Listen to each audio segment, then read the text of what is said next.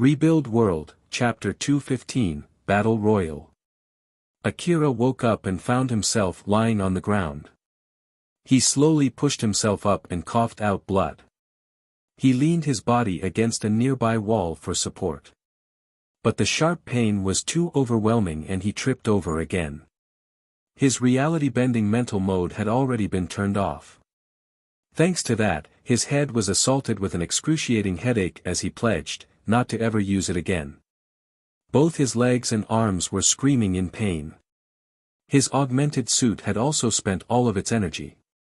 He used up all of it without holding back in that battle. Akira squeezed all the remaining strength he had to reach for his medicine. He then gulped it down together with the blood in his mouth. Immediately, his throat reacted and made him cough, flinging some blood off. He ignored the possible side effects as he just took all the medicine that he had in one go. Thankfully, the 10 million orum box of medicine was quick to show its effect, suitable for its price tag. The pain slowly subsided and his consciousness became clearer.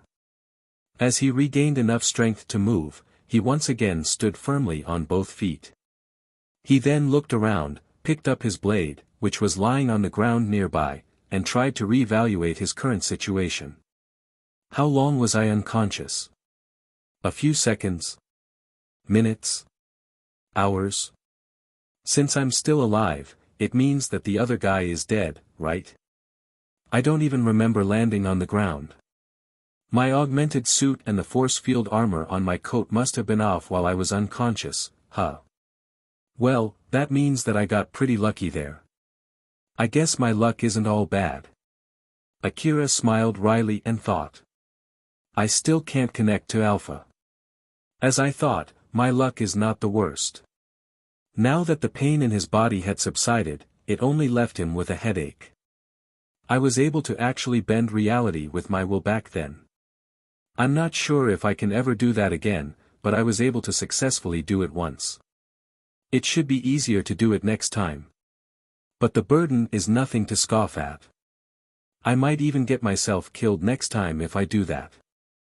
It would be great if I can fight back the side effects with medicine, but judging from the fact that my head is still hurting, it means that medicine doesn't help much in this case, huh? Or is it already the maximum effect of the medicine? I have no idea.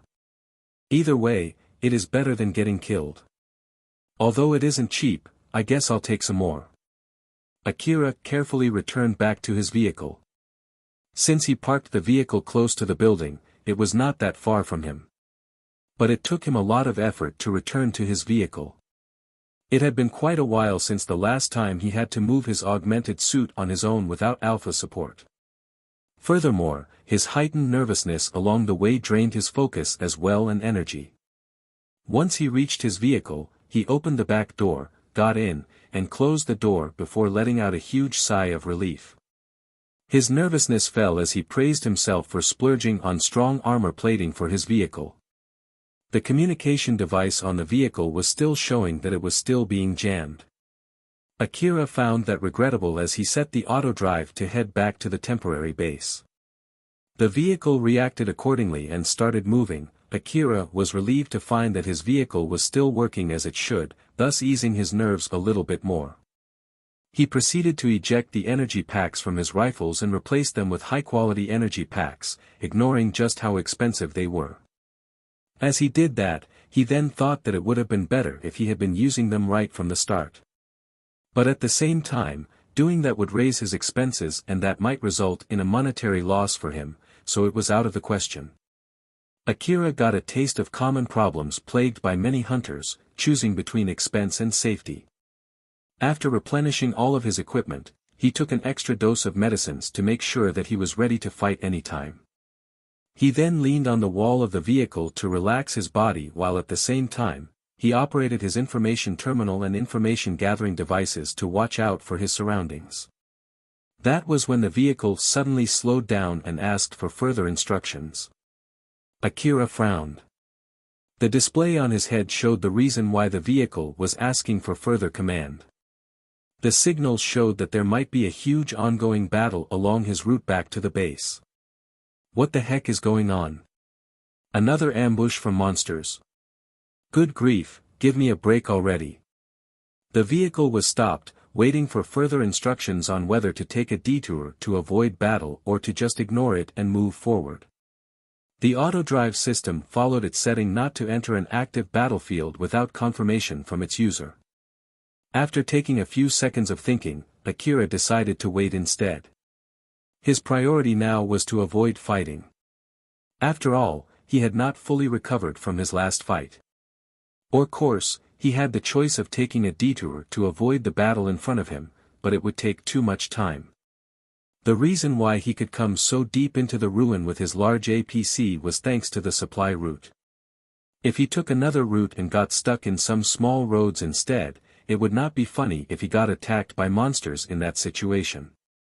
At the moment, he was inside a large vehicle, protected with resilient armor plating with no monsters detected around him. Not to mention, that the communication line might recover if he waited long enough. That was why he decided to wait here. Of course, Akira was also worried if the decision that he made there was the correct one. But any decisions might as well be the worst decision, as such, his only option was to recover as much as possible in preparation for anything bad that might occur. As Akira thought so, he went to the portable bed and took a rest there. Suddenly the radar of the vehicle, which was in standby mode, picked up signals from enemies and the vehicle immediately accelerated.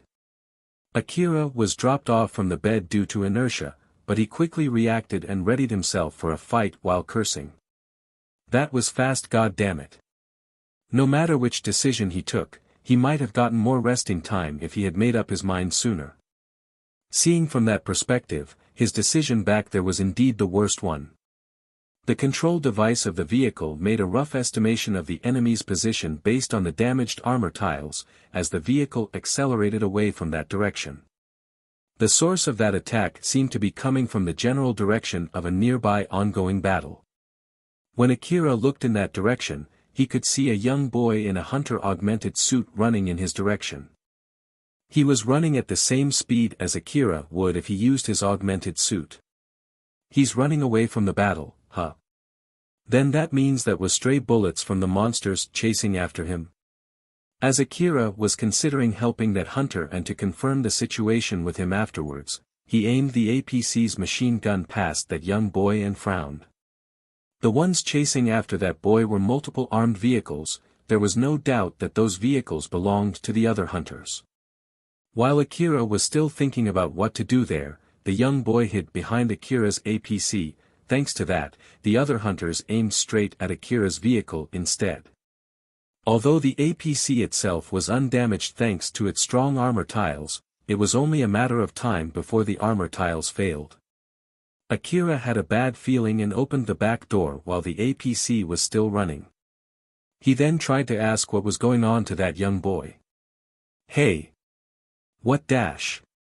But the young boy suddenly aimed his rifle at Akira and came for his life without any warning. Thanks to the ominous feeling that he got, Akira was ready and was able to react. In a blink of an eye, bullets immediately flew in and out of the APC. Although they were shooting at each other at such a close range, since both of them prioritized not getting hit, both were uninjured in that exchange. The young boy quickly jumped on top of the vehicle, hiding away from Akira's line of sight. Akira scowled and looked at the ceiling. That was when a voice mixed between displeasure and happiness came from the ceiling. So you're here too, huh? It's great that you're here. This time I will win for sure. I'll kill you together with those hunters. Once again, it sounded like his opponent this time also knew him beforehand, and again, Akira did not remember who it might be. Are you another guy from the afterlife? Who are you? Don't tell me you're Sebla. Who's that Sebla? I'm Tyal. The heck? Tyal who?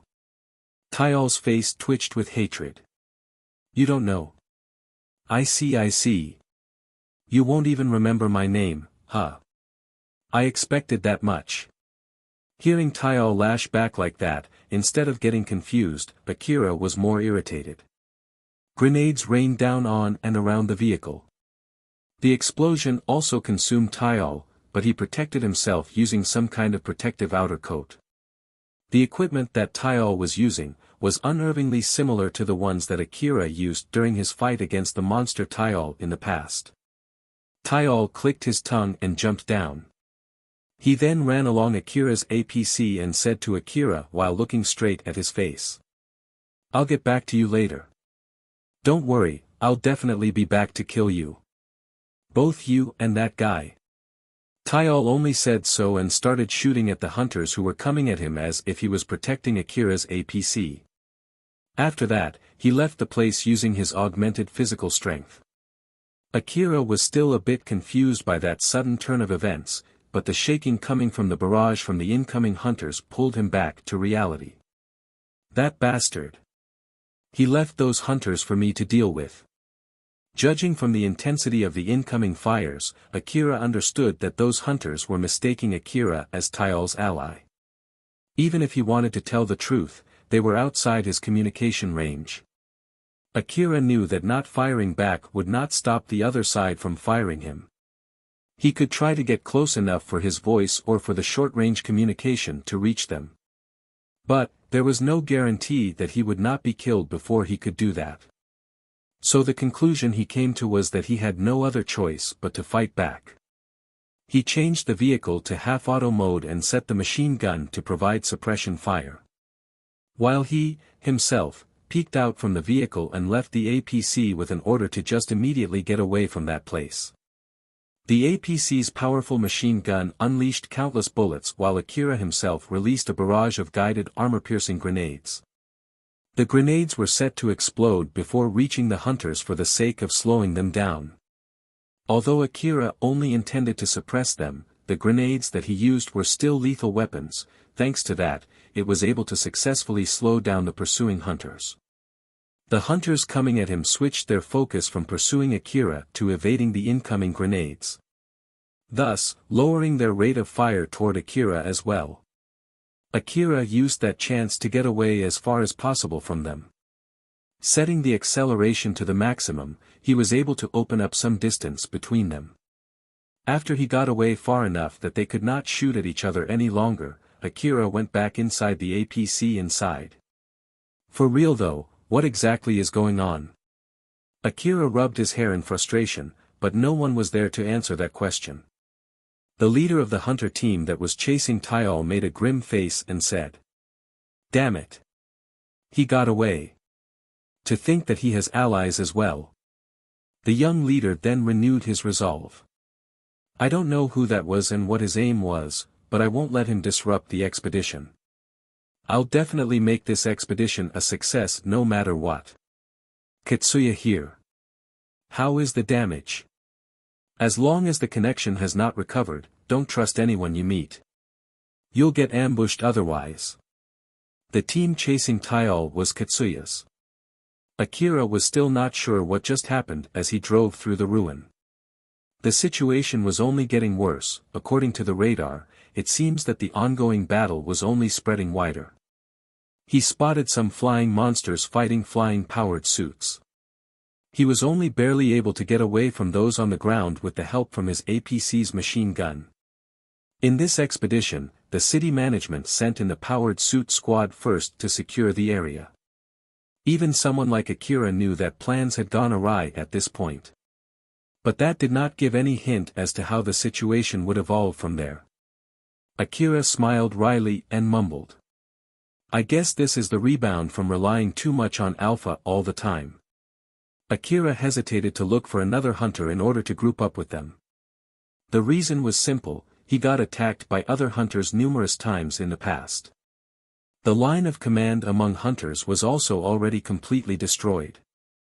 He did find an underground parking lot on his way and thought of hiding there for the time being, but the other hunters already taking shelter within those places suddenly started shooting at him without any warning. Of course, he did try to talk with them since they were close enough for short-range communication, but the only returning words that he received was, "Don't come any closer." It was a messy situation where everyone could not trust those they did not know.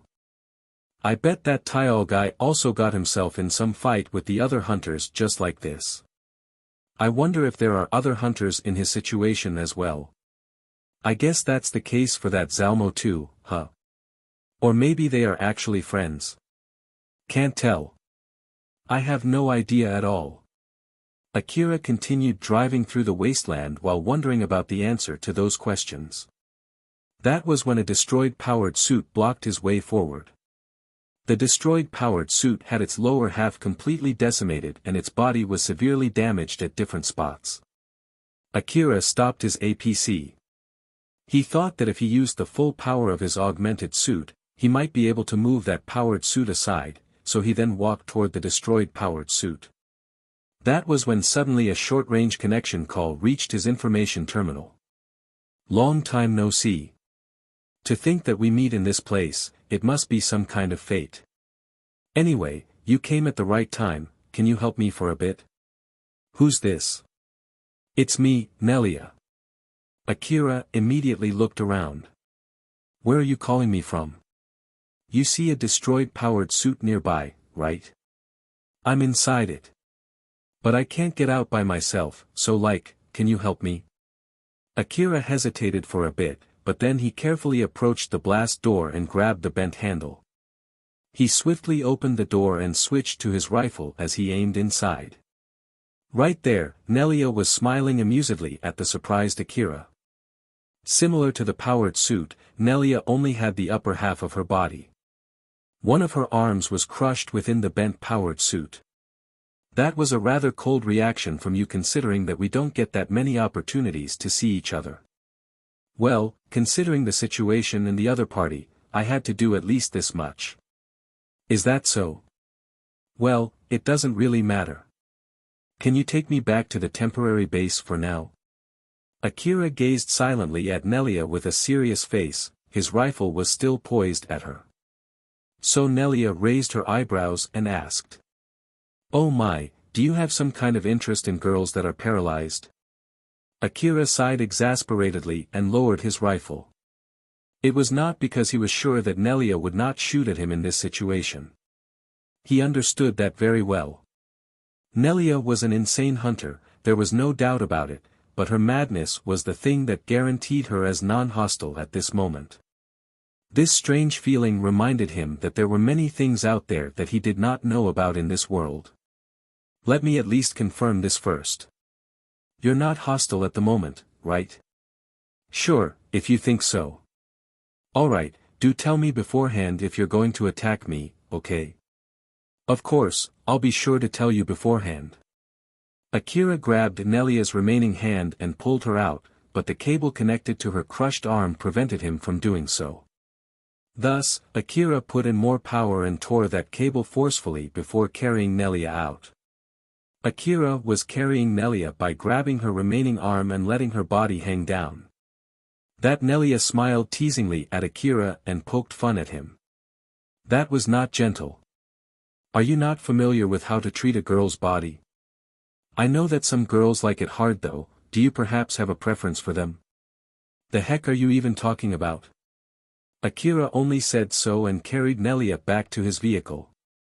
After putting Nelia on the driver assistance seat, as if to vent his anger, he turned the vehicle violently and rammed it to the blocking powered suit to push it aside. You're bad at driving, do you want me to drive instead? How are you going to drive with your body like that? The control device in this vehicle is connected to one of the terminals, right? You just need me to connect to that terminal. Although I can't fight with this body, I feel bad leaving everything to you without helping at all. Akira hesitated, but he then pulled out a terminal from the APC, he then connected the terminal to a jack on Nelia's neck as she had instructed. Not too long after that, the APC suddenly started moving with her control. With this, Akira could just focus on fighting and let Nelia handle the driving. After that, Akira and Nelia exchanged information to understand the situation. Hearing what had happened to Nelia's powered suit, Akira frowned and asked. Wait a sec, are you being serious? The powered suit squad got beaten. Isn't the whole squad using the same powerful powered suit that you were using before? And you still got beaten. The rider of the powered suit that Tsubaki cut in half was Nelia. She was lent that powered suit in order to advertise it. If the commander was not that stupid, we would have retreated instead. I tried to use a melee weapon since none of our ranged attacks worked, but then this happened. So yes, close range, long range, nothing worked. I don't think they have anything to turn the tide at this point. If they had any trump card, they would have already used it at this point. Which means, those invisible monsters right now are. Now that the powered suit squad is gone, there is no one to stop them. I think they're roaming around the area right now. In the first place, thanks to that old world automaton, the squad was not able to stop any monsters at all. With that, Akira's hope that the situation would fix itself with time was completely dashed. If more and more mechanical monsters did not stop pouring out from the other side, the situation would only get worse with time. Because of this, Akira no longer hesitated, just waiting until the situation got better was out of the question now. He heaved out a huge sigh and made a grim face. Alright then, let's force our way back to the temporary base. Although judging by the signal, there's a huge battle near the supply line, but that's still better than just staying here. We're already heading there. I see. Akira was surprised that Nelia just decided where the APC was heading without consulting with him first. But since it was a good thing that they were already heading toward the temporary base, Akira decided not to say anything about it. But still, after hearing your story, this means that our chain of command has been destroyed. And then, for some reason, we're now caught in a situation where the hunters don't trust others that they do not know. This is quite an issue. But to think that we would meet each other in this situation like this, I wonder if we're connected by fate or something. Well, judging that I'm here and right now, it is safe to say that my luck sucks. That's pretty harsh. The APC's radar picked up some new signals. Akira noticed that and went to open the back door of the APC to clear his line of fire, in case those signals were enemies. He more or less had a grasp on how many enemies there were thanks to those signals detected. As he aimed his rifle, he suddenly spotted a powered suit flying from behind a building, still far away from him. Nelia, are those powered suits here to pick you up? They are enemies. Shoot them down. Right at the instant Nelia said that, the powered suit aimed its rifle at Akira's APC. Hold on if you don't want to be thrown out of the APC. Nelia made the APC do sharp turns in order to evade the incoming bullets. But even so, some of them still hit the APC's sidewall and rooftop. Each shot was huge, fired from an equally large rifle equipped on the enemy's powered suit. The expensive armor plating protected the APC from those shots, but eventually, some plates had their durability worn out and fell to the ground. But even so, the barrage did not stop at all. The force from the bullets pushed the APC to the point that it almost rolled over, but Nelia was able to skillfully control the APC, preventing it from rolling over. Akira quickly grabbed the APC by reflex in order to maintain his balance while his other hand pulled the trigger of his SSB rifle. Due to Nelia's rough driving, his aim was far from accurate.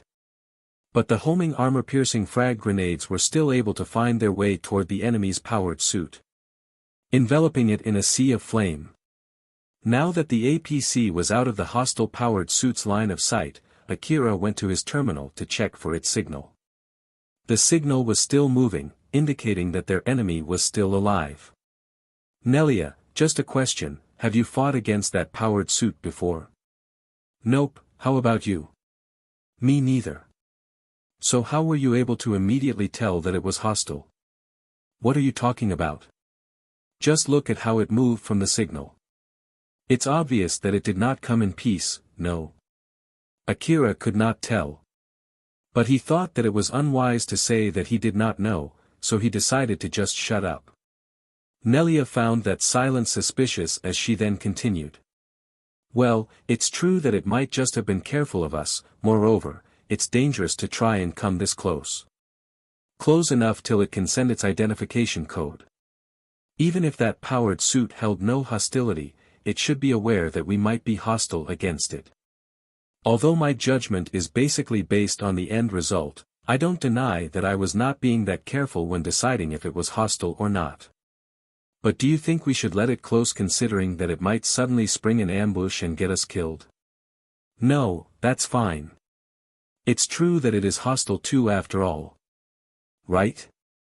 Akira just tried to end the subject as he agreed with Nelia, thus she returned back to her usual mood. But still, since both of us don't remember fighting it at all, then why is it attacking us? Did the user go on a rampage after losing the rest of his team? From what I see, it seemed to be obviously aiming for us though. Right after Nelia said that, someone suddenly connected to the vehicle's short-range communication feature.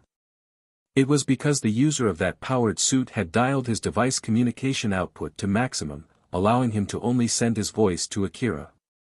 Akira. I'm not going to let you run away. You're going to die here. That I can guarantee. Akira's face twitched as he scowled. In contrast to that, Nelia smiled amusedly and said. It seems that it is chasing after you. Are you sure you don't remember that guy? This voice, it's Zalmo. I see, so, what is your connection with that guy? It seems that guy really hates you, did you cuckold him or something? When Nelia jokingly said so, Akira climbed up the top of the APC through the open back door and turned on his communication device. He once attacked a shop owned by someone I know. I'm pretty sure I killed that guy then and there. I did blow his head off back then and there was no mistaking it, his brain was scattered all over the place after that. But, for some reason, he is still alive. Maybe it's someone else posing as that guy.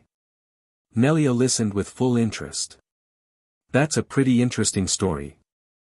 If you were not lying, then either he got resurrected or he's a ghost. There's a story about the beguiling ghost around this area, after all.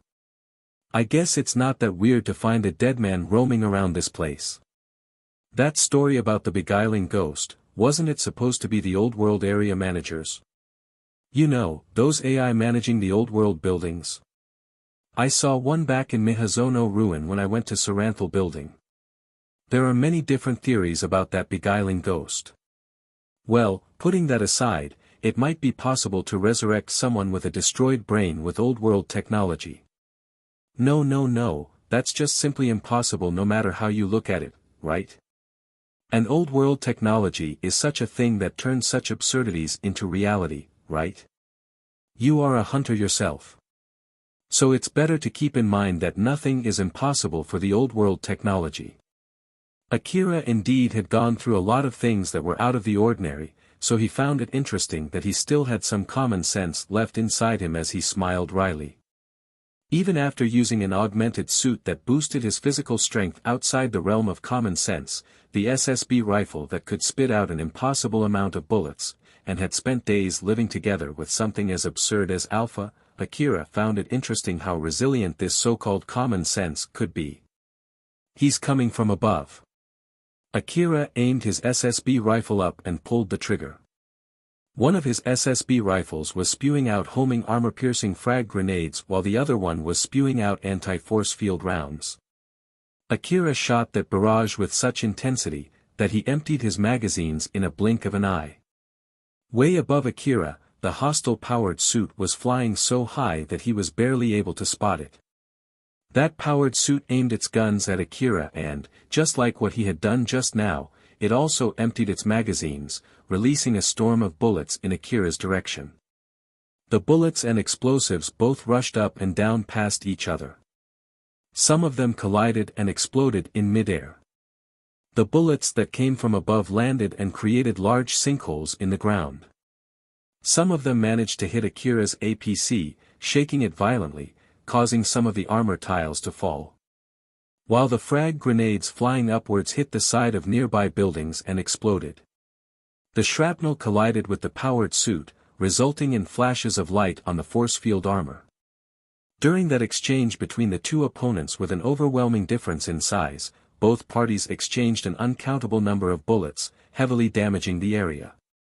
Rebuild World, Chapter 216, Deathmatch. After Zalmo was blown away in his last exchange with Akira, he somehow landed safely and immediately scanned his surroundings. He was able to find the unconscious Akira from just a quick search. The reason why he did not finish Akira off there and then, was simply because he was being extremely careful of the damage done to his body. Zalmo basically had lost one of his arms. The other parts of his body were also heavily damaged. Although he still could fight in that state, he could no longer fight the way he did before. Normally, that level of exchange would not be able to cause that much damage to him. But in order to defend himself from Akira's blade, he had to focus all the energy within his cyborg body to extend a force field armor to act as a shield. Any part of his body exposed, was basically sacrificed. Since the Eastern District was dominated by rifles capable of long-range attacks, melee weapons sold in the Eastern District had to have a certain edge to them. Something that would warrant its use in spite of the already powerful rifles. Something that would guarantee death once the enemy stepped into its reach. In order to answer this expectation, most of the melee weapons sold in the Eastern District were extremely sharp. Zalmo thought that Akira's blade was also like that. After all, he decided to challenge Zalmo in melee range combat when they were stuck in an evenly matched battle. And Zalmo was right.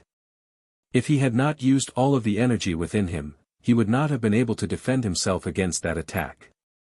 In the end, Zalmo saw that against him, who had a rifle that could pierce through walls, Akira made a simple decision. To lure him to an open space without any walls. Akira's sudden change in movement made him seem like a completely different person. That experience caused Zalmo to become overly cautious. He was suspicious of whether Akira was actually conscious or not. It could be a scheme to lure him closer. Zalmo, who would be checking his surroundings with his information terminal before carefully approaching Akira, might get jumped on.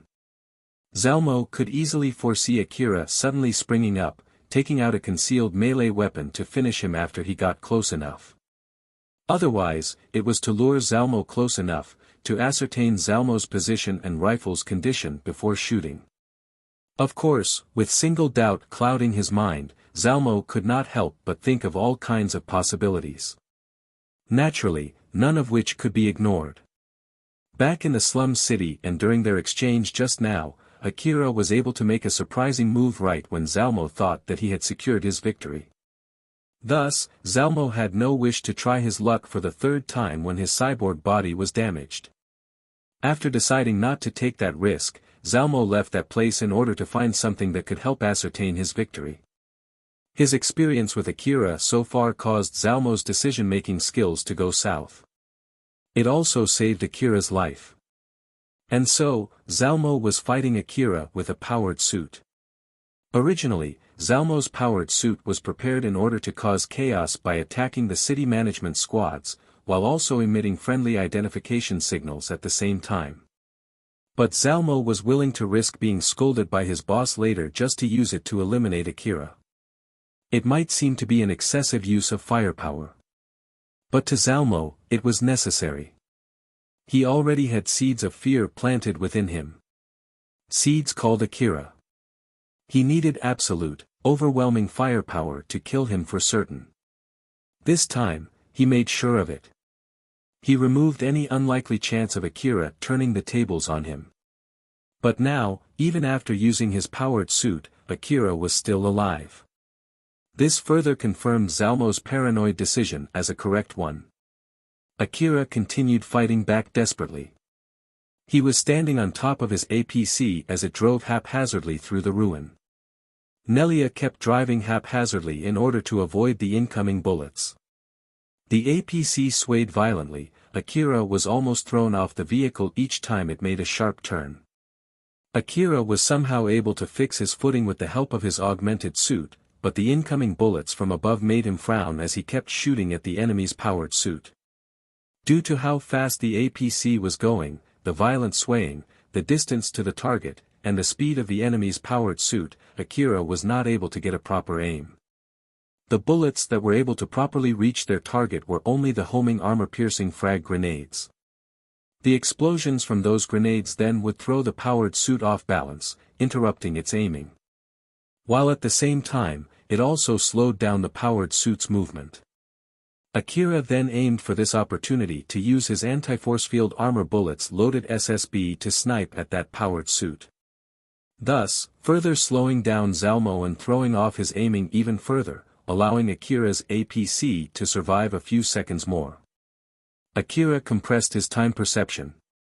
Although he had another method to increase the accuracy of his sniping, he could not pick that option. After all, there was no guarantee that would kill the opponent. There was also a good chance he would not be able to take on the burden and it might outright knock him unconscious. He was certain that would happen, so he was even limiting the density of his time perception compression. He aimed for the moment when the enemy's line of sight was blocked by a building before quickly returning back inside the APC. As the world ran at a slower pace, Akira wanted to quickly replace the energy packs in his rifles and coat before returning back to the top of the APC. The swaying of the APC caused the supplies to be sent flying, but the time compression allowed Akira to follow the slowly flying objects around him. He would eject the magazines out of his rifles and would quickly take a new set of magazines floating in the air to replace them. He hardly had any leeway of returning back inside to replenish. So, he had no other choice but to get all the necessary supplies in the shortest time possible. If Akira could not return back to the top of the APC before the opponent had a good line of sight to his vehicle, he would not be able to throw off Zalmo's suppressive fire. Any more hits would quicken the death of his APC. In a situation where he had no support from Alpha, his only lifelines were his supplies. If he lost his APC, where he kept all of his supplies, he would no longer have any hope of surviving. The raining bullets exchanged with the soaring ones. The difference in their firepower was obvious. Thanks to the force field armor of the powered suit, it did not sustain much damage even after getting hit. Although the energy conversion sapped its remaining energy, Akira had no way to measure how much the powered suit had left. While the APC was able to survive thanks to its resilient armor plating, that was not the case for Akira. Even if he increased the force field armor output of his coat to its maximum, he could only take one shot at most. The second shot would definitely kill him. Although depending on how much energy he had left, he might still be able to avoid instant death. Nonetheless, there was no question that it would render him unfit to continue the fight. There was also a chance the first shot might even kill him outright. Akira was desperately trying to survive this battlefield under such harsh conditions. He understood that he had no chance of winning, the most he could do there was to delay his imminent defeat. His only chance of survival was to keep delaying until his opponent faced the same issue. Forcing Zalmo to stop. Although the scale was completely different, Akira was no stranger to such fights, he had done it numerous times before he had met Alpha. Thus, Akira just kept on squeezing every last drop of strength he had to stay alive. In the middle of that exchange, Zalmo had a grim expression on his face, hidden inside the augmented suit. The homing armor-piercing frag grenade ammo that Akira used was significantly slower than normal bullets, not to mention, Zalmo was moving relatively fast in the sky. But even so, Akira kept on accurately hitting his grenade ammo. The explosions threw Zalmo's aiming off, thus significantly dropping his accuracy. If Zalmo focused on aiming accurately, he would have to stop moving. This meant Akira would have a better chance of hitting him. If it came to that point, there was a good chance Akira would use an anti-force field round to snipe him using the small window of opportunity. Although the powered suit was strong enough to take a few anti-force field shots, an instantaneous barrage of a whole extended magazine would generate enough firepower to break the force field armor of his powered suit. Zalmo had no other choice but to keep moving in order to stay alive. The powered suit was basically undamaged and it still had plenty of remaining energy. There was no question that Zalmo had the upper hand there. But Zalmo's expression did not express any glee. Instead, it was the opposite. "Are you kidding me? The heck is with that boy? This powered suit has been designated to be used by the City Defense Squad as its next-generation powered suit, you know. Why is it still not enough to kill him? As Zalmo got more and more nervous, the powered suit's control device notified him that the remaining energy had already gone below 50% and it was still falling fast. Zalmo could still continue fighting in this state, but for some reason, Zalmo's expression turned grimmer as he decided to bail out from the battle. Zalmo thought that it was a bad idea to maintain this stalemate with little hope of immediately killing Akira. It would be horrendous if the powered suit no longer had enough remaining energy to expand its force field armor to the max the moment Akira launched a counterattack. Furthermore, if he withdrew now, he could refill his energy packs as well as get anti-personnel weapons, which would give him a better chance of killing Akira. Once came to that conclusion, he decided to retreat. The moment Zalmo left the battle, Akira also immediately stopped firing. For a split second there, Zalmo thought that Akira might have run out of ammo and that it was a mistake to leave the battle right now, but he then immediately shook his head and mumbled with a grim face. I know that it's for a large-scale expedition, but that armor plating and the amount of reserve ammo he has is simply overkill no matter how you look at it. I can understand if the expedition is close to the front line, but that's not the case here. Judging from his equipment, there's a good chance that he was fully expecting to fight other hunters. Wait, no way, don't tell me he knew all along that this would happen right from the start. Zalmo voiced out his thoughts as he left the battlefield, but that only led him to more questions. Akira's gaze followed the retreating Zalmo as he had a rather surprised look on his face. Did he just run away? Nelia answered through the communication device. Akira, are you still alive? Yeah, somehow. Oh. That was impressive. So he didn't leave because he got you, huh? Not bad. The first half of Nelia's reply contained a surprise in its tone, while the latter half was more of amusement. Akira smiled wryly and dragged himself back inside the APC. Don't just assume I'm dead like that. So then, where are we right now? Are we already close to the forward base? Unfortunately, we're even further than before. The heck? In response to that rather sharp reply from Akira, Nelia replied with a rather sullen voice. That's because I had to change the direction of the vehicle a few times to get away from all the bullets that guy shot, you know.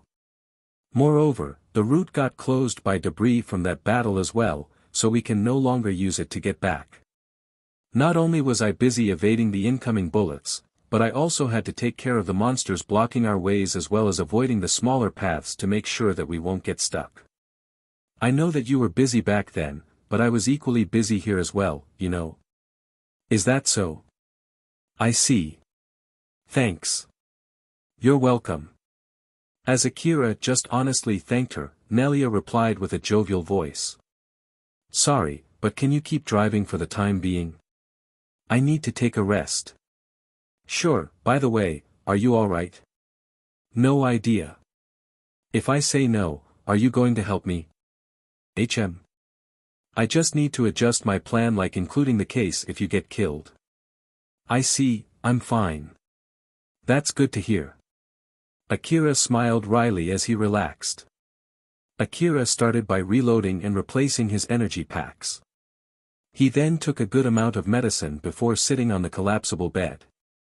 His mind has been dulled since he had relaxed after such an intense fight.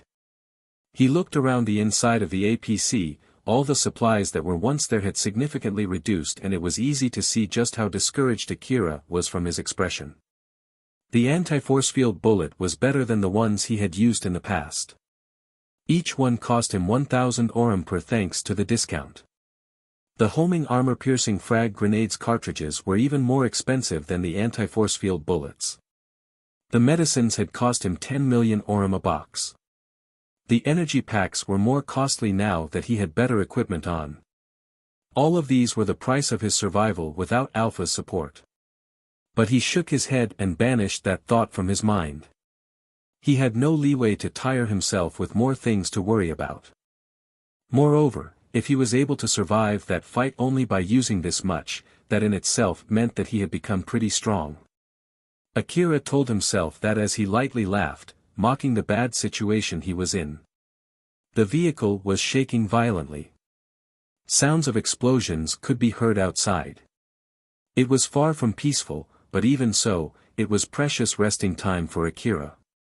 He controlled his breathing to help him recover while making sure that he would not get thrown off from the bed. But even that did not even last for 10 minutes. Akira, something is approaching us from behind. It is outside the shooting range of the machine gun and it's pretty fast. I know. Akira already noticed that signal from the APC's sensor that was connected to his information terminal. He opened the back door and carefully checked the direction of the signal. The moment he did that, he could not hide his surprise. The signal came from two young female hunters who were being thrown right into Akira's APC. Akira was judging what to do there, whether to shoot them down, deflect them away, or receive them. In the first place, he had no idea if they were friends or foes. While he was at loss on what to do, he was already too late. The two girls went past him right into the APC and crashed into the supply boxes. Akira pulled out his rifles and aimed at them by pure reflex. But at the next moment, he realized the state of those two girls. He understood that it was useless to shoot them. One of the girls had her neck torn off while the other one had a large hole in her torso. Corpses. What the hell is going on here? Although Akira was even more confused than before, he immediately shoved that out of his head as he immediately returned his aim outside the APC and pulled the trigger. The person who threw those dead hunters into Akira's APC jumped away using his immense strength to avoid the incoming barrage before landing on top of the APC. Akira jumped outside of the APC and made a flip. The moment he landed, he immediately aimed his rifles on top of his APC. Since forced himself to maintain his posture using his augmented suit, there was a line dug into the ground. However, his aim was still on target and did not meander away at all. But the next second, Akira compressed his time perception and jumped out of the way since the guy had jumped off the APC and swung down a powerful kick aimed at him. The kick landed on the ground. But, Akira avoided it. The huge force from the kick was taken in by the ground, creating a huge crack.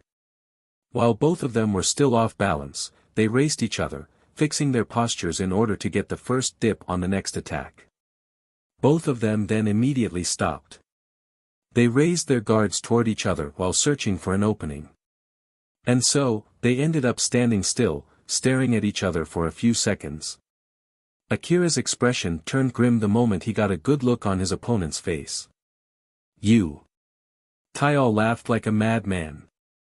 Sorry for the wait. I'm here to kill you now.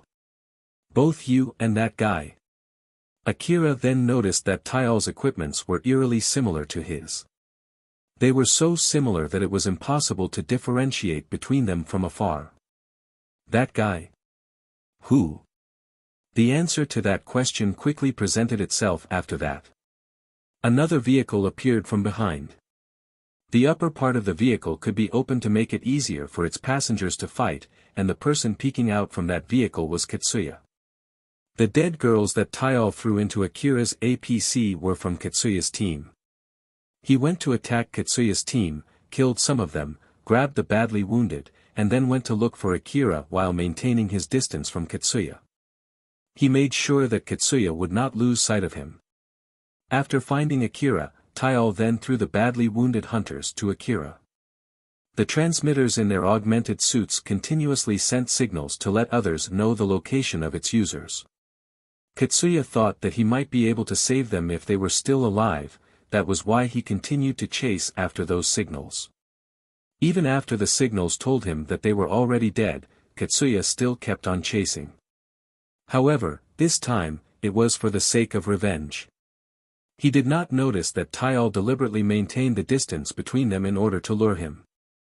The moment Katsuya caught Taial in his sights, he immediately roared. There you are. This is revenge for them. I'll kill you. I'll definitely kill you. Katsuya could not differentiate between Akira and Taial. But Katsuya no longer cared about that anymore. He blindly believed that the other guy was Taial's friend and that he would just need to kill them both. Akira finally understood what was going on and sent a sharp glare at Taial. "You bastard." But Taial did not seem shaken at all as he grinned and said, "I'll definitely kill both of you. So you can go ahead and kill each other. Both of you can just go to the afterlife." Akira immediately ran back to his APC and Taial followed next to him. Not too long after that, Katsuya released a barrage of grenades. In a blink of an eye, the whole area was enveloped in explosions. Akira and Taial jumped out of the explosions. Akira was unharmed thanks to his coat while Taial was able to quickly regenerate thanks to his abnormal vitality as a monster. Akira and Taial also exchanged shots while running side by side. They released their rounds at the same time and then jumped out of its way at the same time. It was as if they had prearranged their engagement beforehand. They blazed left and right through the ruin using their enhanced physical strength to evade their opponent's bullets as well as the raining grenades. All of this was done as they kept releasing shots at each other, aiming to stop the other in their tracks. Both sides knew that the first person who stopped would be hit by the grenades and would be rendered unable to fight. So they were willing to take some hits and focused more on speed instead of evading the bullets. But then, Taial was able to go ahead of Akira. Taial kept running in front of him as he aimed backwards without even looking. Although Taial was aiming without looking while running at the same time, Akira understood that he was aiming properly at him since the internals of the muzzle of his rifle could be seen. With Katsuya's team chasing and shooting from behind them, Akira understood if he focused more on evading instead of moving forward, the attacks from both Katsuya and Taial would kill him. Thus, in order to survive, Akira chose to risk it. He completely ignored the pain on his head as he gathered his focus, compressed his time perception, and retried bending reality with his will. Akira's vision once again distorted. As his perception of the world turned sharper, he charged straight toward the muzzle in front of him. The maneuver and increased output of his augmented suit were crushing his body. It was only thanks to the medicine that Akira took before jumping into action that helped maintain the shape of his body. The expensive medicines had a strong healing effect and prolonged healing duration. Thus, it was able to quickly heal any small wounds. But of course, that did not make the body stronger. It was a forceful method to keep the performance of the body by relying on the healing power of the medicines through an endless cycle of breaking and healing the body on a cellular level. The moment the medicine's effects ran out, or the moment the injuries were faster than the healing, Akira would instantly die. In that situation where Akira himself was uncertain how close to death he was able to accurately predict where Taial was aiming as he kept accelerating forward. Akira only took the least necessary movements to evade the incoming bullets as they grazed and took a piece of flesh off his face. However, that kind of wound was far from dangerous. It was not even close to enough to shave off Akira's fighting spirit. He rapidly closed the distance to Taial with a grin. He then used the full power of his augmented suit to swing down his blade at Taial. Taial did try to evade that attack but he was not able to completely get away from it either. The glowing blade completely cut off one of Taial's arms right from the shoulder down. As Akira saw Taial's arm flying away slowly through the air, he thought that he had the upper hand now. He quickly changed posture in order to deliver the killing blow, but when he saw the severed arm move, he raised his eyebrows and jumped away. The severed arm suddenly folded its elbow to aim the rifle on its hand at Akira while still in midair. The severed arm pulled the trigger, the bullets in its muzzle spewed out grazing Akira. The kickback from the shots caused the rifle to flail uncontrollably in the air. While still running, Taial quickly grabbed the flailing arm that was flying at him from the recoil of the shots. He then placed it back onto the open surface wound, which was gushing out green blood. When both arm and shoulder touched, they somehow got reconnected. Akira, who had already jumped away and opened some distance from Taial, saw that and was astonished. He was surprised that Taial was able to reconnect his severed arm, but more than that, he was surprised by the blood coming out from the wound. Green blood. No way, can it be that? Akira remembered the massive humanoid monsters that he had fought in the past. As if he knew what Akira was thinking, Taiyo laughed at him. So that monster was you, huh? Didn't I kill you back then? How the heck did you return back from death? I see now. In that case, I can just kill you again and again until you're dead. That's right. That was me. But this time, I will be the one who wins. You'll be the one dead. As Akira and Taiyo ran side by side while widening the distance between them, they exchanged a grin.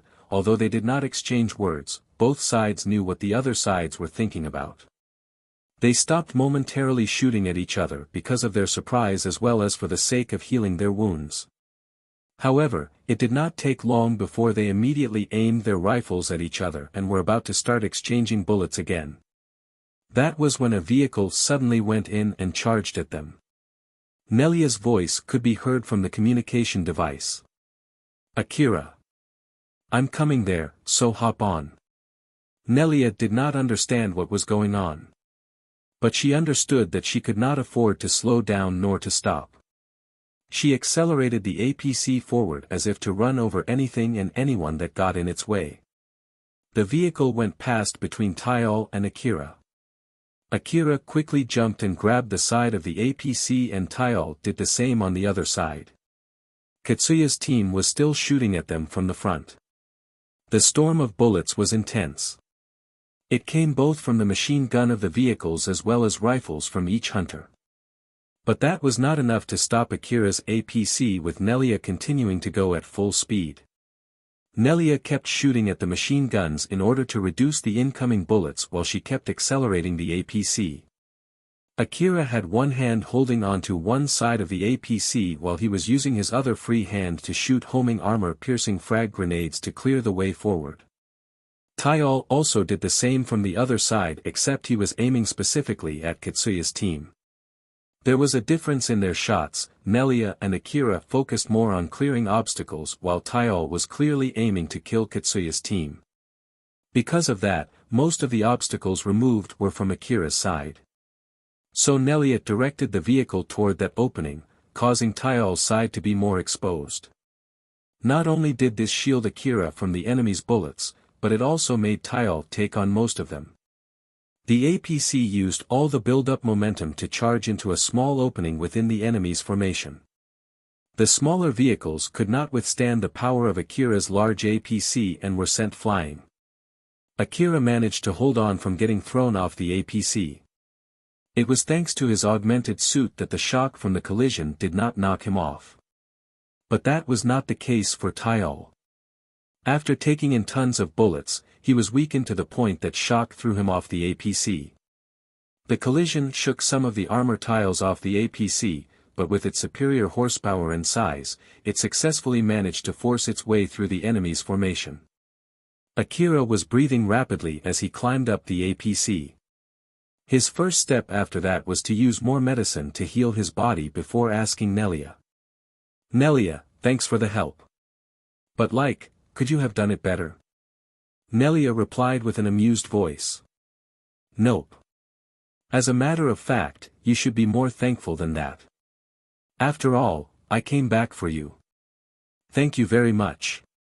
You're welcome. We're allies for now after all. So I would at least do that much for you. Well, thanks. Akira smiled wryly and just spat out that reply. That was when Nelia warned him. 2 signals from above. Akira quickly aimed his rifles up but he did not make it in time, so he instead jumped out of the way. Right at the next moment. Those 2 signals landed simultaneously above the APC. The shock from Katsuya and Taiyo landing on top of the APC shook it and caused the armor tiles where they landed to bend. Taiyo laughed like a madman. Although his body was covered in his green blood from the bullets before, he had already healed up all of his wounds. Don't think you can get away from me. Katsuya's expression was filled with hatred.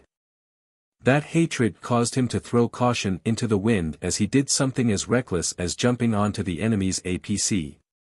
You won't get away from me. All of you will die here. Akira frowned, but it was more because of an inconvenience rather than hatred. Just knock it off already, Katsuya, was it again? The object of your revenge is over there, not me. Akira said so and pointed at Taiyo. But that did not soften the hatred from Katsuya's eyes. You won't trick me. It's both of you. I'll definitely avenge my friend's death. I know that you're misunderstanding this, but I'll at least try to let you know that I'm not that guy's friend. Like hell I would believe that. Then let's do this instead. How about we work together until we get to kill that guy? We can try to kill each other after that. You gotta be crazy to think that I would work with you. Akira did that knowing that it was highly unlikely for Katsuya to accept his offer, but even so, getting rejected still made him knit his eyebrows. That was when Taiyo then mocked. In that case, Akira, how about you work with me instead? Drop dead. Taiyo laughed and shifted his gaze to Katsuya. How about you? I'll kill you. Between the three of them, one thought that it was a huge inconvenience, one was laughing like a madman, and one was glaring with intense hatred. All of them there already expected that no one would try to work with anyone, so after they confirmed that their guesses were correct, they then spoke as they jumped into action at the same time. Alright, then both of you can just die. Get on with it already. Kill each other. Die. I'll definitely kill both of you. The intense three-way deathmatch started on top of the Hinaro APC. Rebuild World, Chapter 217, Those Who Stepped In. Due to its relatively large size, the top of the APC was rather spacious. But of course, it was way too narrow for a gunfight. Akira, Katsuya, and Taiyo saw the other as their enemies and aimed rifles, originally made to fight against monsters, at the other two. The APC left a trail of destruction as stray bullets flew out from the top of the APC. The explosions and gunshots made by the three of them were enough to lure monsters. Some of the stray bullets would strike against buildings around the area, causing the hunters who were hiding there to think that they were under attack.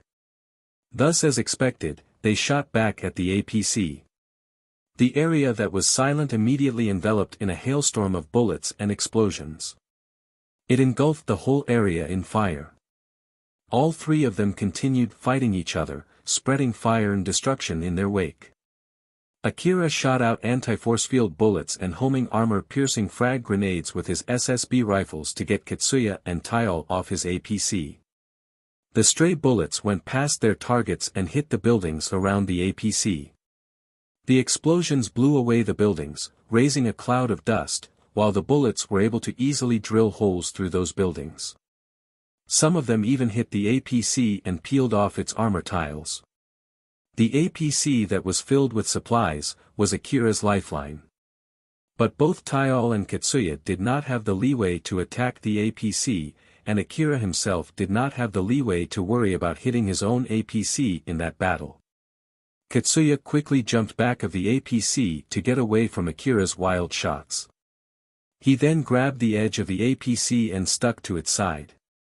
He was holding the APC as a shield in one hand while using the other to spray bullets at those on top of the APC.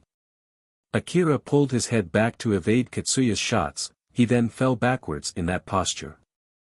Although it seemed that he was going to fall to the ground just like that, Akira used the contact surface of the boots of his augmented suit to stand straight, horizontal to the side of the APC, thus blocking Katsuya from targeting him.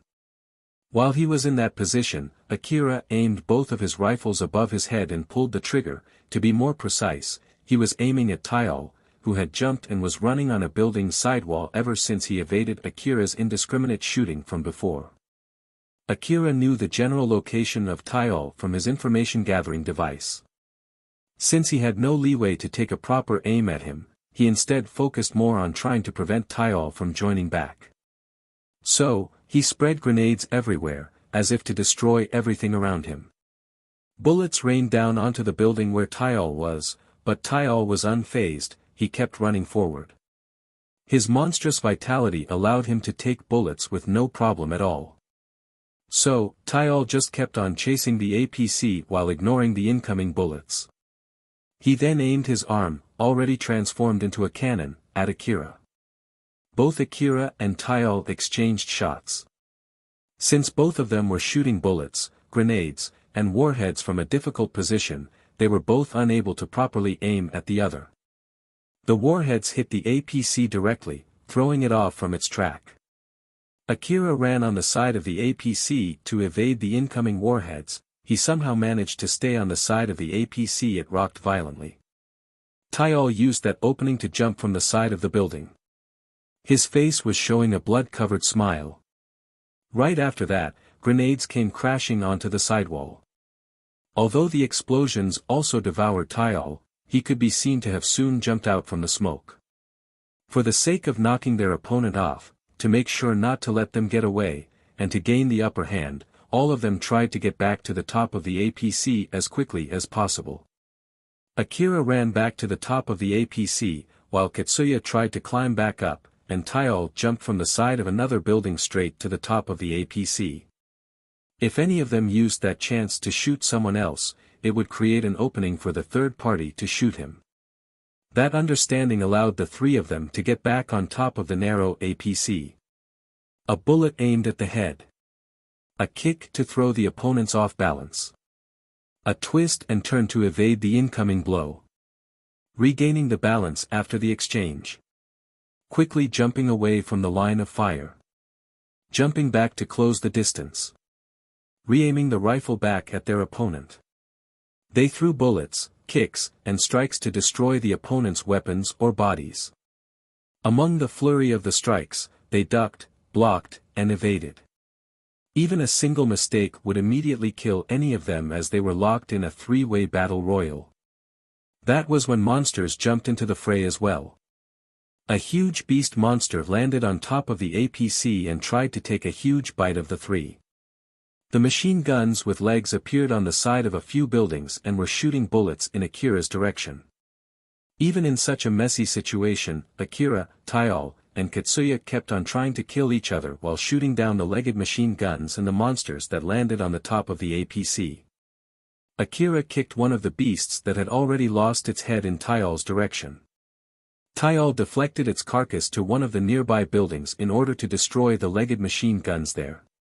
Katsuya tried to make use of that opening, but both Akira and Taial made sure to keep him in check so that he would not be able to make any moves in this situation.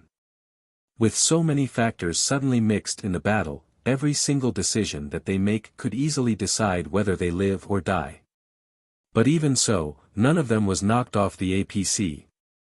Although the APC was going pretty fast, causing the scenery around them to blur, for the three of them, who were pumped full of adrenaline with heightened senses, it seemed that the scenery around them had stopped. Akira somehow managed to keep up with the intense fight with the help of his time perception compression. The panging pain in his head caused a growing haziness to flood his mind. It was obvious that his brain could not take this burden any longer. While at the same time, a strange feeling spread through his body as if it was being crushed and reformed. It was the sensation which came from the continuous cycle of the injuries being continuously healed, thanks to the medicines that he had used beforehand. Normally, the pain-killing effects from the medicines would allow him to ignore the excruciating pain. However, he would still be able to feel enough so as not to cause any harmful effects during a fight. That feeling of discomfort came from this. The moment the medicine lost its pain-killing effect, the pain would immediately eliminate Akira's mind and shut down his body. Akira more or less knew how much time he had left, judging from how numbed pain felt and his abundant experience from all the battles that he had gone through. All those experiences were indicating to him that he was at his limit soon. These guys are strong. Can I really keep up until I kill them? No, I have no other choice but to do it.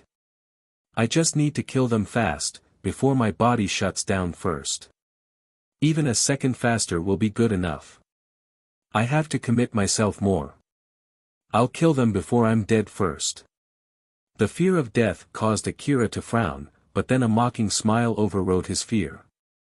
He then ignored the burden, increased his time compression, strengthened his reality-bending willpower, and pushed his body to move even faster. The stalemate between the three of them started to change as Akira committed himself further into the fight. The tide of the battle started to turn toward Akira's favor. Taial, who understood that, felt joy instead of fear. "I can tell, you know. You're getting desperate, right? You're pushing yourself past your limit, right? That just means you're that cornered right now." Akira was also desperate when he fought against the giant Taial. But at that time, Akira seemed to still have some leeway. That came from the fact that Akira trusted Alpha's support. Even in the worst-case scenario, he believed that Alpha would do something about it. Moreover, if the opponent was too strong, then Alpha would have done something right from the start. But this time, Akira did not give out such a feeling at all. He was simply trying his best, with each step, bringing him closer to death's door just to win the battle. Taial could obviously feel that Akira was being cornered. "This is not like the last time. I can kill him this time. I finally have the chance to kill him. I just need to push just a little bit more. Go to hell." Taial wished for more power. His wish stemmed from his desire to kill Akira. But because of that, his consciousness started to show bias and leaned more toward the system instead of that of a human. The current body was not Taial's real body. His real body was the giant which Akira had destroyed the other day. After the city management took a small sample of his body, they burnt it so other monsters would be unable to feed on that corpse. Therefore, his original body no longer existed. The body that Taial was using right now, was something based on the surviving terminal that Yatsubayashi had modified according to the deal that he had with Tsubaki. Originally, Tsubaki was planning to control this modified body together with some other units. But then, she found a much better automaton body to use. So, she no longer needed those units. After that, Tsubaki installed Taial's personality into one of them and ordered him to spread chaos amongst the city defense squad. Tsubaki, who resurrected Taial, demanded Taial to properly give her results this time. If he was able to do that, Tsubaki promised him that she would ask Yatsubayashi to provide him with a proper body.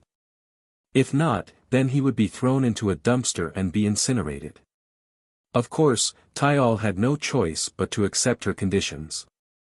While at the same time, Tsubaki also told him this body was the only thing that had Taial's data at the moment. So if that body was destroyed, Taial would be dead for real this time. After the expedition started, Taial met Katsuya's team by pure coincidence. It was not like Taial deliberately went after Katsuya's team. At that time, he only recognized Katsuya as nothing more than one of the common hunters. But the reason why he was clearly aiming to kill Katsuya, was simply because he heard Katsuya mentioning, "I will turn this expedition into a success in order to win Cheryl's heart." As if it was a prank from the god, Taial then met Akira by coincidence as well.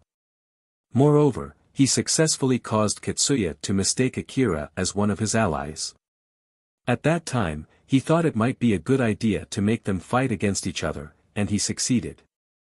At the moment luck was siding him. Taial, who thought so, became extremely excited. The thought of killing Akira and Katsuya and then winning Cheryl's heart now felt within his reach. The excitement threw his logic off the window as he sold a part of himself for more power. With Akira and Taial fully committing themselves towards that battle. Katsuya, who was the last person to do that, also got riled up in response to the other two. These guys are strong. Damn it. I didn't expect that I would fight against these people like them when I'm not in my best shape. Even in this situation, Katsuya's distorted common sense was only able to recognize it as a slightly bad situation. Since up till now, he was able to fight against monsters with relative ease, he was not able to correctly recognize the severity of the situation. But that small difference caused a huge gap during that intense battle against Taial and Akira.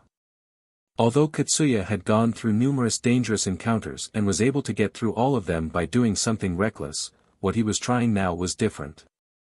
The domain close to death should already be familiar to him, but for some reason, this time, he felt a different kind of presence of death. As he knitted his brows, he thought about this unfamiliar presence of death. I've been moving slower ever since the jamming happened. Why is that? Is it because the support system is affected by that jamming? But even without the support system, it should still function as a normal augmented suit, right? What the heck is going on? Katsuya ended up unconsciously looking for the reasons he was having difficulty. This divided his attention, which caused him to slow down even more. But that was enough to cause a fatal opening in that battle. Akira and Taial did not let that chance slide as both of them simultaneously aimed their rifles at Katsuya. But this was where Akira's slightly late response spared Katsuya's life. If Akira had committed to the battle a few seconds sooner and stepped closer to the death door to sharpen his senses, Katsuya would have died there.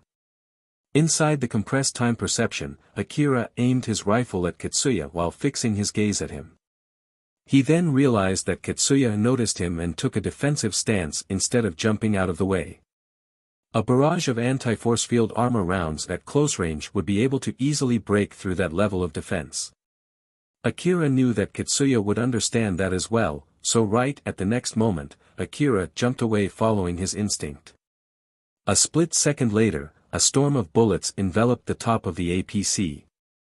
Akira was barely able to evade it while Taial, who was not able to evade, took the barrage head-on and was thrown flying before landing on the ground. He rolled over a few times, before being run over by the vehicles chasing after Akira's APC from behind. That attack just now came from Katsuya's team. After Akira's APC broke through their formation, they immediately turned around and started chasing the APC. Then the moment they felt that Katsuya was in danger, they immediately took action to provide supporting fire to him. Both the ones that were peeking out from the vehicles as well as the ones driving the vehicles were all moving in a quick organized manner, without exchanging any information in between them. Moreover, they sprayed the bullets in such a fashion that it covered the whole top, except for where Katsuya was standing. Of course, Katsuya also got hit by some of the bullets, but he was unscathed. Akira then thought, while hiding himself around the edge of the rooftop. Low-powered bullets, huh? Did they use that only to provide suppressing fire? No, that's not right. If all of them were low-powered bullets, it should have been impossible to send Taial flying like that. I bet they're only using that type of bullet round the area where they might hit Katsuya and used different bullets elsewhere. Akira's guess was mostly correct, but the implication of his guess was something that was really worrying for him. The jamming is still in effect. So how were they able to execute that without speaking to each other? That level of teamwork is not normal, you know. Katsuya jumped backwards to join up with the rest of his team. Akira did try to shoot Katsuya down when he was up in the air, but the suppression fire from his team made that difficult. As I thought, their timing is just too good. Is it because of that coordination support system? Is that thing still working even in this situation? But Akira quickly realized that he was about to pursue something unimportant right now. So, he immediately stopped his thoughts there. With both Katsuya and Taial off the APC now, Akira went back to the back door of the APC. Nelia.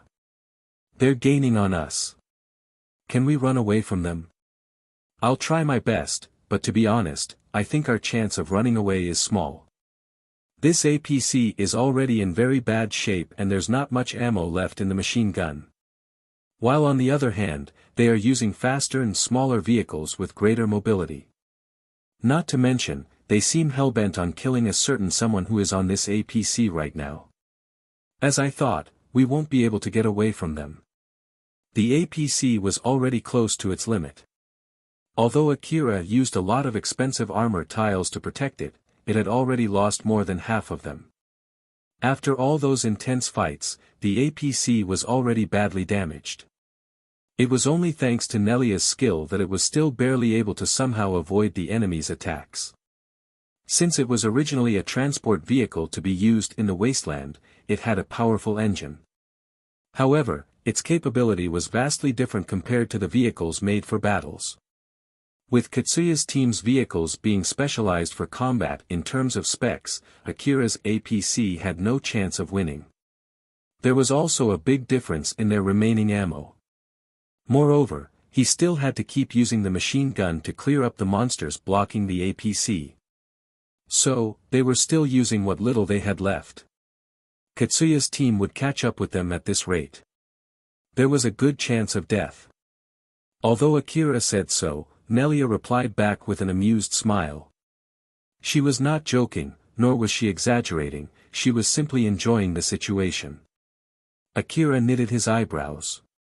He understood why Nelia was acting like that, but at the same time, he could not just completely ignore it nor just enjoy the situation like Nelia. For now, I'll try my best to slow them down. Alright.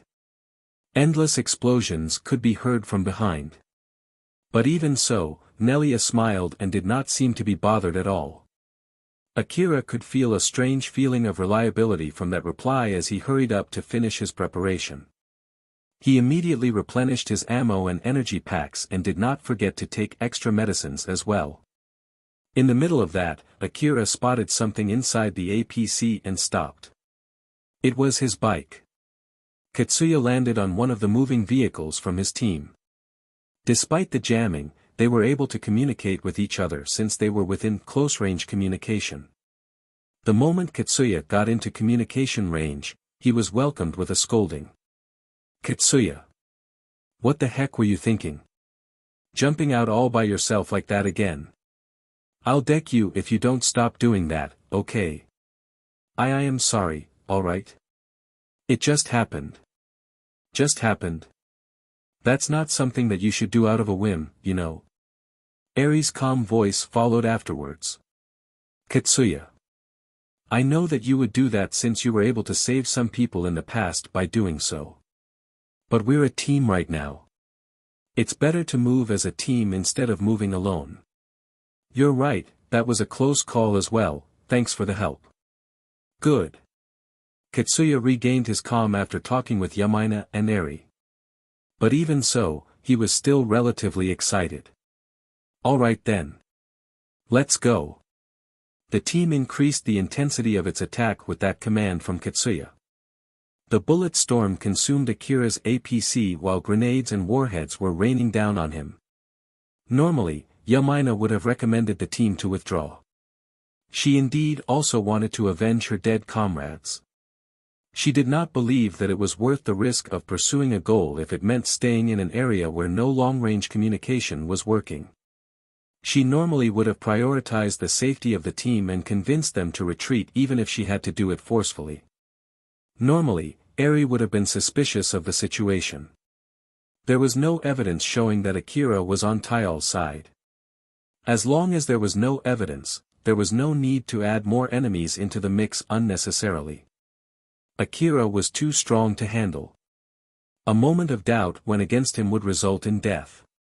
Even if Akira was really working with Taial, the current Katsuya would not have a high chance of victory even if he worked together with the team.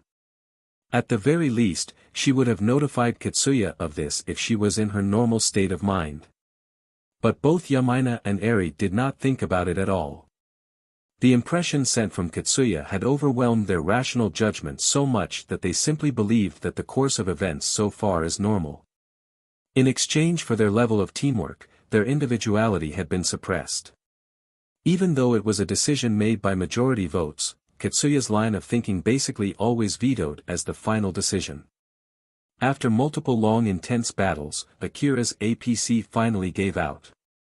The moment the force field armor on the tire ran out of energy, the whole APC immediately rolled over on the ground violently. The impact caused its already hole-riddled body to bend greatly. It was then dragged by its momentum and crashed into a building before finally stopping. Katsuya's team surrounded the APC and emptied their magazines on it. The bullets pierced through the APC's armor and made a mess of its inside. There was no response when they were done. After making sure that the enemy had been rendered unable to fight, they blew the back door to secure the inside. That was when they found something that they did not expect at all. He's not here. How? The only thing left inside the APC was the dead girls who Taial threw inside that APC.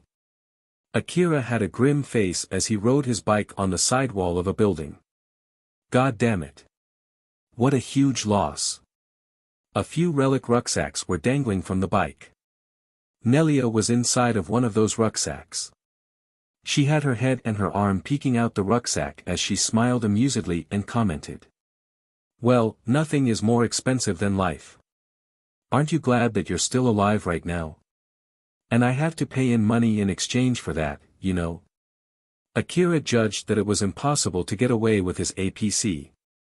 Thus, he decided to abandon his expensive APC. He then brought as many supplies as possible with him before trying to escape with Nelia on his bike.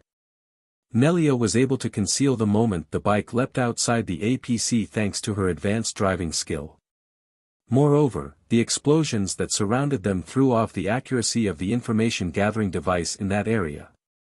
They used that chance to get away from the APC before setting the APC to just drive about randomly. Although the APC was already almost empty, there were still some supplies left inside it. Of course, Akira lost all those supplies the moment he lost his APC. He knew that his life was much more valuable than that, but even so, he still regretted losing his APC and supplies.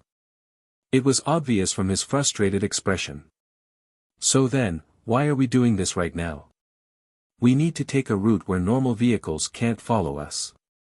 Otherwise, they will only chase us again. Nelia then replied casually. I see, you have a good point there. Nelia had no reason to argue with Akira's reasoning there. She also thought that it was strange how Akira would come up with the idea of driving through the sidewall of the buildings. Nelia found it amusing that Akira replied as if it was common sense to do that. But still, stuffing me in a rucksack like this, you really don't know how to treat a girl, do you? Just shut up and get back in. I won't stop to pick you up if you fall, you know. The bike's control device was modified by Alpha to increase its performance. Thanks to that, Akira was able to drive horizontally on the sidewall of the building even when he was not that good at driving. The tires of the bike were properly stuck on the wall as Akira drove. It was as though he was normally driving on the ground. But as expected, he could not control the bike as well as he was on the ground. His face made a strange expression as gravity pulled him not down but to his side due to his position. Therefore, he drove desperately to maintain the bike. Yeah, I'm just a dead weight at the moment, so I'll just do as you say. Akira left the area in order to get away from more battles through the route that vehicles would not be able to go through. Though, even a normal bike would not be able to go through that route as well. Rebuild World, Chapter 218, The Worth of Life. After receiving the survey request back in the temporary forward base, Elena and Sarah went to the expedition ground using the supply route. But once they arrived, they did not go any further. They started by checking the area starting from there. They were already inside the jamming area. So even if they could gather some information from there, they could not send it back to the base. They would have to return back outside the jamming area first before sending the data. In the end, thinking that it was too troublesome, they only searched the area around the already established supply route. While Elena was in the middle of watching the information gathering device installed on her vehicle, Sarah was responsible for watching the surroundings. At first, there did not seem to be anything strange around the area. There was no sign of a large expedition taking place here. It was so silent that it made them doubtful if there really was an ongoing expedition here. Except for the jamming, there is nothing strange here. Elena, how is it on your side? Elena stopped operating the terminal and shook her head. But her face did not show any sign of relief. Nothing at all. I just can't get any connection no matter what. Leaving aside the main squad, I can't even contact the reinforcement squads. The reinforcement squads should have known about the jamming, so they should be using stronger communication devices and shouldn't be that far. That's why I thought I should be able to at least contact them, but I'm not getting any replies at all. I can't even get static noise. Sarah understood the severity of the situation from her best friend and frowned. This is already far away from the original request, which is just to check what is going on. Elena, we can basically get the reward already. We just need to check the last place that was indicated from the powered suit's recording. So, what do you think? To be honest, I don't like that idea at all. The jamming is already bad enough, but we did not encounter anyone on our way here, right? It's only to be expected that the main squad would send someone to try to contact the forward base and that person would have used the supply route. But strangely enough, we didn't encounter anyone here. Those powered suits can fly, after all, they might have flown straight to the base without going through the supply route, you know. Of course, that is also possible, but still. Being too careful might mean throwing away all they had done so far down the drain. Although Elena thought so, she could not shake off the bad feeling that she had. But on the other hand, if they just returned back from there, it would also mean that they wasted their time coming here. While Elena was still at loss on what to do, she expanded the radar to its maximum range. Since they had finished scanning the area with the standard information gathering device, Elena used all its available calculative power to search for enemies. As she thought of going deeper into the ruin, in case she still did not get any signals, the radar picked something up. Sarah. Get ready. There's two signals coming this way. The one behind seems to be moving pretty fast. Roger that. Sarah was carrying a gun that was as large as a tank's cannon and another smaller one, which was still pretty large. Both of them were designed to be used with a powered suit. Their first priority was to get away in case it got dangerous, that was why they decided to focus more on firepower even if it meant that they could not keep using these weapons for long. The nearer signal was approaching from behind a towering pile of rubble. Common sense was telling them that nothing could get over that pile. Despite that, the signal went charging straight toward that pile without slowing down at all. Elena, can you try checking their identification code in case they have those terminals lent specifically for this expedition? I can't. It might be because of the jamming or it could be that they don't have it. Either way, be careful, I'll try to open up some distance. Elena turned the vehicle to get away from that signal. There was a chance that it was a monster and it would be bad if they got ambushed. Sarah also understood that as she readied herself for a fight.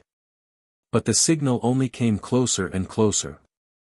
Sarah turned his gun toward that direction to welcome the enemy right when that signal jumped over the pile of rubble and showed itself in front of them. When Sarah was close to pulling the trigger, she quickly realized who it was and inadvertently shouted. Akira. Akira ended up jumping higher than he expected when he went over the rubble on his bike, causing his face to pull inward. But he somehow managed to land after that jump. Thanks to the advanced balancer and the control device on his bike, plus Akira using his augmented suit to prevent his bike from rolling over, he somehow was able to land without falling over. But even so, he still had a severe frown on his face. That was close. Unlike Akira who had his hands full trying to calm himself down, Nelia was smiling, amused. You do like pulling crazy stunts, don't you? It's not like I'm doing this because I like it.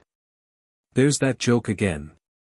You won't be able to trick me after pulling all of those stunts. I'm being serious here.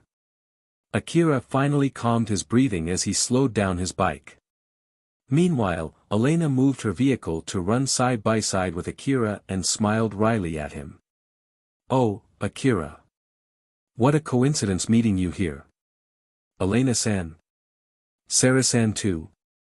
Why are you here? I heard that both of you didn't participate in the expedition. We're not participating directly, we're just reserves in case of an emergency. Since we can't get in contact with the expedition team at all, we were asked to come down here to check up on the situation. How about you? Are you on your way back from the ruin? Yeah, that's about right. Is it okay if we ask what happened? Well, where should I start? To be honest, I don't really understand it myself, you see.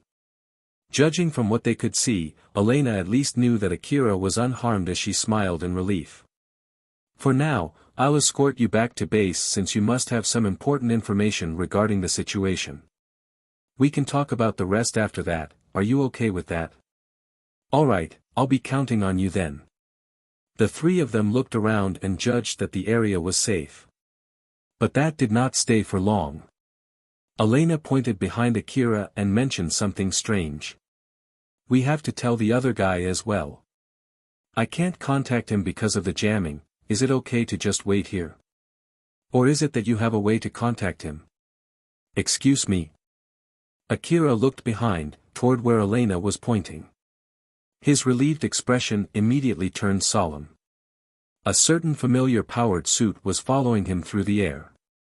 It was the other signal on Elena's radar and it was heading straight at them. Elena and Sarah thought that the powered suit was someone from the main expedition unit that was returning back to the base with Akira. But Akira and Nelia did not think that was the case. Nelia. It might be as you think, it's not exactly going in the direction of the temporary base. It was Zalmo chasing them, and his target was obvious. At this rate, Elena and Sarah would be roped in the coming battle while they were still far away from the closest defensive point installed along the supply route. Although they had stopped extending the supply route, they were still working on improving the supply route. Thus, there was almost no cover along this part of the supply route. It was the perfect place to launch an attack from the sky.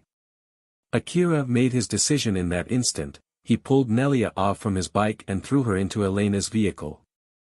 Elena-san. Please take her back to base. When Elena was still flusteredly trying to catch Nelia, Akira quickly made a U-turn and accelerated his bike toward the pile of rubble where he came from. Wait dash. Akira. Elena quickly called to stop him, but Akira did not even spare a glance back as he climbed the rubble before vanishing behind it. The powered suit blazing through the sky was holding a huge cannon as one of its weapons.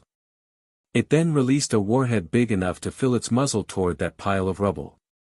Once the payload made contact, it produced an enormous explosion.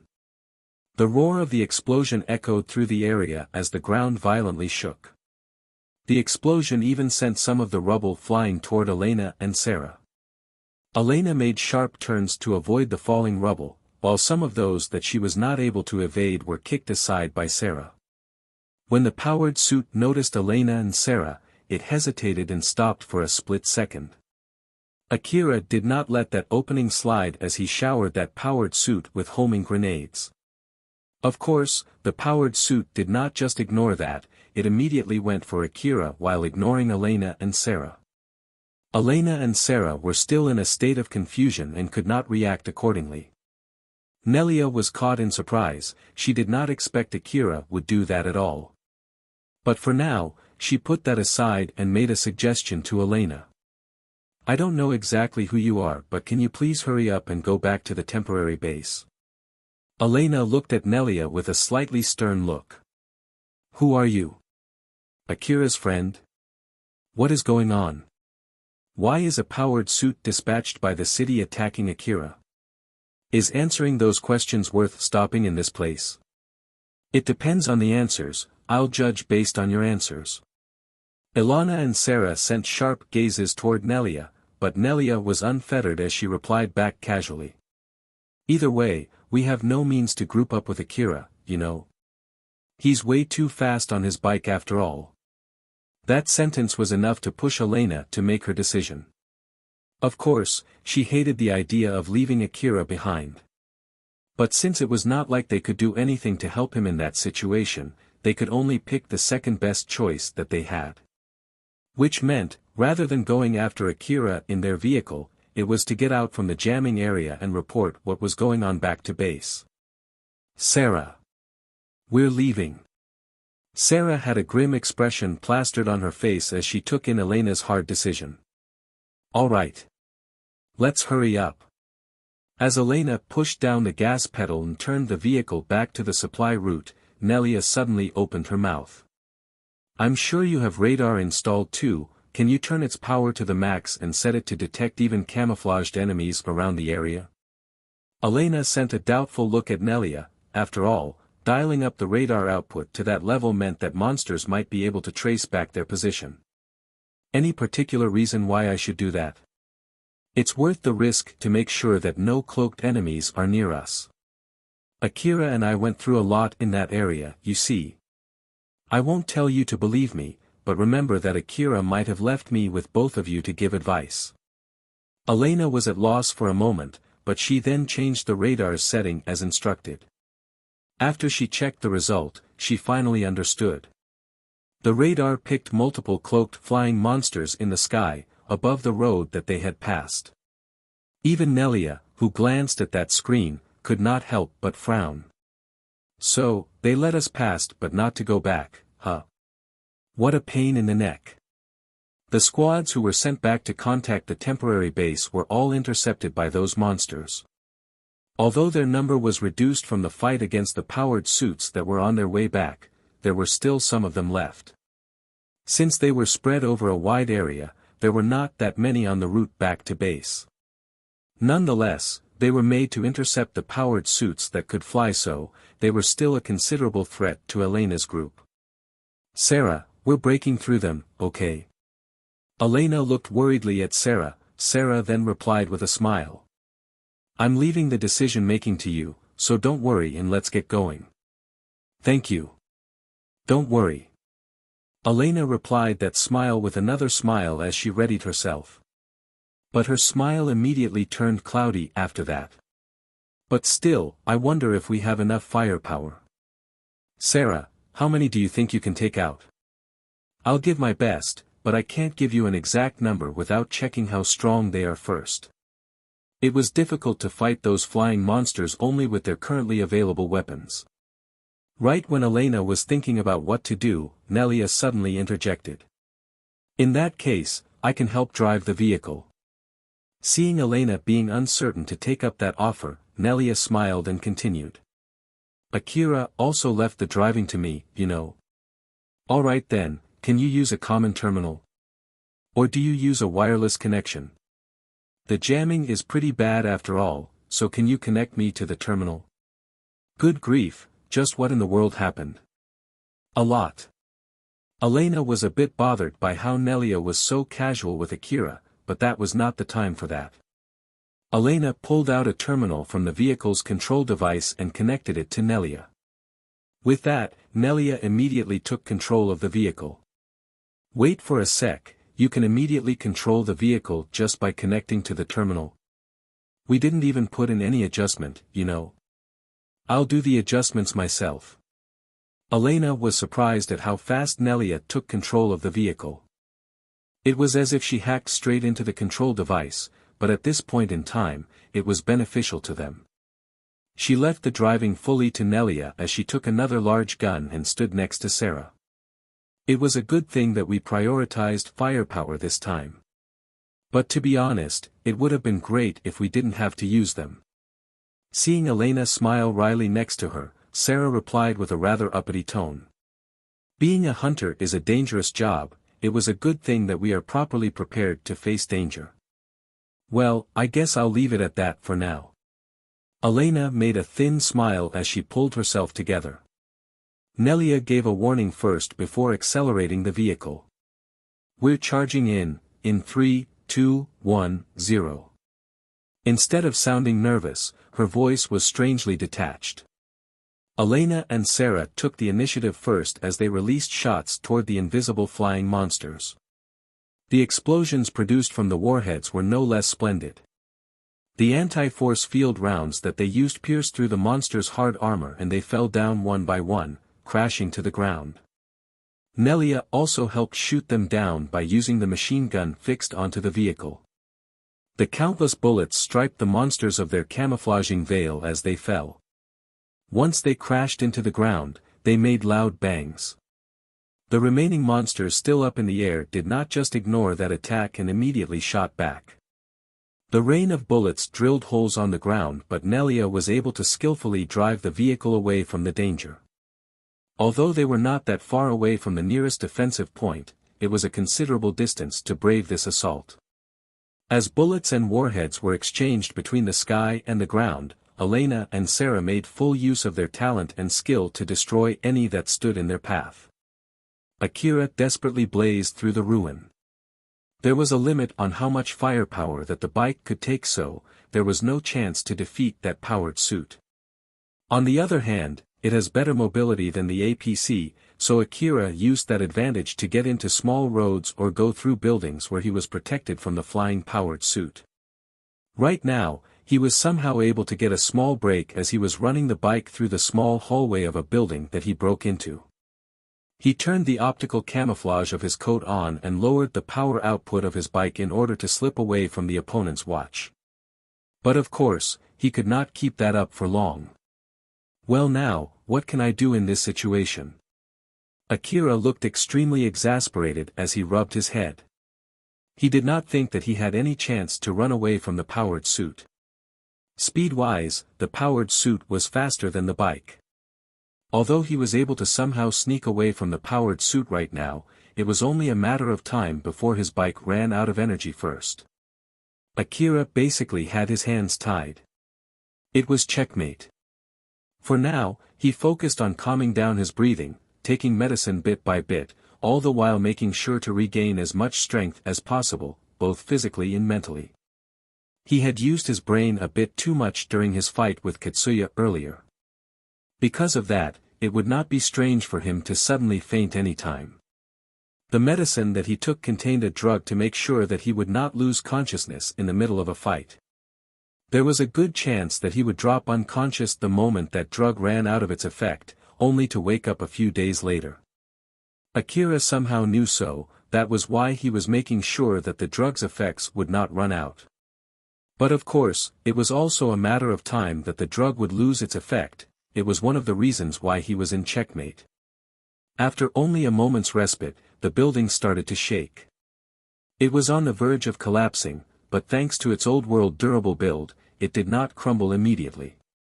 Although, the collapse itself was an impending certainty. Again. Akira clicked his tongue and started his bike before pushing the accelerator. He then charged straight at a part of the wall that he had marked beforehand, destroying it as he jumped out of the building and skillfully landed on the ground. The moment the wheels hugged the ground, he quickly accelerated the bike. The crumbled building released a smoke screen, and from that smoke screen, Zalmo appeared. It was Zalmo who destroyed the building. When he lost sight of Akira and could not find him anywhere, Zalmo thought that Akira must be hiding inside the buildings nearby. Thus, he went on to indiscriminately destroy the buildings in the area in an attempt to smoke Akira out. Zalmo quickly detected Akira, who had just come out from the building with his powerful radar. Since Akira acted as he had expected, Zalmo inadvertently smiled as he stood up from his seat and shouted. "There you are. Just give it up and die already." The abnormally big missile pods released a series of missiles. Each of them danced in the air before seeking Akira from different angles. Akira was still on his bike as he aimed his SSB rifle upward before releasing homing grenades. All of them were set to low speed, high homing capability in order to shoot down all the incoming missiles. But they somehow lacked enough firepower to destroy the missiles. The force field protected missiles forced their way through the grenades. But of course, the explosion was able to veer the missiles off their original path as they landed and exploded near Akira, causing the buildings around him to crumble down and throwing rubble up into the air. Akira slipped through the raining rubble on his bike. He had done this before in the past. Although, this time, he had no drive support from Alpha to aid him. He continued to blaze through the road before any falling rubble could close off his way forward.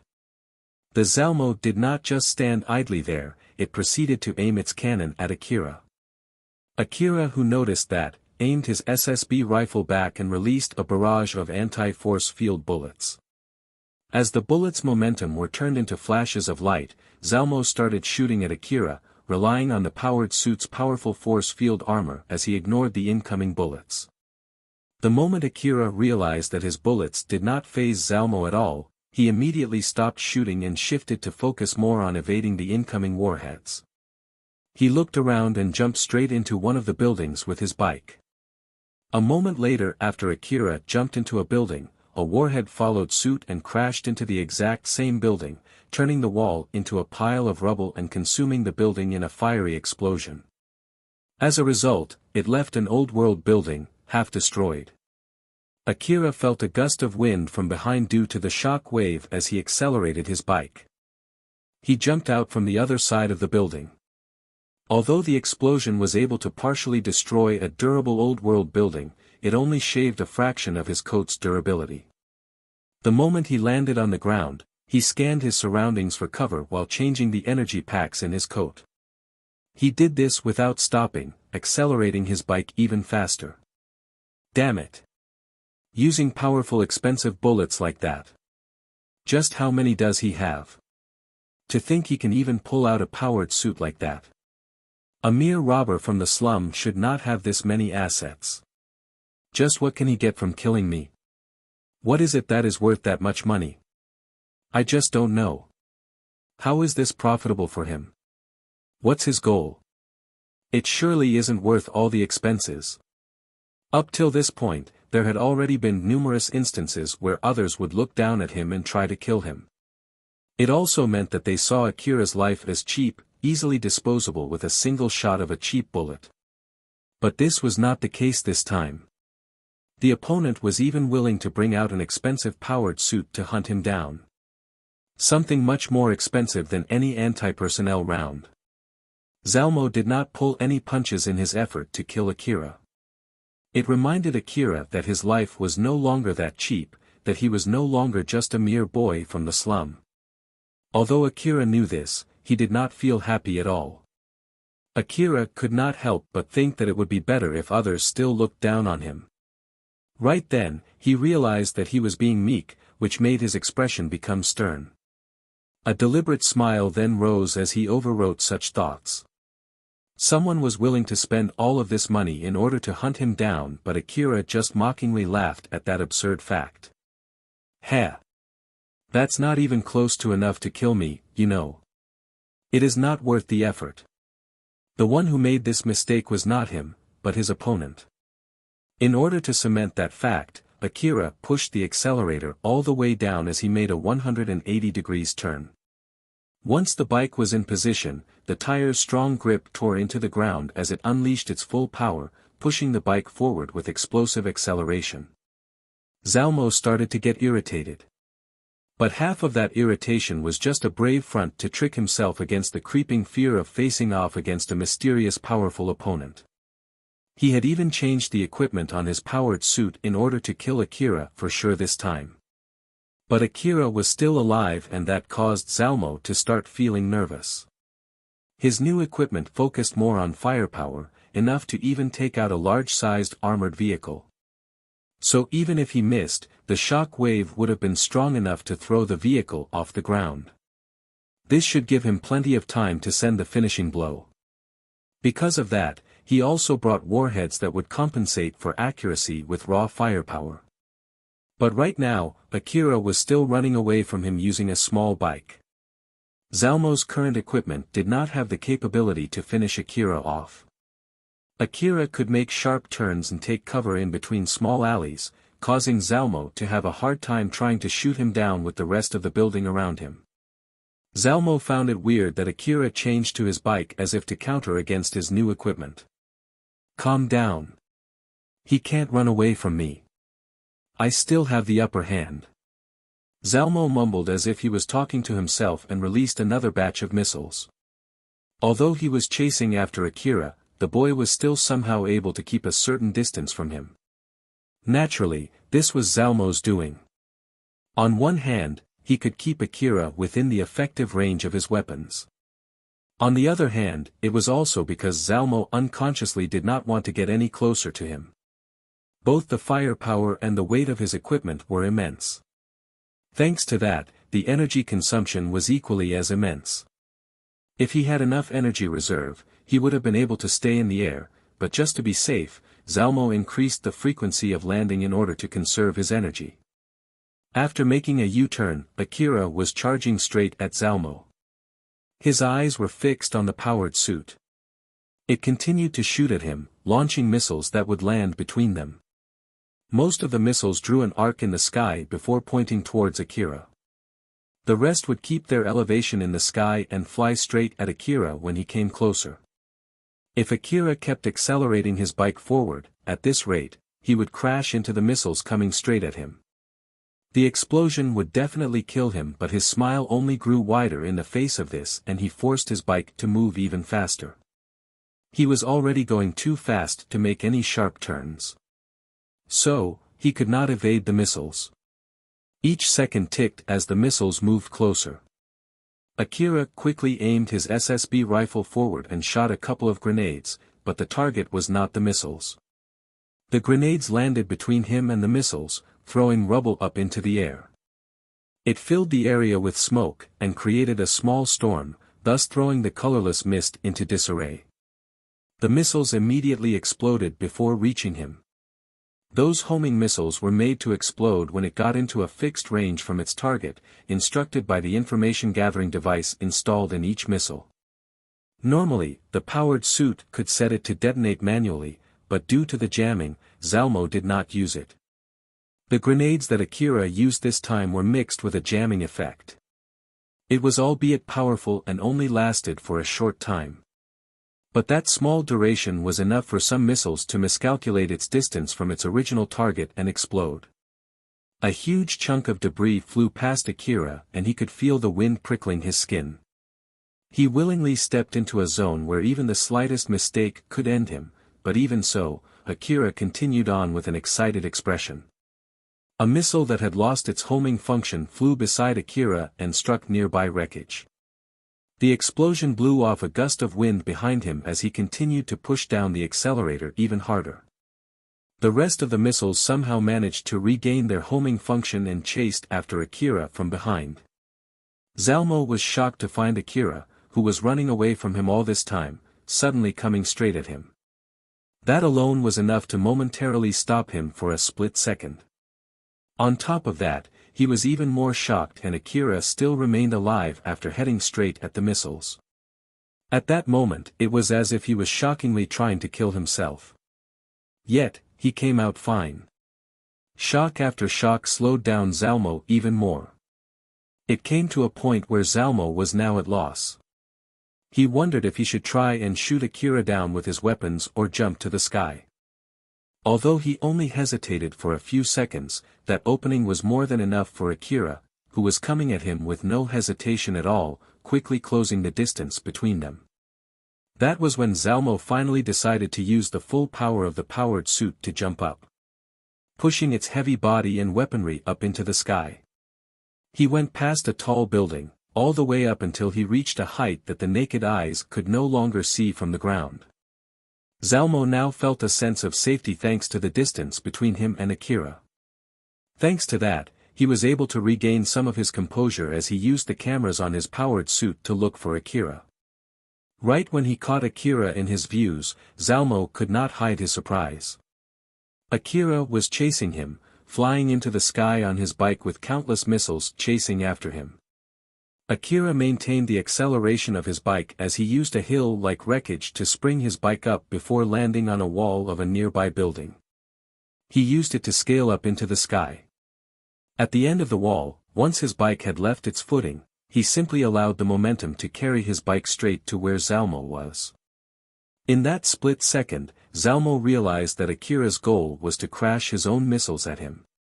So, he quickly took evasive maneuvers. "Don't look down on me." The powered suit danced in the air, evading the bike and somehow, also evading the missiles. The bike that had no other choice but to be carried by momentum, straight into the air, could not evade the missiles behind. So, they struck the bike and exploded, enveloping it in a huge storm of blazing fire, shredding the bike into bits. Zalmo's powered suit was blown away by the shock wave as it ragdolled in the air. He somehow regained his balance and looked toward the source of the explosion. The smoke left over in the air indicated just how big the explosion was. So, Zalmo's face was filled with satisfaction. "I did it. He's finally dead."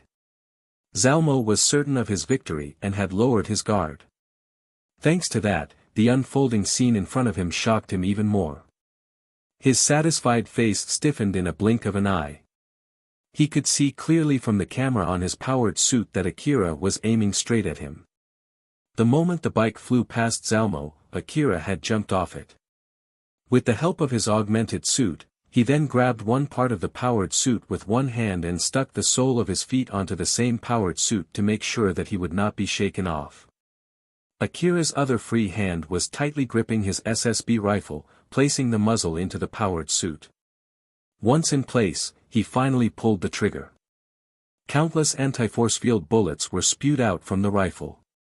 He had already set beforehand to maximize its firing rate. The sheer force from a point-blank barrage caused the area to be enveloped in a blinding light. Zalmo, who was panicking, flew haphazardly in the sky in an attempt to shake Akira off. As the powered suit flew through clouds, Akira desperately held on while still holding down on the trigger of his SSB rifle. The powered suit flailed around, trying to grab Akira, but he somehow managed to keep evading. He would jump around the powered suit, all the while injecting more bullets into it. In a situation where both his legs did not have good footing and had only one hand to stabilize his position, he could not really aim properly. However, that did not stop him from emptying the anti-force field armor magazine. Those bullets pierced through the powered suit's defenses, causing Zalmo to continuously flail out of control before crashing into a nearby building. Akira somehow managed to jump off the powered suit and into the building before it crashed. He stuck himself to the wall as he watched the powered suit fall down. However, the powered suit managed to regain its balance before touching the ground. Although it was flying unstably, wobbling left and right, it was obvious that Zalmo was still alive. Akira's face twitched with utmost disgust. Even after all that, I am still not able to kill him. Just how durable is that thing? Akira thought that it would be better to move. So he then sighed, unsheathed his blade, and sliced through the wall to enter the building. Rebuild World, Chapter 219, In Too Deep. Zalmo's powered suit's control device was shot, so he was only able to spiral down into the ground. But Zalmo somehow managed not to crash by controlling the output of the engine. Although he now could not do any high-speed air maneuver, he was still able to fly. Zalmo landed the powered suit on top of a tall building and glanced toward the building where Akira ran into. It looked to be relatively tall and strong. He knew that it would be difficult to take down that building with only his powered suit. Meanwhile, if he were to throw everything he had at it, he would still have a chance.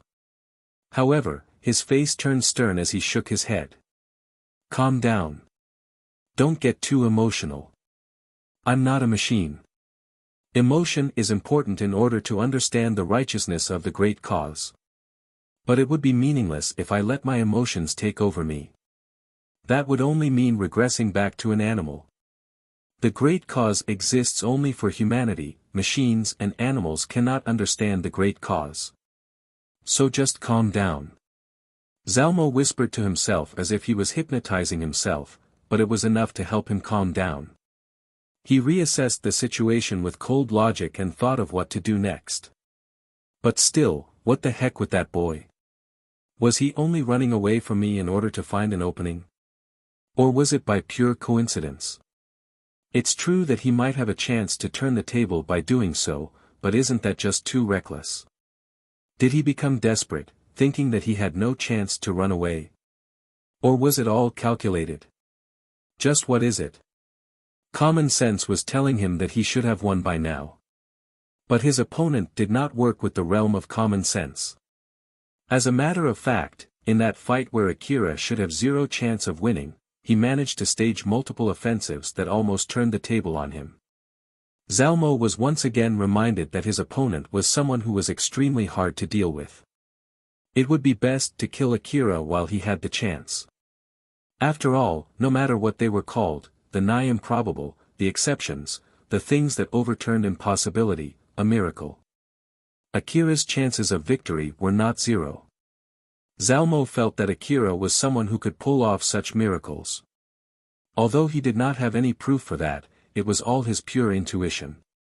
But he understood that sometimes intuition could be sharper than pure logic.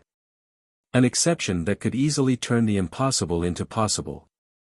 Regardless of hostiles or allies, an existence brimming with trouble. In terms of planning, it was best to erase him out of existence. So, Zalmo thought that it was important to remove a variable like him for the sake of turning the great cause into reality. I should still have plenty of opportunities to kill him. This guy will only grow stronger. When the great cause takes control of the Eastern District, there's no doubt this guy will be an obstacle and it will be difficult to kill him at that point. He's already this strong right now. I have to kill him when he's still just small, otherwise, it would be too late. Zalmo coldly fueled his killing intent and moved his powered suit to the building where Akira ran into.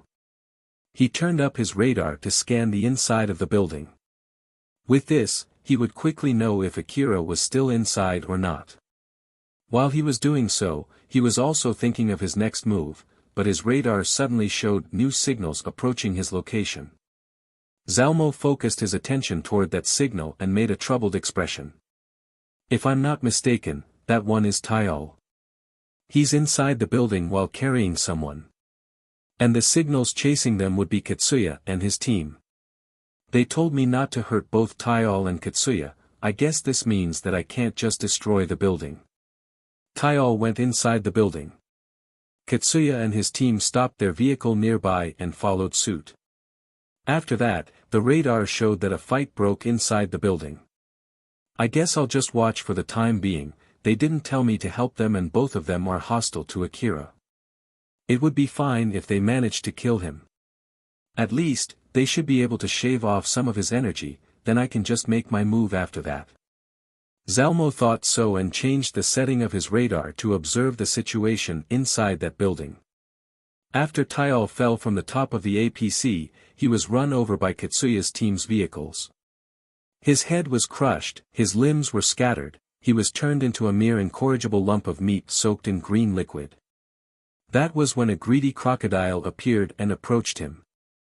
When that monster was about to close its mouth to take a chomp at Taiol, its head was suddenly chomped off instead. There was a line in Taiol's arm that reached until his shoulder. It opened up and turned into a vicious mouth filled with sharp teeth.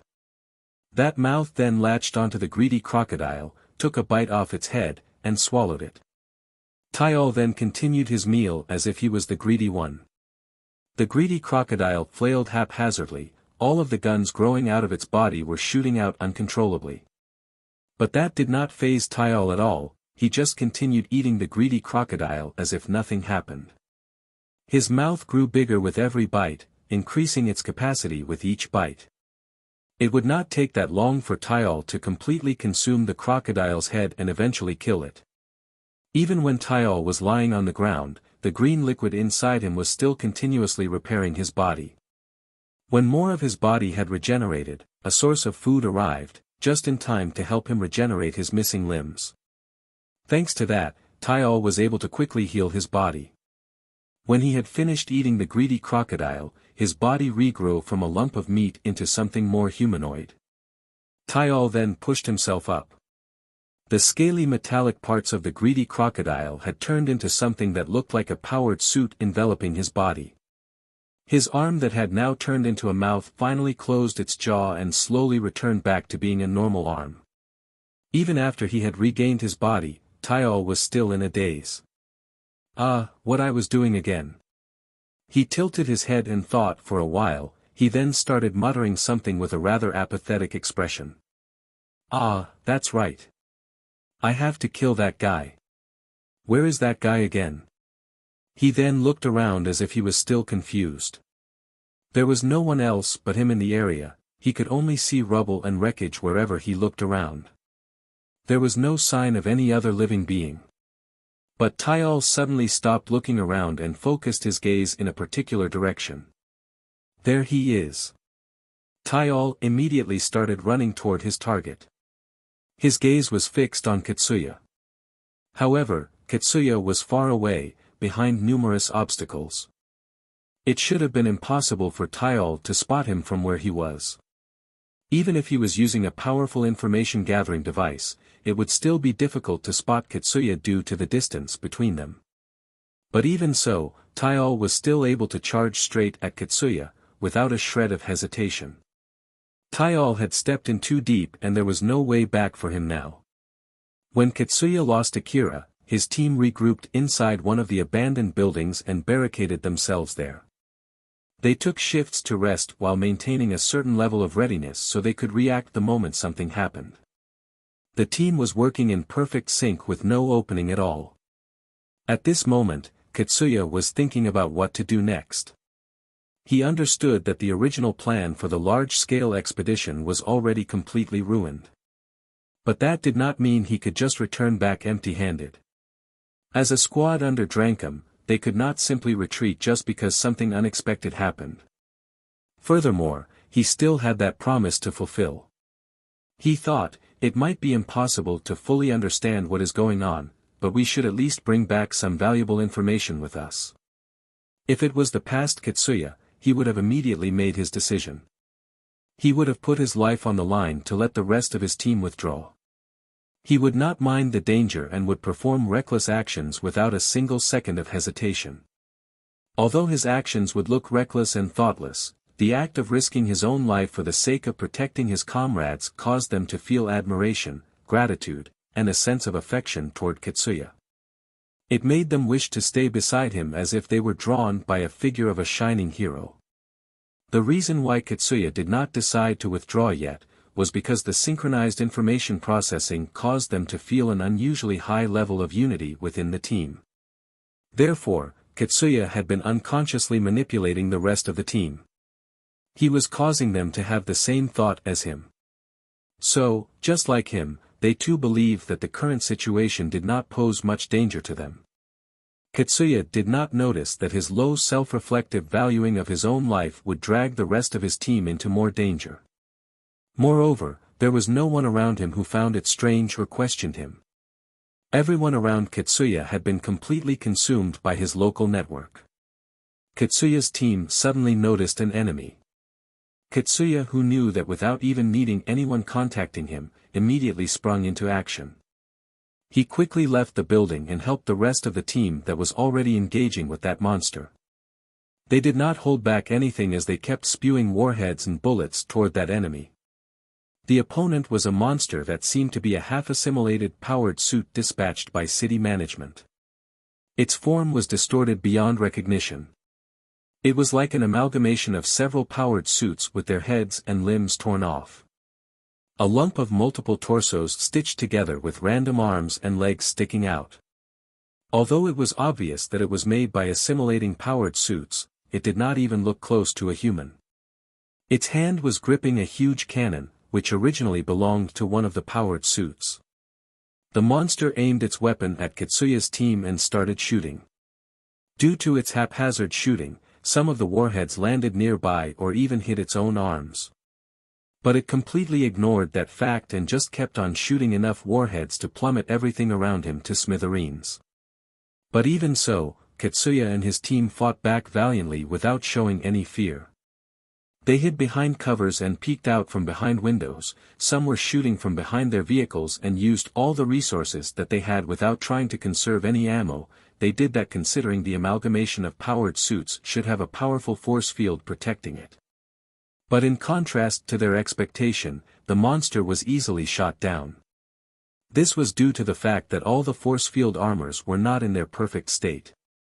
The defensive might of these suits relied on a force field. However, when the energy supply is rerouted or damaged, such a feature would no longer be usable. It rendered them almost useless for defense. And with the opponent's body unprotected by a force field, made it easy to shoot down. Which also means that Kitsuya and his team were basically wasting expensive rounds. It took only a short time for all the bullets to riddle the monster into mush. Although she was happy that it was not as hard as she had anticipated, Yamaina thought that it was strange that the enemy was this weak. That was easy. Was it already badly wounded after fighting someone else? The answer to her question immediately showed itself. It was Taial. That monster was something that Tyal created using powered suits that he found on his way there. Tyal deliberately sent it ahead as a decoy. Katsuya's team had showered it with warheads and the explosions caused chaos, which temporarily lowered the accuracy of their information-gathering devices. Tyal used that opportunity to grab and kidnap some of Katsuya's men. Yamaina immediately reacted to attack Tyal. But it was already too late, Tyal was already too close. He quickly aimed at Yamaina with his left arm, which had turned into a cannon and released a shot. The explosion and the momentum blew Yamaina away. But Tyal then kept running toward Yamaina and quickly grabbed him before withdrawing from the area. Katsuya, who knew what just happened without even sparing a glance, immediately shouted. Yamaina! Tyal glanced at Katsuya while still running away. But, that was all that he did before vanishing into the distance. Katsuya was shocked. An opponent that he thought he had killed suddenly appeared and kidnapped one of his companions. We're chasing after that monster. Katsuya went to chase after Tyal, and the rest of his team immediately followed suit. When Tyal made that shot, he had adjusted his firepower to make sure that he would not kill Yamaina. So, Yamaina was still alive. But since she could not move, she was unable to fight back. She was only able to leave her fate to destiny. Tyal was running extremely fast thanks to his inhuman physical capability. While he ran, he haphazardly flailed her around. It was only thanks to luck that Yamaina was still alive. Though, it was unfortunately for her to be the one that Tyal picked to kidnap. It was difficult for Yamaina to even say anything in that situation, so she just sent a glare toward Tyal. That was when she heard him mutter. Was this good enough? Right, I need to get them to fight each other next, huh? What are you talking about? Tyal kept on muttering without paying any attention to Yamaina while running. Yamaina thought that there was something ominous about him, as she grimaced from the pain with a tint of confusion. Elena, Sarah, and Nelia forced their way through the encirclement. The area around them was already littered with mechanical monsters equipped with camouflaging technology. Due to the intense exchange, some of the flying monsters had their camouflaging layers stripped off. They looked like a group of ghosts fighting against Elena's team. Elena's team focused more on firepower instead of quantity. But even so, they did not hesitate to use everything in their arsenal. Thanks to that, their reserve ammo was running dangerously low. Sarah's face started to get cloudy because of that, but she quickly replaced it with a bitter smile instead. Good grief. If not for them paying for all this ammo, we would have gone bankrupt again, you know. Elena. How is it? Does it seem that we're going to make it? The defensive point is just ahead. No need to hold back, just keep on shooting. Nelia, is it? Can you go faster? I'm already going as fast as I can. Just a question though, do you have confidence in your aim? Yes, more or less. Then shoot over there. Nelia used her only arm that she had left to point at something. Elena followed where her finger was pointing at and saw the defensive point a bit away from them.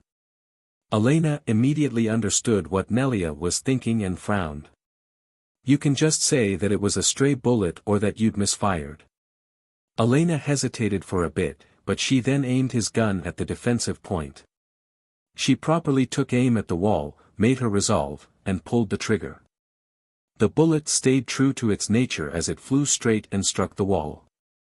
Right at that moment, alarms blared, alerting everyone in the defensive point that there was an enemy attack.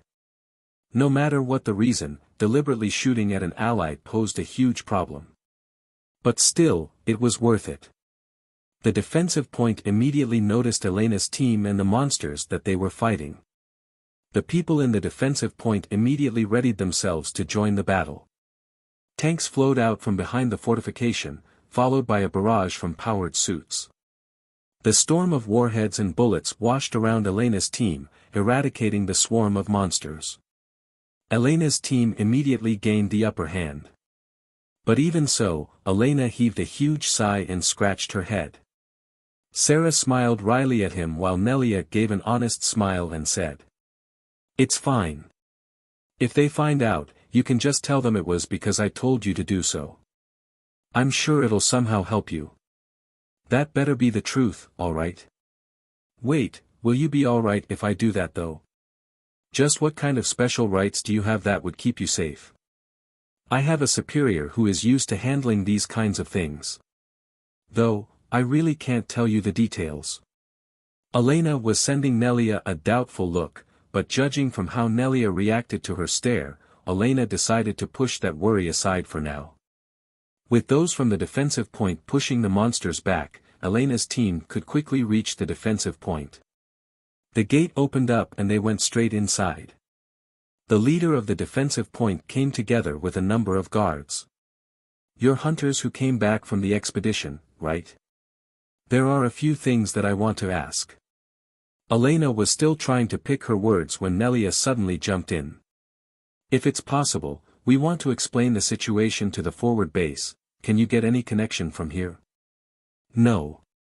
We are hit by the jamming too. You should at least have a wired connection from here, right? Can't you use that? That's an emergency line. We can't let an outsider use it. Even if it's a hunter who was sent to investigate the situation. So tell me, what's going on and then we'll judge whether it's important enough to pass it along. I'm working under Yanagisawa. If you're worried about my identity, you can go ahead and check my ID number. Sorry, but I'm in a hurry here. Either give us the line or open the road, and make it quick. The guy then curiously checked Nelia's identification code. He immediately frowned as he used his information terminal. He soon gave Nelia the right to use the wired line and told his men to stand down. But one of his men found it vexing as he whispered to the leader. Is it okay not to arrest them? Although it is an emergency, there's a chance that they would attack us instead, you know. Even if we don't go as far as to arrest them, it might be a good idea to at least interrogate them here first. The leader only shook his head. It was obvious that he also did not find the situation amusing at all. No. Our job is to just report the situation to the higher-ups. As to the decision to raise a complaint, we can just leave it to them. If we do something that might interrupt Yanagisawa's job, we'll be the ones to get burned. So just keep your hands off of them. It was obvious that the leader was displeased. That was why his men decided not to pursue the subject any further. Seeing that, Elena and Sarah found it rather surprising. After Nelia finished sending the data over to the forward base, she then continued heading to the forward base together with Elena and Sarah. The higher-ups in the forward base were even more confused after they received data from Nelia. All the dispatched powered suits have been destroyed. There was an old-world automaton that was way stronger than anything that city management could throw at it. The ensuing chaos between the hunters due to the powerful jamming, the flying monsters with camouflaging capability that were surrounding the expedition area. All of these were outside of their expectation, creating confusion between the commanding officers. In the midst of the confusion, the command line had basically been paralyzed. Enabe felt that the trophy that was in his reach had suddenly vanished into the thin air. But he immediately regained his composure, reassessed the situation, and smiled wryly as he thought. So this is it, huh? But, I still have things to do. Enabe's expression immediately turned resolute as he ordered. Call the city defense squad and ask them for reinforcement. Also, send all the hunters that we've been keeping in reserve. Quickly. Everyone in the room looked at Enabe. Some of the men who could not recover from the confusion inadvertently rebuked. Why you don't have the right to do that? You're going way out of line. In the first place, this happened because of your plan. How are you going to take responsibility for this mess? Enabe gave out a thick intimidating aura that silenced any dissent from the officers. You can do that as much as you want later. With that many monsters heading here, we have to act now. Otherwise, the battle will reach the city. If you have any complaints about my rights and authorities, then you should send that piece of data to those who have said rights as soon as possible. Now, get a move on. Inabe's stern reply calmed the room. But then, that silence was immediately shattered. Although it was only temporary, the line of commands, that had been recovered to some extent, immediately started to move. Shouts of orders started to echo from each of their respective stations. Inabe lightly sighed, the person next to Inabe smiled bitterly and said to him. Good work there. Thanks. You too. Well, you should also think carefully about how are you going to act here. This is how far my status can take me. There are things that you won't know unless you reach the end first. Moreover, this is not the time to think about it, I'll think about it later if I really have to. I see. Seeing how the person next to him seemed to be content with his current situation, Inabe also smiled lightly at him. After that, another question came up in his mind. By the way, where is Yanagisawa? I don't see him anywhere. I don't see him either. Or more like, I'm pretty sure no one has seen him today. That guy is one of the commanders. He should be staying here. Good grief, just where the heck is he in this situation? As an officer from city management, Inabe felt a level of loyalty toward the city. Although he did all kinds of things, both at the front and behind the scene in order to be victorious in the power struggle and reach a higher position, he did all of that for the sake of the city's development. But that was not the case for Yanagisawa. Although Yanagisawa was a highly competent person, he thought of city management as nothing but a stepping stone in order for him to reach his own goals. Thus, Inabe saw him as a dangerous person. One of the reasons why Inabe was trying so hard to climb up the ladder, was simply to protect the city so that Yanagisawa would not crush it when stepping over it. Seriously. To think I wished for that guy to be here for a second. Ha! I subconsciously bet that he could solve these issues in no time. I guess I've become senile. Inabe could not completely shut out the conflicting feeling inside his chest as a bitter smile found its way to his face. After she reached the forward base, Nelia immediately went to fix and replace some of her body parts.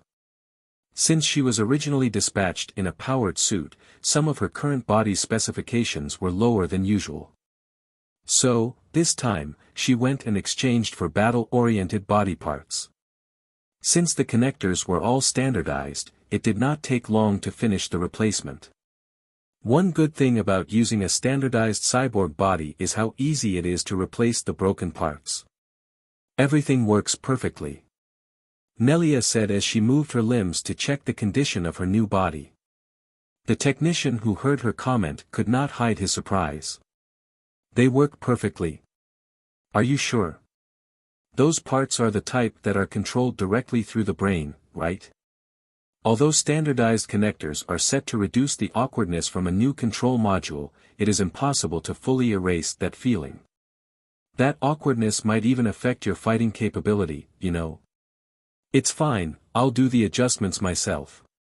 Is that so? Although they were battle-oriented body parts, they were still generalized body parts. It was as if Nelia replaced everything under her neck with someone else's body. Normally, a complete adjustment was necessary to match her unique settings. Those who were not used to their new bodies often ended up being unable to move for some time. Thus, the technician could not help but feel amazed. Especially since Nelia was able to do all the adjustments by herself, to the point that she was already battle-ready. I'm pretty sure I had placed an order for more equipment though, are they here yet? There's no one here who has enough privilege to transport those equipment here. Those guys in the warehouse won't just let us have them if it's only us. We also can't bring you the extra powered suit you requested. Even if you bring out Yanagisawa's name, we can't just dispatch it without a formal order. Each one of them has been pre-assigned for the reinforcements after all. Though, you can go ahead and negotiate with the higher-ups if you insist on having them. Is that so? I just need to go there then, right? Nelia put on a bodysuit over her naked cyborg body while thinking of how to group up with her friends. As for Elena and Sarah, after they parted with Nelia, they parked their vehicle in the parking lot and took a rest. They at least had finished resupplying and had done simple maintenance before taking a break. They were worried about Akira but were still hesitant. They wondered if they should go deeper into the ruins once again. After all, they were only barely able to get out of that dangerous place after using everything that they had without holding back. It was obvious that the difficulty of that place was already out of their league. In the worst-case scenario, even if they went to help Akira, they might end up dragging him down instead. Akira himself did tell them to head back ahead of him. They were still uncertain whether to just wait in the forward base or to join the reinforcement. But then again, forcing themselves to go might only serve to slow Akira down. Their conflicting emotions were in full view as they looked at each other. They somehow understood what the other was thinking just by looking at the other's expression, and this prevented both of them from making a decision. That was when a call from Nelia reached them. Elena frowned and picked it up. "It's me. Are you free right now?" "Nelia-san, was it? Do you need anything?" "I'm thinking of going to help Akira, will you come with me?" "That is if you girls are free." Elena and Sarah looked at each other. They did not expect Nelia to make such a suggestion. Rebuild World, Chapter 220, The Battle Inside the Building. After Akira ran inside the building, he started first by checking all his equipment. He pulled out energy packs and ammos from inside a small-sized rucksack and replenished his rifles, augmented suit, and defensive coat. As he was about to put a new magazine into his rifle, he noticed that the SSB rifle he used to release a point-blank barrage at Zalmo was no longer usable. He stared at it and sighed. He thought of discarding it but chose to keep it since carrying it around still provided some level of intimidation. After he was done, he peeked inside the rucksack. He no longer had that much ammo left.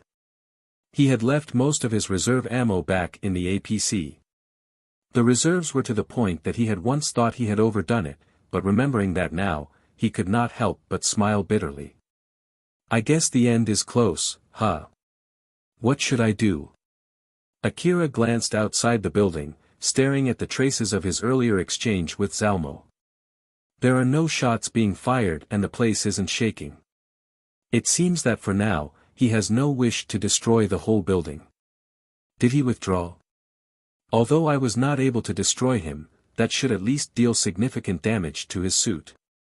It wouldn't be strange if he had decided to withdraw for now. Or is it that he's waiting to ambush me the moment I exit this building? I no longer have my APC nor my bike, I can only walk now. He just needs to find me and shoot me from afar to kill me.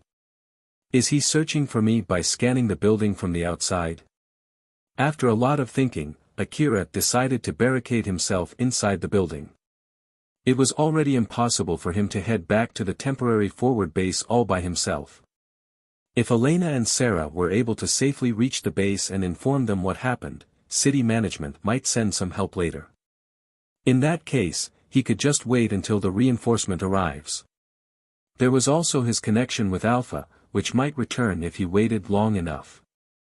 Akira placed some of his hope in that possibility as he completely believed that there was no way he could return back alive on his own. And when he found a small room which was perfect to barricade himself in, he then decided to take a small nap. He knew fully well that it was suicidal to do so, but he still closed his eyes. He took a small dose of medicine and relaxed his mind. He told himself, just take a shallow nap. I need to recover from my fatigue as much as possible. I just need to make sure not to go into a deep slumber. Both his brain and body were severely exhausted. He would not be able to keep going on unless he took a nap, even if it was only for a bit. If he lost his consciousness there, he was confident that he would not be able to wake up. Back then, in alleys of the slums, I might get killed every time I went to sleep. But I am still alive even now. It's not simply because of luck. It's because I always wake up whenever something happens. That's why I've survived. I need to remember the me from back then. I know. I can do it. Akira did not even bother praying that he would wake up.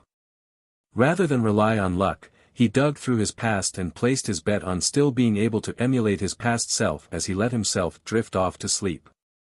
Inside a pure white room, Alpha frowned and said, "Nope, I don't have any connection, how about you?" Another Alpha shook her head. "Same here. I even tried to take a detour but it still doesn't work. Unlike you, my subject even has a local network. If only one of the nodes gets out from the area, I should be able to use a close-range connection to avoid the jamming, but as expected, it's too far to do that from Kagomayama City. Either that or my connection has been closed. She has really done it now." One Alpha seemed extremely vexed, while the other only felt it as inconvenient. "What is the chance of yours returning back alive?" "Pretty low. Although, to be honest, since I can't get any information regarding the corresponding region, it's nothing more than my guess. But without my support, the possibility of survival is unrealistically minuscule. How about yours?" "Mine is working in a team. As long as they decide to quickly withdraw and not to conserve their resources, there's a good chance that he would return back alive. But of course, the damage to the whole team's fighting power will be pretty severe. It would be impossible to bring him to the commander's room after this mess. Considering the damage in the unit, there will be a need to significantly readjust the plan. That should be at least better than having to restart from zero like me though. In my case, I would need to start by looking for a candidate, you know. Good grief, and when I got the specialized connection working well too, it's now all gone to the drain." The other Alpha raised her eyebrows in surprise. "By any chance, does that mean you have some kind of attachment to your subject? I was just getting very irritated since everything just went to waste although it was going well up until now. Is it really that strange?" The vexed Alpha did not give a straightforward reply there. The other Alpha noticed that too, but she did not point it out. "I didn't expect a mere AI manager like her to have the flexibility to use a hole in the regulations like that. It was a mistake looking down on her, believing that she would be satisfied by looking after only that uninhabited city. I should keep this in mind for my next trial." "That's a good point. For now, let's keep looking for a way to get past the jamming." "You're right." Both Alphas showed just how different they handled their respective subjects as they started to try to contact their subjects again. When Akira woke up, he immediately scanned his surroundings using the muzzle of his rifle by pure reflex. After checking that there were no hostile forces nearby, he finally sighed in relief. "All right. I'm still alive." Although he lowered his concentration in order to rest his mind, he also kept the minimum level necessary so as to not get ambushed. That exquisite balance of concentration was what helped him survive in Slum City. It was vital to help him stay alive with his malnourished body through such a harsh life. Thanks to that, although it was also a part thanks to the medicine that he took beforehand, he was able to recover a large chunk of his stamina with his nap. His strained mind had also mostly recovered. At the very least, he had recovered from the fatigue caused by executing that reckless point-blank barrage against Zalmo. But as expected, Akira did not have the courage to take another nap. Moreover, he was certain that there was a reason as to why he woke up. He woke up his whole body, which was connected to his augmented suit, and gathered his focus toward reading from his sensitivity-maxed information-gathering device. As soon as he did that, he could see something behind the noise and the signals and looked down with a grim face. "They're fighting. That's quite a lot of them. Did another hunter run to this building? Is he fighting against the monsters inside right now?" Akira's frown suddenly turned grimmer. "They're heading this way. Damn it. They might not be hostile." But Akira did not think they were friendly either. It only took a split second for Akira to make his decision as he put up his guard and moved away from that signal. However, he was not just simply running away, he was looking for an advantageous position if he needed to cross bullets with them. However, he noticed something and knitted his eyebrows. "It's not just a coincidence. They're actually chasing after me." If he kept running, it was only a matter of time before he reached the top floor and had nowhere else to run. Naturally, he still had the choice of leaving the building or going up to the roof, but that was not a good idea considering Zalmo might attack him. This meant that he only had one option left. Akira stopped running and immediately readied himself to encounter the enemies. He took his position near a door as he aimed his rifle deep into the hallway, waiting for the first signal to show itself. Considering that those signals might not be hostile and they might be hunters who were running away from monsters, looking for help, Akira told himself not to start shooting the moment he saw something. However, that would mean that it might slow down his reaction. Thus, he prepared his stance to take evasive maneuvers in case it was necessary. What came next was not surprising to Akira at all. He was fully expecting that his hope would be betrayed, for the signal to be hostile instead of friendly. This allowed him to jump into the room next to him the moment he saw that they were indeed hostile. A moment later, a hail of bullets passed through where Akira was just a moment ago from deep inside the hallway. The moment those bullets hit something, they immediately exploded into fiery balls that were way too powerful to be used in an enclosed space. The shock wave caused total chaos in the area as a powerful gust of wind blew through the hallways. Knew it! Akira inadvertently shouted as he aimed his rifle toward the door that was significantly widened from the explosion. Through the smoke, Tayal suddenly jumped out with Yamaina in his hand while going straight to another door into the room. This time Akira did not hesitate at all. He traced Tayal's movement with his SSB rifle and released a barrage of anti-force field bullets. Akira sprayed his bullets over a wider area to suppress Tayal's movement. The bullets that did not hit Tayal though and went ahead to hit the wall. Rather than chipping away the wall, the bullets went straight, piercing through the walls. Instead of evading the bullets, Tayal focused more on forcing his way through the bullet storm. After a few seconds of showering bullets, Tayal forced his way to another door in that room. Akira could not help but to raise his eyebrows in surprise. The hell? That was not enough to kill that guy. Force field armor would have to be as strong as those powered suits to be able to withstand those bullets, you know. Akira knew that the answer to his question was included in that question itself. Tayal had found a wrecked powered suit and devoured it, thus assimilating some of its power for himself. Of course, it was impossible to keep up that level of defensive output all the time, but it was still possible to do it for a short span of time. But still, he even used his body to protect the person he was carrying. Just what is he planning?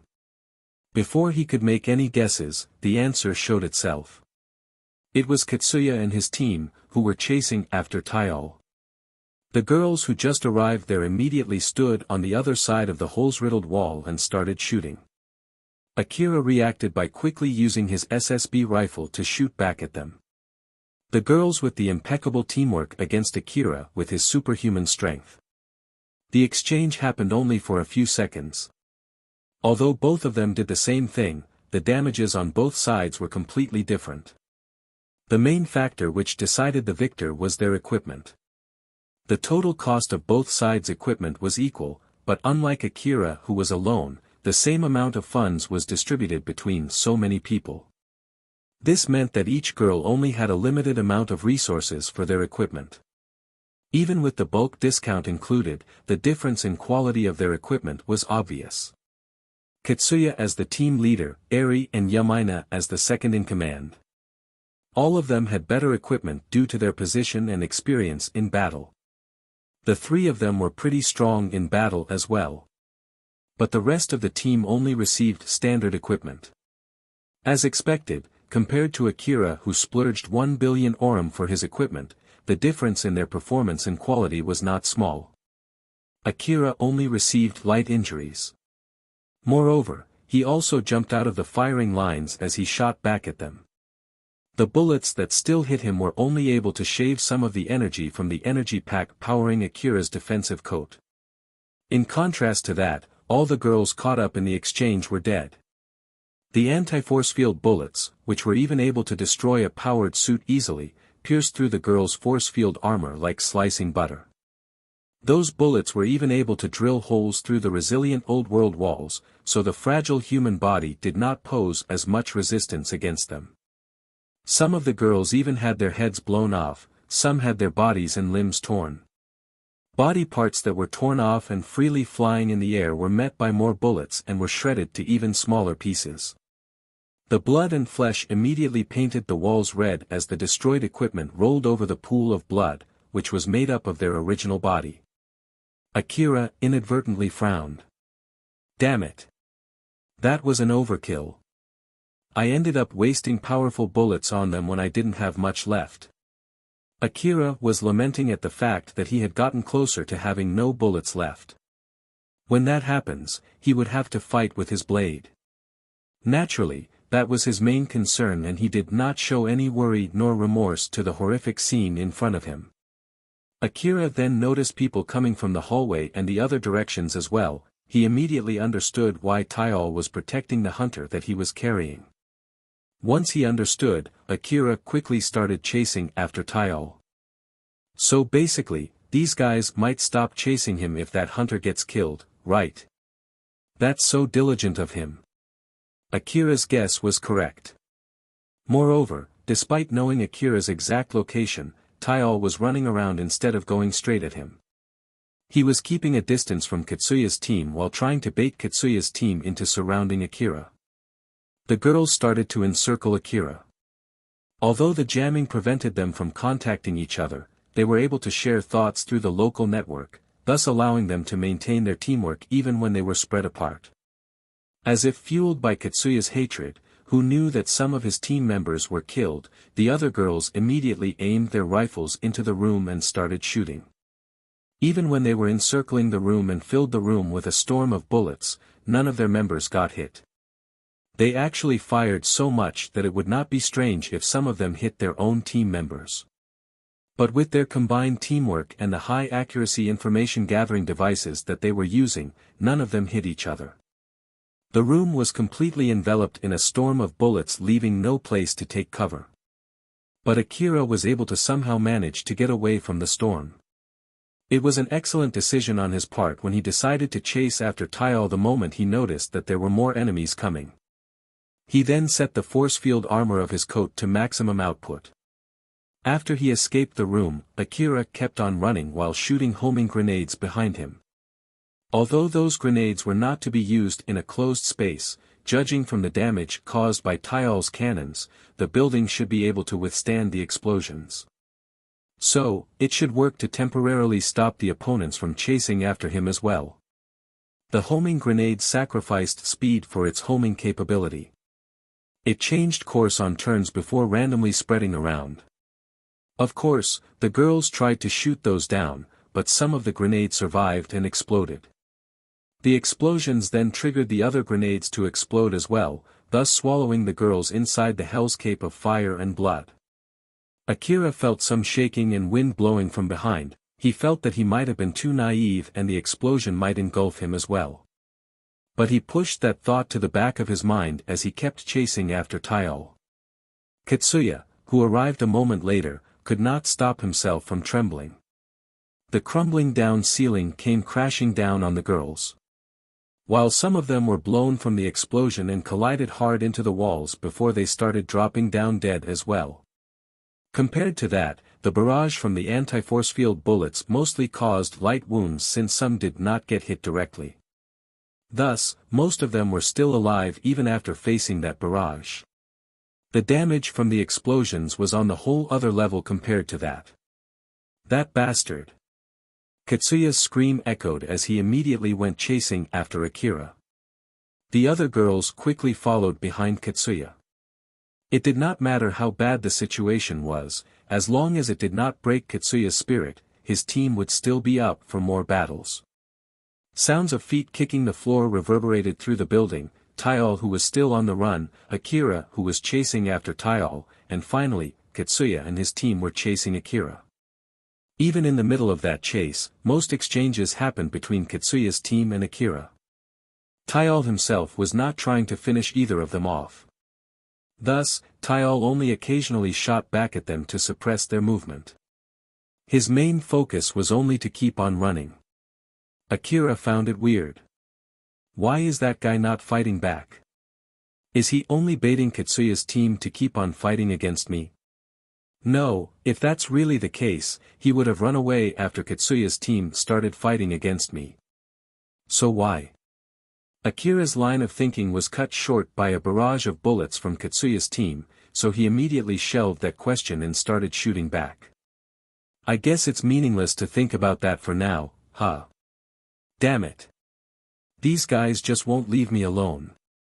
They won't give up as long as their friend is still alive, huh? God damn it. These guys are too damn loyal. In the middle of the fight, a few grenades came flying toward Akira, who quickly noticed them and shot them down. The explosion set off smoke which quickly filled the area and lowered the sensitivity of the information-gathering devices. Jamming smokes, huh? I bet they already had their information-gathering devices adjusted to cancel the effect from this jamming smoke. Which means that they would still be able to detect me. Akira quickly unsheathed his blade and cut open a nearby wall. The glowing blade cut out a square block of the wall in a blink of an eye. He then pushed the wall and ran straight in order to escape the jamming smoke's effect. But on the other side of the wall, a group of girls had been lying in wait for him. They opened fire the moment Akira showed himself. The bullets could shred the wall that he was using as a cover into pieces. The moment he lost his cover, he would have to face those bullets with his body. But Akira already expected them. As time was compressed into a slow crawl, as the wall that he just cut was about to fall, he kicked it and sent it flying towards those girls and jumping forward. He used the wall that he had sent flying as a shield as he quickly closed the distance between them. The moment they were inside his range, Akira quickly swung his blade to cut the wall in front of him as well as the girls behind it. The wall crashed into the girls, sending the bodies that were cut horizontally into two flying as they spread entrails and organs all over the place. But even so, that did not kill them right away. If they could receive immediate treatment, it would still be considered as only heavy injuries. Although the girls that were still flying in the air were cut clean into two, they still had the opportunity to aim their rifles at Akira before they lost consciousness. Without the support of their lower half, they could not take a proper stance for shooting, but even so, they were still able to point their muzzles at him. As the room was filled with flying bullets, Akira did his best to evade them while trying to get away from that place. After he opened some distance from Kitsuya's team, Akira smiled bitterly and mumbled. I knew they would be there. My horrendous intuition was correct. For some reason, I've been really good when it comes to sensing something bad. The ability to sense something bad allowed him to survive the alley of Slum City. This intuition only accurately predicted the ominous. Ever since he received alpha support, that part of him had been growing dull. But the ability to accurately predict and evade the deadly bullets with a hairbreadth margin, the skill to detect dangers, standing right in front of the death door once again sharpened his intuition to its original state. Moreover, his ability to sense danger was also maintained by mock battles that he had with Ario and the other children. The coordination support system that they used during their mock battles were based on the data from Kitsuya's team. Because of that, their movement was similar to Kitsuya's team. Of course, there were still differences including the battleground that they were using. But even so, the habits and the tendencies were properly conserved. Their skill was slowly getting better from the multiple mock battles, and since Ario was willing to push his body to its utmost limit, their collective movement was even more similar to Kitsuya's team. Akira, who has always been facing that whole group all by himself, already learned how to deal with the Kitsuya's team. By observing the opponent's movements and teamwork, Akira was able to predict their line of thought and maneuvers. This unexplainable feeling that he had as if he knew what was going on was registered in Akira's mind as intuition. Even after that, Akira and Kitsuya's team had small clashes. Normally, the difference in their fighting strength was so big that it would have been hopeless. However, inside a building like the one they were in, it was easy to break the group into smaller ones, allowing Akira to deal with them one by one. Furthermore, the mock battles that Akira had were similar to training, especially against Kitsuya's team. It could be said that Akira was fully used to fighting against Kitsuya's team. Those facts closed the gap between them and slightly tilted the battle in Akira's favor. The girls fell one by one, their number was slowly but surely reduced. Eventually, it had become difficult for the team to protect the leader, Kitsuya, and it had become difficult to keep on chasing Akira. Akira also noticed that the pressure from the other side was getting weaker, so he quickly spread homing grenades to stop Kitsuya's team on their tracks before quickly breaking through the encirclement. Although he could hear echoes of Kitsuya's scream from behind, it did not bother Akira at all. Rebuild World, Chapter 221, Negotiation for the Prerequisite for Cooperation. Yamina somehow managed to stay awake. But that was all that she could do. She had no method to better her situation. Her augmented suit was turned off and her body was close to its limit. Since there was literally nothing that she could do, she was at Tyal's mercy. But even so, in the unlikely case that her chance came, she kept her eyes on Tyal. She tried to talk to him or provoke him, trying to get any information from his reaction. But Tyal completely ignored her. The only thing that Yamina could do in this situation was to make guesses, but even the result from that was no good. Just who is he? Wait, is he a person in the first place? He might be that humanoid monster from back then. But in that case, then why is he kidnapping me and making our team fight that guy? I'm basically just a bait, he doesn't even use me as a hostage to threaten Kitsuya, I just don't understand him at all.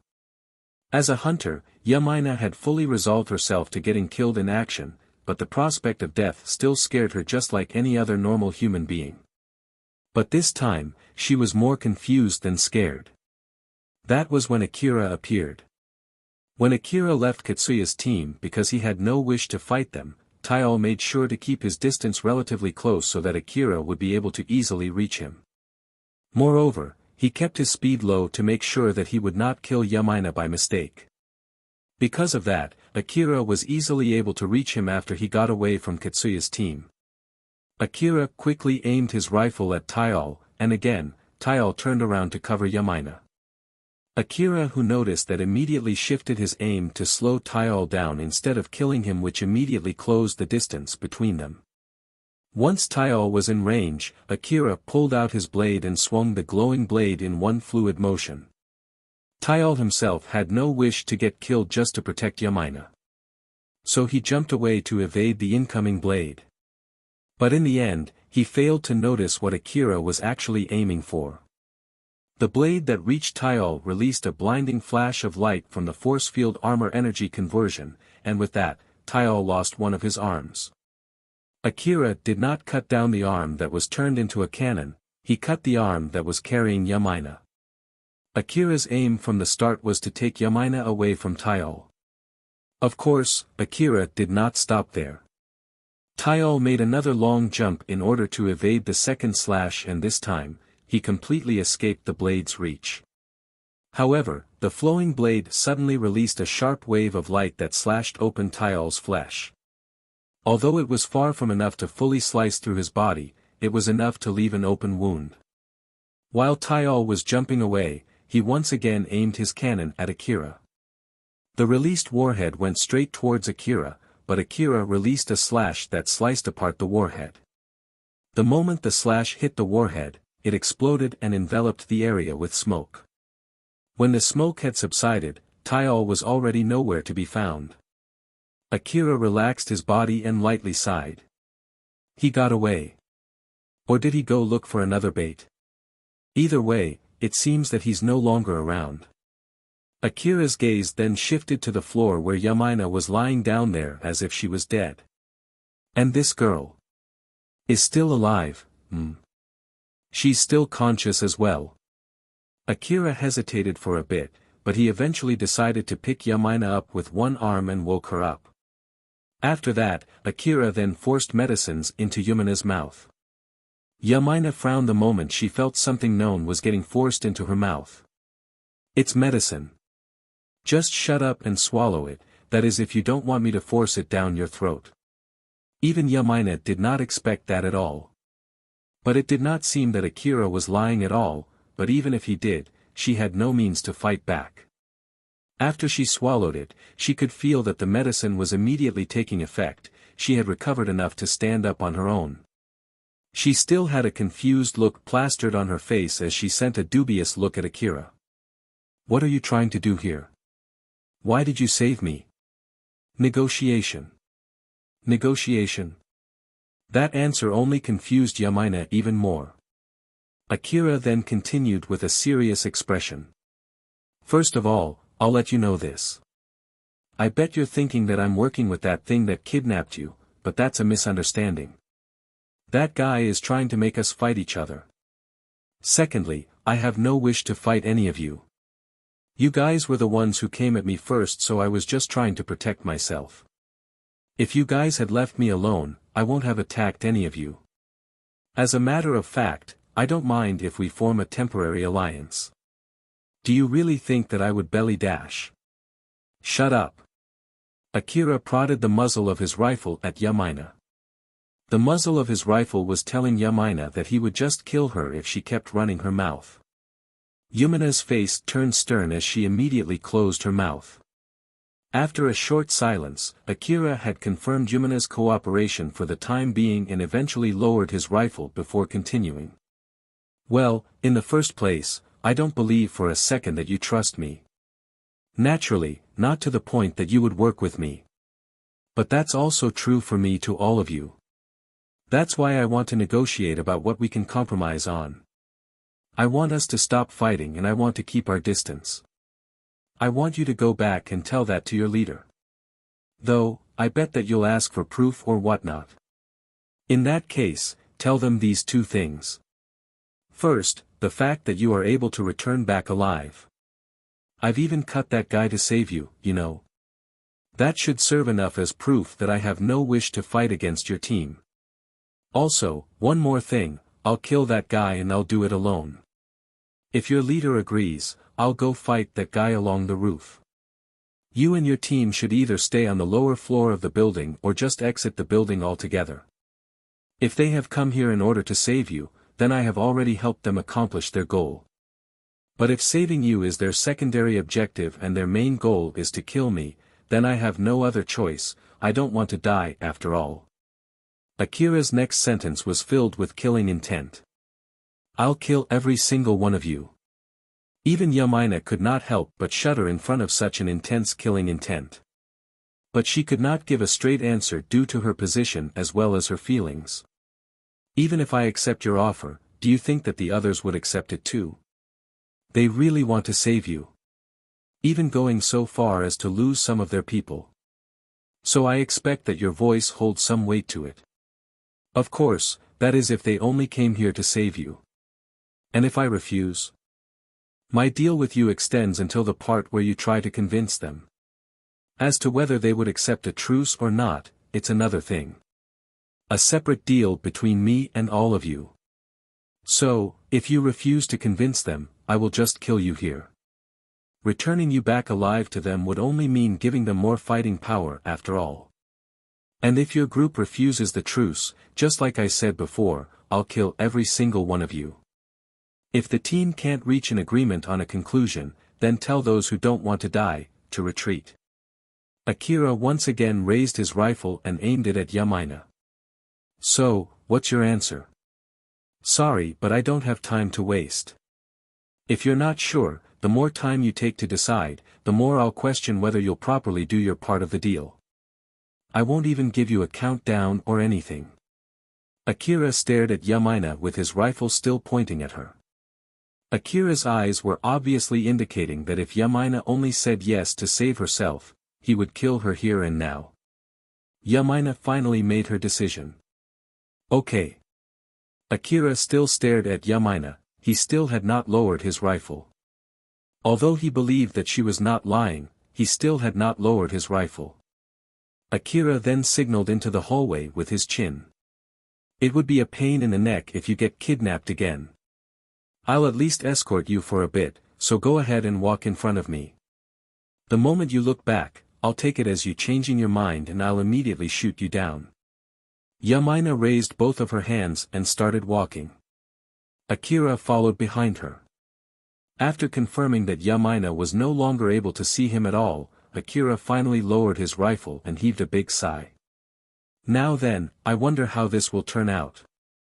If Alpha was here, she would have been able to tell if this girl was telling the truth or not. I alone can't tell at all, after all. Naturally, it was only given that he did not believe that girl. To be more precise, he did not believe that Yamaina believed him. That line of thought only caused Akira to be suspicious of Yamaina, and that suspicion only grew with time. As such, his thoughts leaned more and more towards something ominous.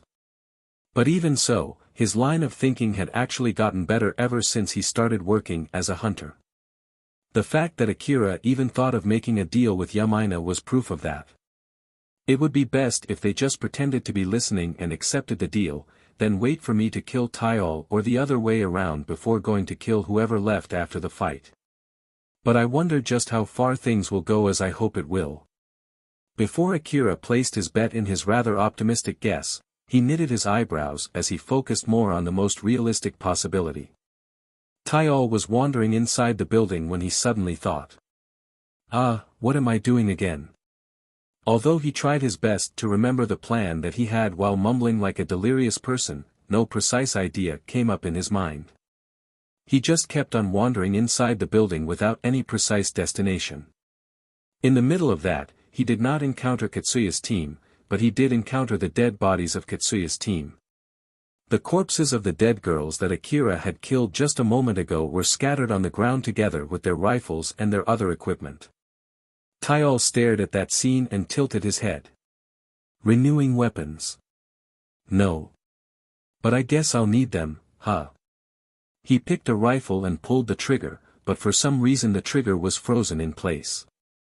It was the security feature where only those who had the authority to use the rifle could use it.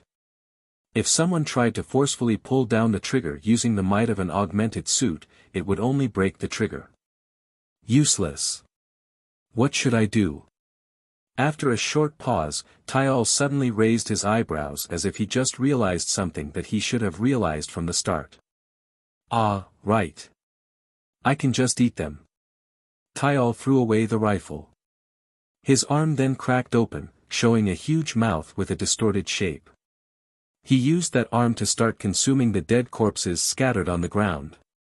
Although he had a lot of aversion to eating machines when he was turned into a monster, he did not have much of an issue with corpses.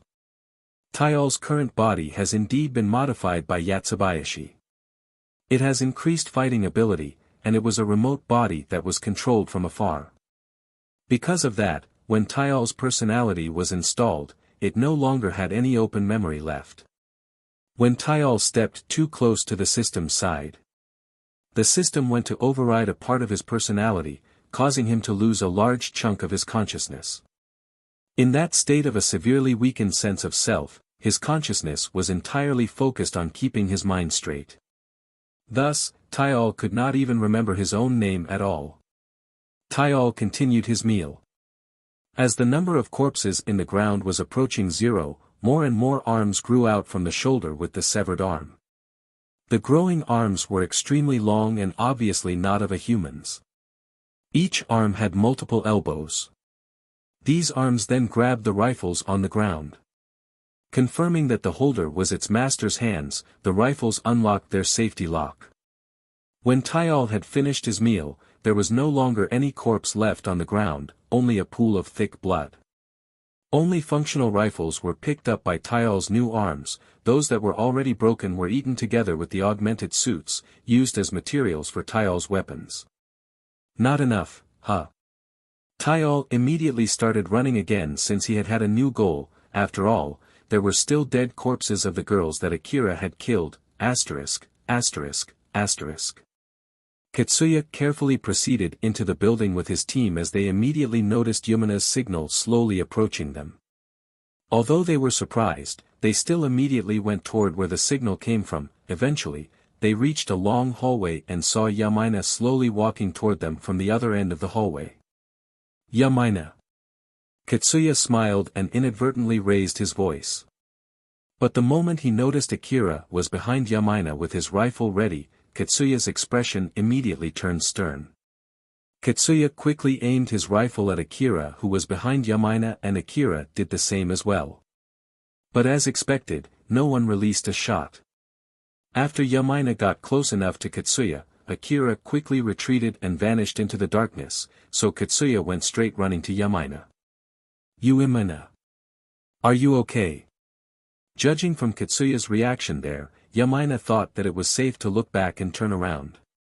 Akira was nowhere to be seen, but she somehow felt that Akira was still somewhere as she knitted her brows. I'm still alive, but I'm not fully okay either. I'm sorry, but I don't think I can help in a fight anymore. Don't worry, it's fine as long as you're okay. Eri still had her focus towards where Akira came from as she opened her mouth. Katsuya, we should retreat. It's reckless to continue with Yamaina in this state. Why, you're right. Let's go back. Yamaina, do you need a shoulder? I'm fine, I can walk on my own. Alright, I'll guard the rear. Eri, you take the front. Everyone, let's carefully head back. Everyone started moving, spurred by Katsuya's order. Yamaina once again turned around with a conflicted expression before sighing and went to follow the rest of the team. The fatigue and the worry of how to bring up her deal with Akira to the team caused her to make a pained expression. Katsuya noticed that and sympathized with her, but at the same time, he also smiled in relief. As expected, she's not in a good shape at all. But she's safe and I'm really glad. After that, Katsuya's team returned to a large hall on the first floor where they barricaded themselves. Those who were still uninjured were assigned to stand watch and ensure the safety of the area while the injured were recovering. They unloaded their vehicles and prepared themselves for combat. While the rest of the team were doing that, Katsuya as the team leader, Yamaina and Eri as the vice-captains, discussed the next plan of action. After hearing Akira's offer from Yamaina, Katsuya frowned and asked. Are you telling me to trust him? At least, I don't think that he was lying. He did save me and did not use me as a hostage after all. Even if you say so. He already killed so many of our team, you know. That's true, but still. Yamaina could not tell Katsuya to believe Akira. But Katsuya also could not say that it was an empty offer. Both of them had mixed feelings regarding the matter, they could not force the matter to any direction. It did not seem that they would be able to make a decision anytime soon. As for Eri, she had nothing to complain about, no matter what might happen as long as Katsuya made the decision. Her only thought was that she would simply follow Katsuya's order. But even so, she thought that it was a bad idea to waste time like this, so she interjected. Either way, for now, letting both of them battle it out is beneficial to us. It's better to use the time to watch how the situation will evolve while recovering the team members. I want to bring them back even if they're already dead. Moreover, we might still be able to save some of them and the situation might change while we're doing so, there's no need to make a decision right away. Some of Katsuya's team members were already placed under emergency life support system. Some, but not all, due to the restraint on their budget, priority and whatnot. Many were so badly wounded that they would have died if they were common people. Although they were not cyborgs, who could live with only their heads like Nelia, their lives were still somehow maintained. With Eri's reminder that there might still be members who were still alive and savable, Katsuya could not refuse her advice. You're right, okay then, I'll take some people up with me. Eri and Yamaina, both of you stay here. But Yamaina stopped Katsuya. No, you stay here. Eri, I'm sorry but you should go instead, I won't force you if you don't want to. And please return back immediately if things get dangerous. So, please. Okay, Yamaina and Katsuya should stay here then. I'm counting on you. Katsuya was rather shocked as he was watching that exchange between Eri and Yamaina, which was so casual as if it was completely normal. I can't go too. No. If you go, I bet you will get ahead of yourself like always, right? So no, you absolutely can't go. Yeah. You stay and take command from here. No, no, no, it'll be fine. Both of you really don't trust me, do you? Absolutely. That's correct. Ah, I see. Katsuya was pushed back by Yamaina and Eri's pressure. He was completely overwhelmed as he nodded obediently at them.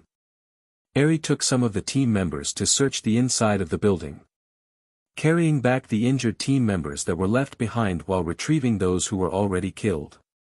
Some of them might look dead when they were still savable, some might only look unconscious when actually already dead. There was also the problem of whether the emergency life support system could properly sustain their life. With so many uncertainties in place, Eri and her team mostly placed the bodies that they found in body bags. After that, they took the bags back before going out again. In the middle of that, Eri found something strange. Although there was a pool of blood on the floor, the source of that blood was nowhere to be found. Judging from the amount of blood, this should be about 4 people's worth. But there are no bodies around. It's highly unlikely that the bodies moved somewhere on their own. Is the cleaning drone of this building still active, and it has cleaned away their bodies? Or is it that there is a flesh-eating monster inside the building? Although I don't know what happened, I know for sure that something has happened here. Eri frowned and said to the rest of the team. We'll be heading back. Stay alert. Although the order ultimately lacked any extra explanation, the rest of the team understood the meaning behind her words thanks to the local network. They had the same thought, that they had to inform Katsuya and the others. That there might be other enemies inside the building besides Akira and Taiyo, and that enemies might be lurking somewhere nearby even now.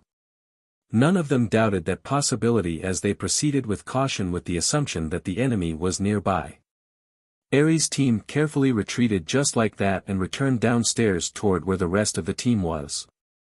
While in another location inside the building, Taiyo was aiming at Eri and her team while they were in the midst of their work. As the multiple rifles on the end of his multiple arms were aimed at them, Taiyo finally pulled the trigger. But surprisingly enough, the trigger did not budge. The aiming devices recognized Eri and her team as friendly entities, thus the trigger was locked as a part of the anti-friendly fire safety function. The trigger won't move. Why? Taiyo tilted his head and lowered his rifles, thus the trigger locks were immediately disengaged. I can't use these, huh? Then how about from over there? Taiyo processed his current situation. Attacking Eri's team to get extra weapons. But his current rifles could not be used on them. So he changed his plan as he had no other target nearby other than Akira. After Taiyo's brain reached that conclusion, he hesitated to make his decision. After all, it was not what he wanted. If he allowed the system to decide his course of action, he would attack Akira in order to get more weapons. However, his original goal was to kill Akira. Not to get more weapons. The course of action dictated by the system did not have the goal to kill Akira. As long as Akira no longer had his weapons, he might be left alone. How could Taiyo possibly accept such an outcome? That's right, I have to kill that guy. Taiyo, who has been rather emotionless up until now, finally showed some emotions and it only grew stronger. His consciousness that had been leaning toward the system regained its sense of self and managed to wrestle control over his own mind from the system. If only I kill that guy. Now that Taiyo had regained his sense of self, he quickly acted following his pure emotions. At the moment, his emotions were the only thing that was controlling his action. Without even realizing that he had lost a huge chunk of his individualism since the system had overwritten them, Taiyo went straight towards Akira. Taiyo believed that everything would be alright as long as he could kill Akira. He believed that and devoted himself to turning that into reality despite the fact that he no longer remembered what he was ultimately pursuing by killing Akira, asterisk, asterisk, asterisk. While in a room close to the roof of the building, Akira let out a sigh. After reloading new magazines and energy packs into his equipment, the rucksack that Akira had been using to carry his supply reserve has been finally emptied. Seeing the now empty rucksack, Akira just smiled bitterly and threw it away. According to the deal with Yamina, Akira would kill Taiol. But he had no wish to look for Taiol. So he just waited there while taking a rest in a room. It would have been great if they kill each other, but as I thought, that's highly unlikely, huh? Akira had a bad feeling that even after he distanced himself from Katsuya's team to avoid fighting them, Taiol would still come to him instead of Katsuya's team. That was why he did not place any hope in that possibility. The reason why Akira told Yamina that he would be the one to go to kill Taiol was simply to avoid having to fight Katsuya's team while he was engaging with Taiol. Regardless of whether he was able to make a deal with Katsuya's team or not, he had decided to kill Taiol right from the start. Akira already understood that Taiol did not come to this building simply by pure coincidence. Taiol came to that building knowing for certain that Akira was there and he lured Katsuya's team here. So unless Akira killed Taiol, Taiol would keep doing the same thing again and again. Thus, Akira concluded that it would have been dangerous if he tried to escape the building in this kind of situation. Akira's plan was to kill Taiol and then Katsuya's team after that. And if it was possible, he wanted to only kill Taiol this time and push back on killing Katsuya's team to another day. Although he hoped so, he knew that would not happen. They just come at me at the same time no matter what for some reason. I really hoped they would come at me at different times. Normally, Alpha retrieved information from the information gathering device via Akira. So although Akira had lost Alpha's support, information was still sent to him. He processed that unprocessed data, which was closer to a meaningless information noise, using his intuition, which had regained its original sharpness. In short, he was detecting hostile force only by relying on his intuition. And that intuition was working perfectly fine. Akira looked downward, to where his opponent was. He's finally here. According to Akira's intuition, it was not a group of people. So it might be just Taiol alone. Akira frowned and made a rather conflicted expression, but he immediately raised his eyebrows and leapt away. A moment later, a huge hole was blown open under the floor where Akira was standing just a moment ago and Taiol jumped out from that hole. He had opened a huge hole from the lower floor using his large cannon. Why the heck do you have to come from there? Can't you at least use the stairs for God's sake? Akira, who had opened up a large distance between himself and Taiol, quickly turned around and shot out a few homing grenades toward Taiol's direction using the SSB rifle. Seeing the grenades flying toward him, Taiol used the multiple rifles that he had with his multiple arms to shoot them down, along with Akira. Although Taiol was able to shoot down the grenades, Akira was too quick. The grenades were already too close to him. When the grenades exploded in an enclosed space, the shock wave from the explosions had nowhere to escape but to funnel outward, thus releasing a raging storm which rampaged on, as if trying to blow the whole room apart. Although Akira had already evacuated from the room, he still could not escape the shock wave that leaked through the open door. He was blown by the wind which smacked his back straight into the wall. The wall was bent outwards and cracks ran across it from the force of the collision, but Akira did not allow his blood-filled vomit to spill out and just swallowed it back into his system. After all, that blood still contained the nanomachines from the medicines that he had consumed beforehand, which he could not afford to just vomit out in this situation. The shock wave alone was that strong. So Taiol, who took that at point-blank range, should not be able to get out unscathed. As Akira hoped that would finish Taiol off, he fixed his gaze toward the direction of the hallway through the smoke and the dust. Did I do it? Right at the next moment, the answer showed itself. Akira quickly jumped sideways, evading the hail of bullets and warheads that destroyed the wall which was behind him a moment ago. The heck is his vitality? Is he really as strong as a powered suit? Give me a break already. Akira inadvertently grimaced and spit out complaints as he took cover in the hallway's intersection. Of course, as expected, Taiol did not get away from that explosion unscathed. As a matter of fact, that did deal quite a lot of damage to him. His face was covered with blood and multiple arms were torn off. He had also lost one of his legs. His inner organ was in a mess from facing that explosion at such a close range. But even so, his will to kill Akira did not waver at all. Taial quickly used the arms that were still functioning to shoot down Akira. Although he ended up losing those arms as well from the kickback, he just ignored it and kept on shooting. As Akira jumped out of his line of fire, the shooting ceased. Taial then used the new uninjured arm that just grew out from his shoulder to pick up his arms that were torn off. He started to consume them, using the mouth on both his head and his arm. More arms grew out from his shoulder. Strange sounds came from inside his body as if gears were forced into places. It was the sound of his inner organ fixing itself. And a leg that looked more like a rifle replaced the one he had lost. When he had finished fixing his injuries, Taial immediately went to chase after Akira again. Akira kept on running while always positioning himself strategically, maintaining an advantage against Taial. He used corners in the hallway as a cover and quickly moved to the next point the moment he felt that his position was compromised. While on the other hand, in contrast to that, Taial was charging recklessly toward Akira. He ignored the bullets that were coming at him as if to say that they were nothing against his limitless restorative capability. He then released a storm of bullets and warheads that could even destroy the corner that Akira was using as a cover.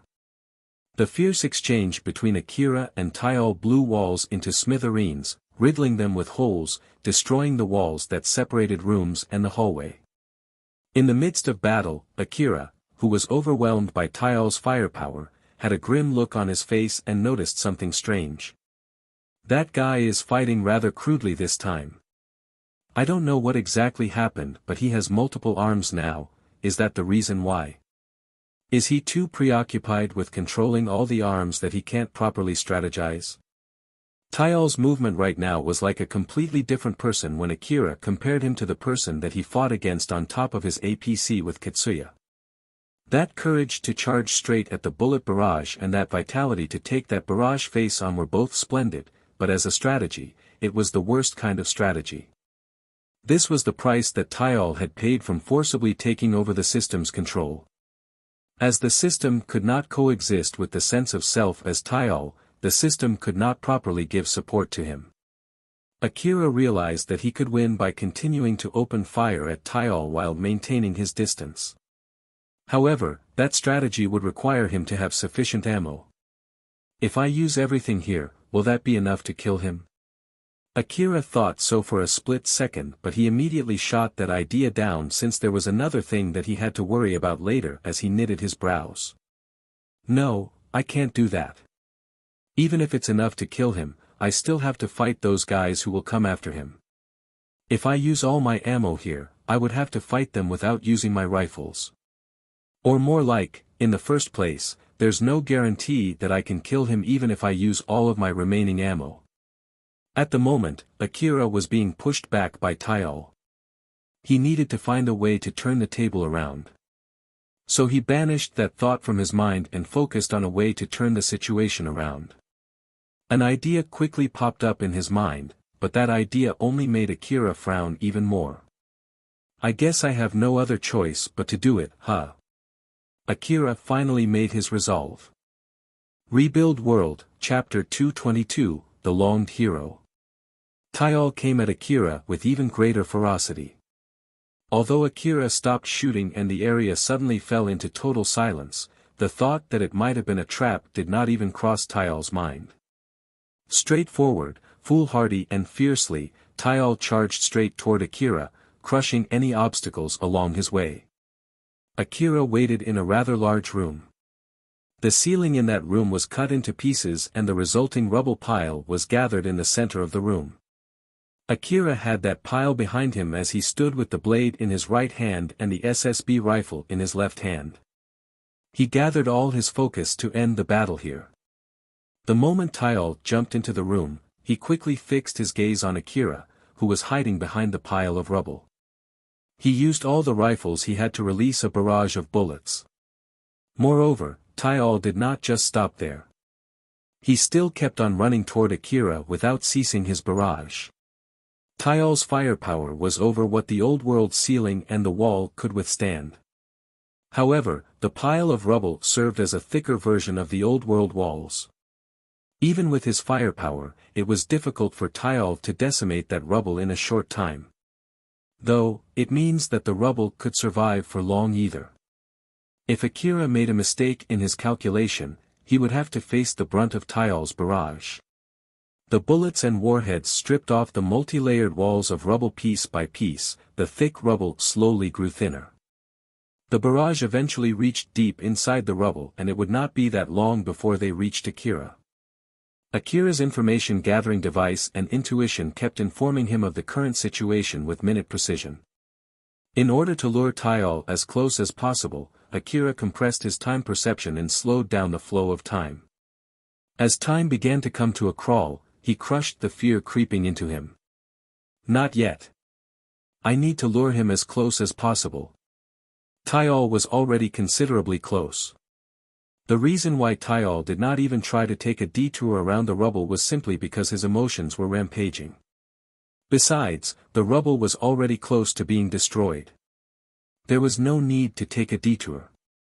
As the situation slowly reached the turning point, Akira quickly jumped into action. Now. Akira gathered his focus, compressed his time perception even more, to its utmost limit, and used his willpower to distort reality. While at the same time, he used the full might of his augmented suit to kick the rubble in front of him.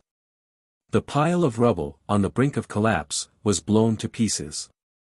The rubble went flying toward Taial and Akira ran through it, towards Taial.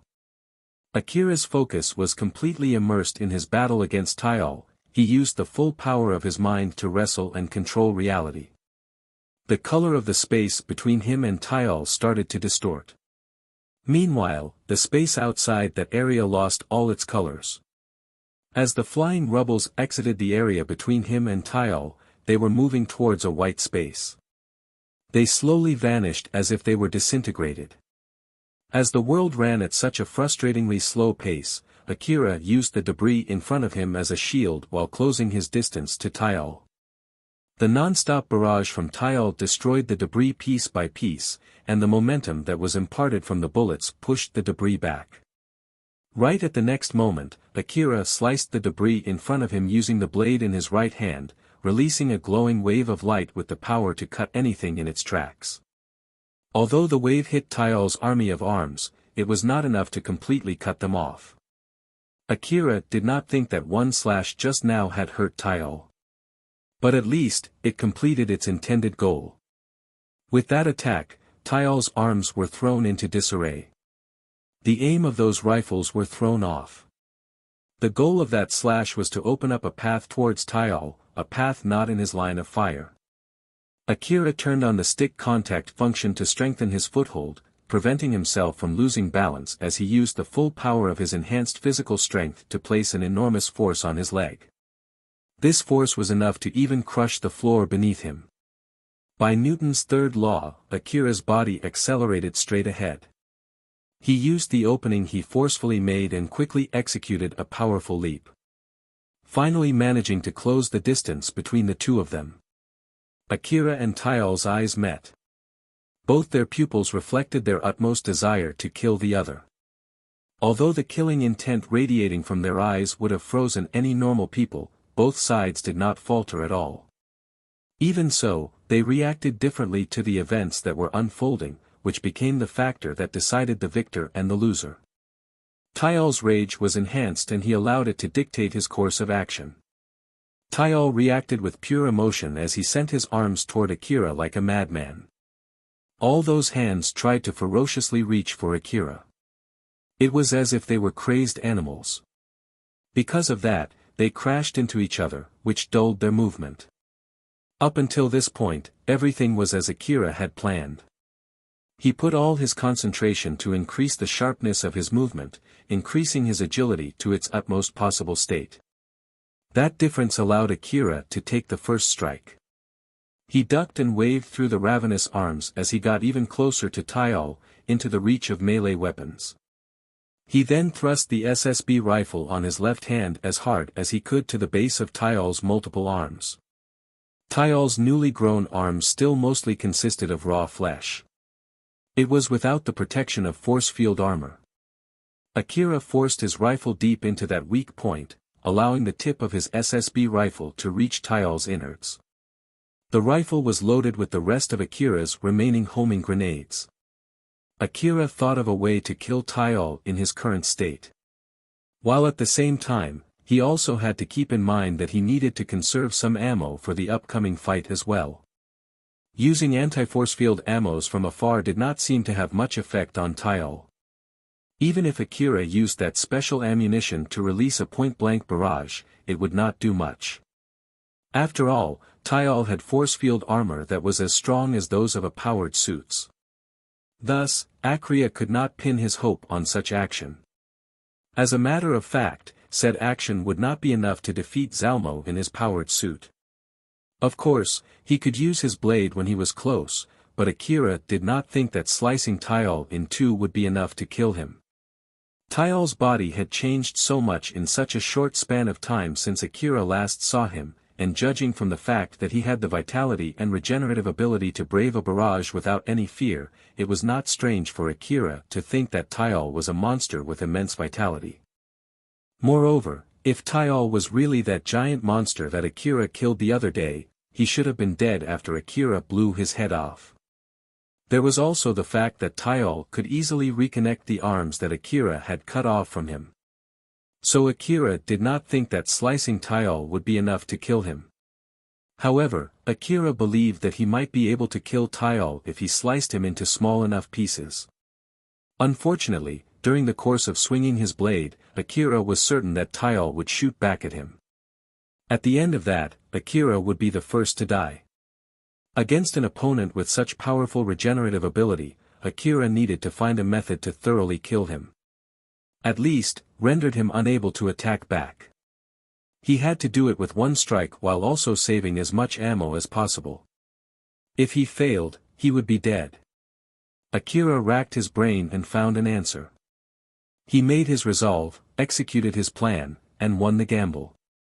Akira pulled down the trigger of his SSB rifle, which he had set to automatic beforehand.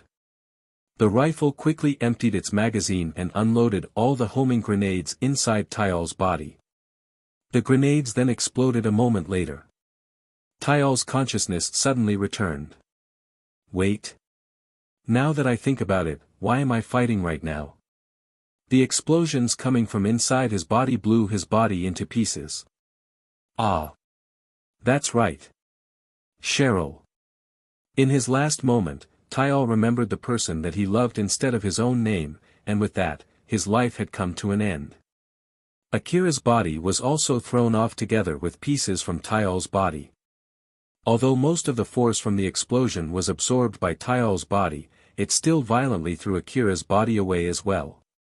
His body was smacked to the floor. He then bounced and rolled until he hit the wall. Somehow, Akira managed to stay awake while going through all that. Akira's head was assaulted by pain as he scanned his surroundings. Tyal's leftovers were scattered all over the place, so Akira thought that should have been enough to kill Tyal for good. If that guy is still alive even after this, then there's really nothing that can kill him. Just stay dead, you bastard. If you're going to rise up again and come at me, at least do it some other time. Akira had already disengaged his time perception compression and his reality-bending mind power. As his senses returned to normal, he felt a strange sensation from his left arm. When he looked at his left arm, it was no longer there.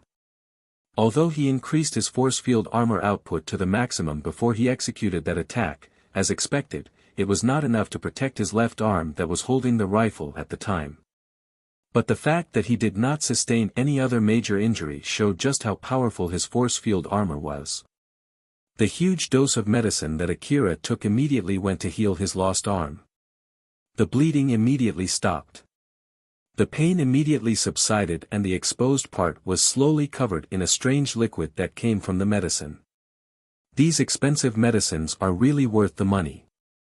Though, it's not good enough to fully regrow my lost arm. There exist medicines that could heal lost limbs. Compared to that, it could be said that the medicine that Akira used were still considered cheap. As Akira thought so, he lightly chuckled and thought. One SSB rifle, the rest of my homing grenades, and an arm. That is the price that the current me has to pay to kill that guy, huh? To be honest, I want to believe that it is worth it, but I guess I'm being too spoiled if I think that it would have been way easier if only I had Alpha's support. Alpha's support was gone and that was it. Akira said so to himself as he pushed that subject out of his mind and moved on to his next course of action. Just one SSB rifle left and a few bullets. If those guys attack me now, it might be a good idea to kill at least one person with my blade, that way they would be careful of me even after I run out of ammo. Wait, where's my blade? Akira finally noticed that he had let go of his blade when he was blown away as he flusteredly searched around him. When he spotted his blade lying not too far from him, he let go a sigh of relief as he pushed himself up, walked to his blade, and picked it up. That was when Akira suddenly stopped and looked to the side with a grim face. Katsuya was standing there, asterisk, asterisk, asterisk. After hearing Eri's report, Katsuya frowned with worry. The possibility that there was another hostile entity roaming the building other than Akira and Taial was too serious of a problem to him. Eri, sorry, it's not like I'm doubting you, but are you sure? There was no sign of any other hostile forces when we were chasing both of them, you know. It's true that it's just a guess. But it's true that the bodies and their equipment are all gone. If it's only the weapons, it might be because the other guys took them, but there is no need to take the bodies too, right? I see. You have a point. Katsuya's expression turned cloudy as he sighed. With this, it would be difficult to save those who were still savable, and there was still the matter of how to deal with Akira as well. Seeing Katsuya who was at a loss, Yamaina voiced her opinion with a pained expression. Katsuya, it might be shameless of me to say this since I'm the only one spared, but I'll say it straight, let's just leave them alone. We can just let them duke it out as we retreat from here. Are you saying that we should accept his offer? Katsuya took that opinion as a suggestion to run away and that did not sit well with him. But Yamaina then shook her head and said with a pained expression. I don't care about that deal, I just don't want to let anyone else die. In the first place, you could have cut your losses had you just abandoned me. That's why this is also my fault. But he saved me and now I'm nothing more than dead weight. You can go ahead and admonish me as much as you like but listen to me. Katsuya could not say anything back. Normally, it was his duty to make such a difficult decision, but he could not make it. It was true that he wanted to save Yamaina. However, it was not the case that he was blinded by his emotions. He was not forced to save Yamaina at the cost of his friends' lives. In fact, the thought of getting his other friends killed never crossed his mind. But Yumina's harsh words gave him a wake-up call. Katsuya was shocked and hesitated because of a feeling that he did not fully understand was welling in him. Seeing that, Yamaina thought that she just needed one more push to make him decide to retreat. So she brought up the safety of everyone and Katsuya himself in particular to give that last push. You want to save them, you don't want to abandon them. When you couldn't do that, when you couldn't make it, you believe you should at least avenge them. That's how it has been up till now. But, that vengeance, is it something that you should do no matter what even if it means that you'll get more of your friends killed? Yamaina was implying that they should give up here and retreat. That thought reached deep into Katsuya's heart and brought a change of heart that Yamaina did not expect. Katsuya. Katsuya did not reply to Yumina's call at all, his expression turned pale as if all color was drowned from his face. Katsuya was at his core, a good person. He was nice enough to extend his hand even when a stranger that he had met for the first time asked for his help. Moreover, he had the talent and ability to save a lot of people. That was the case in the past. That kind of person then formed a party to work as a hunter. That kind of predisposition and his talent had more opportunities to stick out as he did his best trying to save the members of his team. Because of that, many of his friends were saved and grateful to him. Those that he saved, due to the feeling that Kitsuya had been broadcasting unconsciously, also felt the wish to save others, and that brought about a huge change in their hearts. There were many who liked Kitsuya. That feeling was conveyed as it was straight to Kitsuya, which inflated Kitsuya's wish to save everyone even more. But it was not like all of them were unconditionally thankful to Kitsuya. There were also people who were jealous, envious, covetous of Kitsuya's skill and talent. Naturally, those feelings were also transferred to Kitsuya as well. If the ones being saved were being awful, then the one who did the saving would feel unmotivated. That caused Kitsuya to unconsciously prioritize who he saved. And once there was a bias, it only grew larger with time. Soon, those that had started from positive feelings like gratefulness towards him, started to change. They started to think Kitsuya would save them again next time, he would turn the table when the situation got dicey, he would lead the team to the victory. Being a hunter meant that they might die anytime, but in order to get away from the fear of getting killed, in order to reach for splendid results, they pinned their hopes on Kitsuya, they leaned on him. They hoped that he would bring the fate that they longed for to them. That expectation, wish, and feelings were directed and sent to Kitsuya. Kitsuya himself answered that expectation, although unconsciously. After all, he was just that talented. It caused others to admire and applaud him even more, while also making them expect even more from him. They wanted him to save even more people, to help even a slum city child when they asked for his help. He wanted other powerful people to recognize his strength. For his strength to be acknowledged even when faced with a situation where he was often mocked as a young hunter. He wanted to perform so amazingly that it would help those who mock him recognize his skill.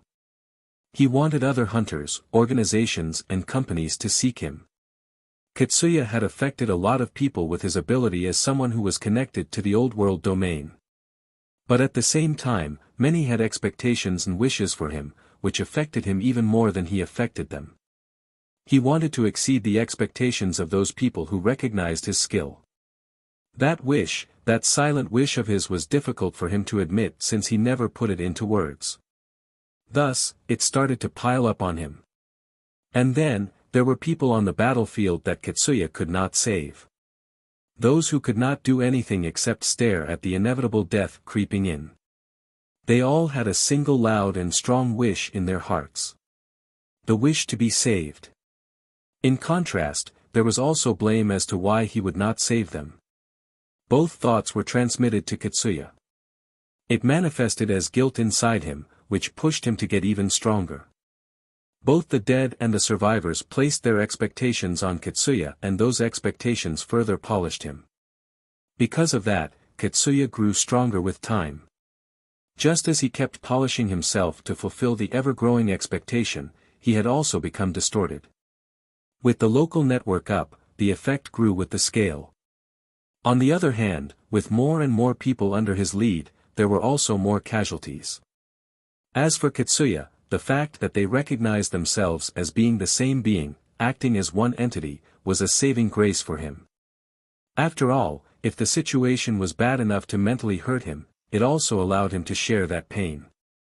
But just now, Yumina's words caused Kitsuya's perception and belief to waver. Up until now, he recognized both himself and the rest of the team as one entity, but now, he differentiated it as him and the rest of his important team members. Right at that moment, his perception was completely crushed and he noticed something. His wish to save his friends even if it meant risking his own life caused him to drag his friends to a battlefield which resulted in even more casualties. The voices of the dead once again resurfaced. They were begging to be saved, they were blaming him for not saving them, telling him to avenge them. Kitsuya was able to suppress them after discussing it with Cheryl. But at the moment when he was rejected by Cheryl, he did not have the means to repel these voices again. Seeing Kitsuya like that, Yamina completely forgot their current situation as she asked him. "Kitsuya. What's wrong?" It immediately pulled Kitsuya back to reality. His expression was filled with painful determination. "Yamina, Eri, both of you take the command and order everyone to retreat." How about you? I'll buy you some time. It would be bad if that hostile entity attacks us while we're in the middle of preparing to retreat. No. Eri grabbed Katsuya's arm. Yamaina looked at Katsuya with a pained expression as she shook her head. Katsuya smiled wryly. After that, his face was filled with determination as he shouted. We're retreating. Everyone, get moving. I'll leave the command to Yamaina and Eri. Immediately retreat once you finish all preparation. There's no need to carry those who are not here right now. Quickly. Katsuya only said that before he shrugged Eri's hand and ran into the distance. Everyone was confused by that sudden order from Katsuya.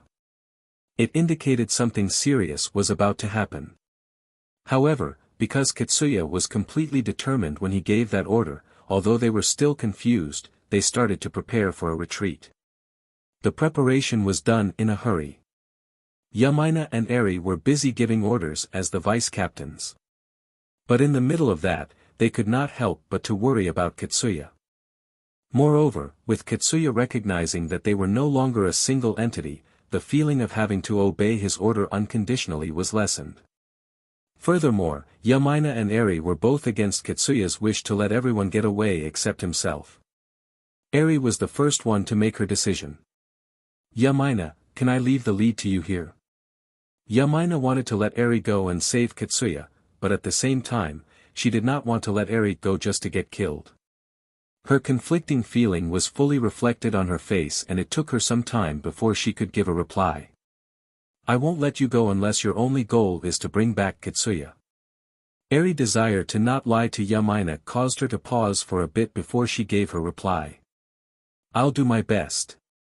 The difference between Yamaina and Eri if they caught up with Katsuya was that one would only be a dead weight while the other would not.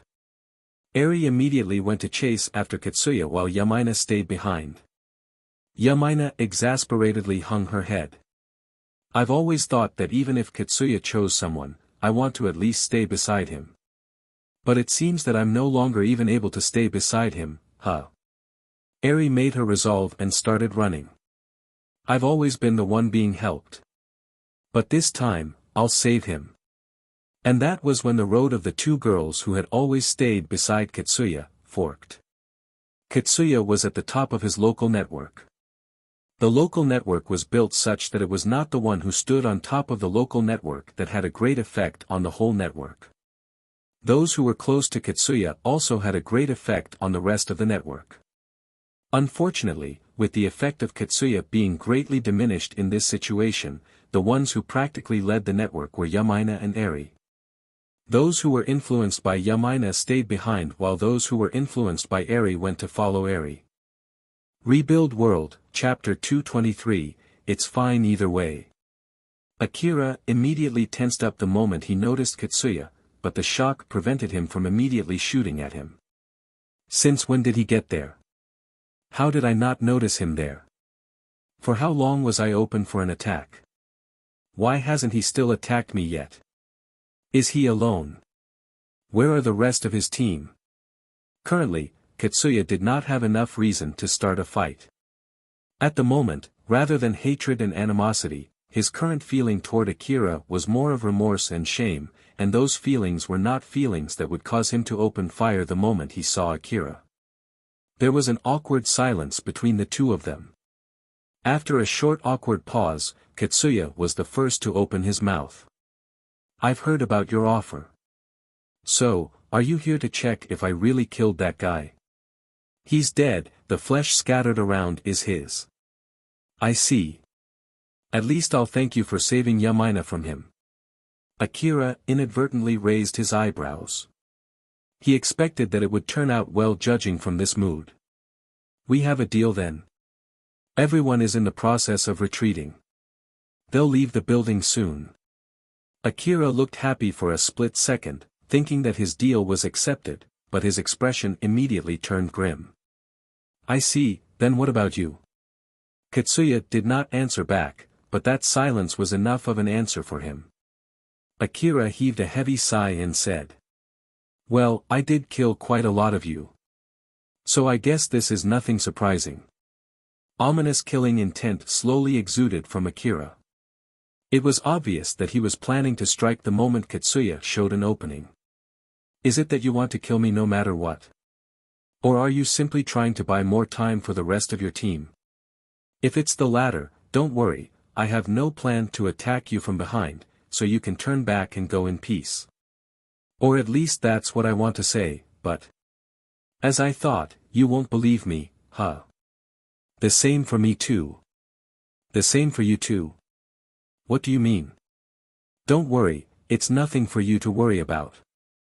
Akira himself did not believe that Katsuya would just return back in peace after all that had happened. Now that Katsuya had seen him in a badly wounded state. Even if he retreated now, considering that wound, he could just bring the rest of his team later to safely kill Akira. And even if Katsuya was really thinking of going back in peace, considering how many people Akira had killed, the rest of the team would most likely convince him to go back to kill Akira later. Akira could not help but think so. It was exactly because Katsuya was not a battle-crazed person like Nelia. He was still a normal human who would hesitate, doubt, get suspicious, and might have a change of heart like the other normal humans. This was exactly why Akira could not trust Katsuya and his team. Thus, he unconsciously thought that Katsuya and his team also could not trust Akira. There were no more words to exchange, what was left was to exchange bullets. As both sides understood this, they immediately sprung to action almost at the same time. Akira swung his blade that was hanging down up until now upward. The blade released a wave of light particles that cut through the ceiling and floor as it flew toward Katsuya.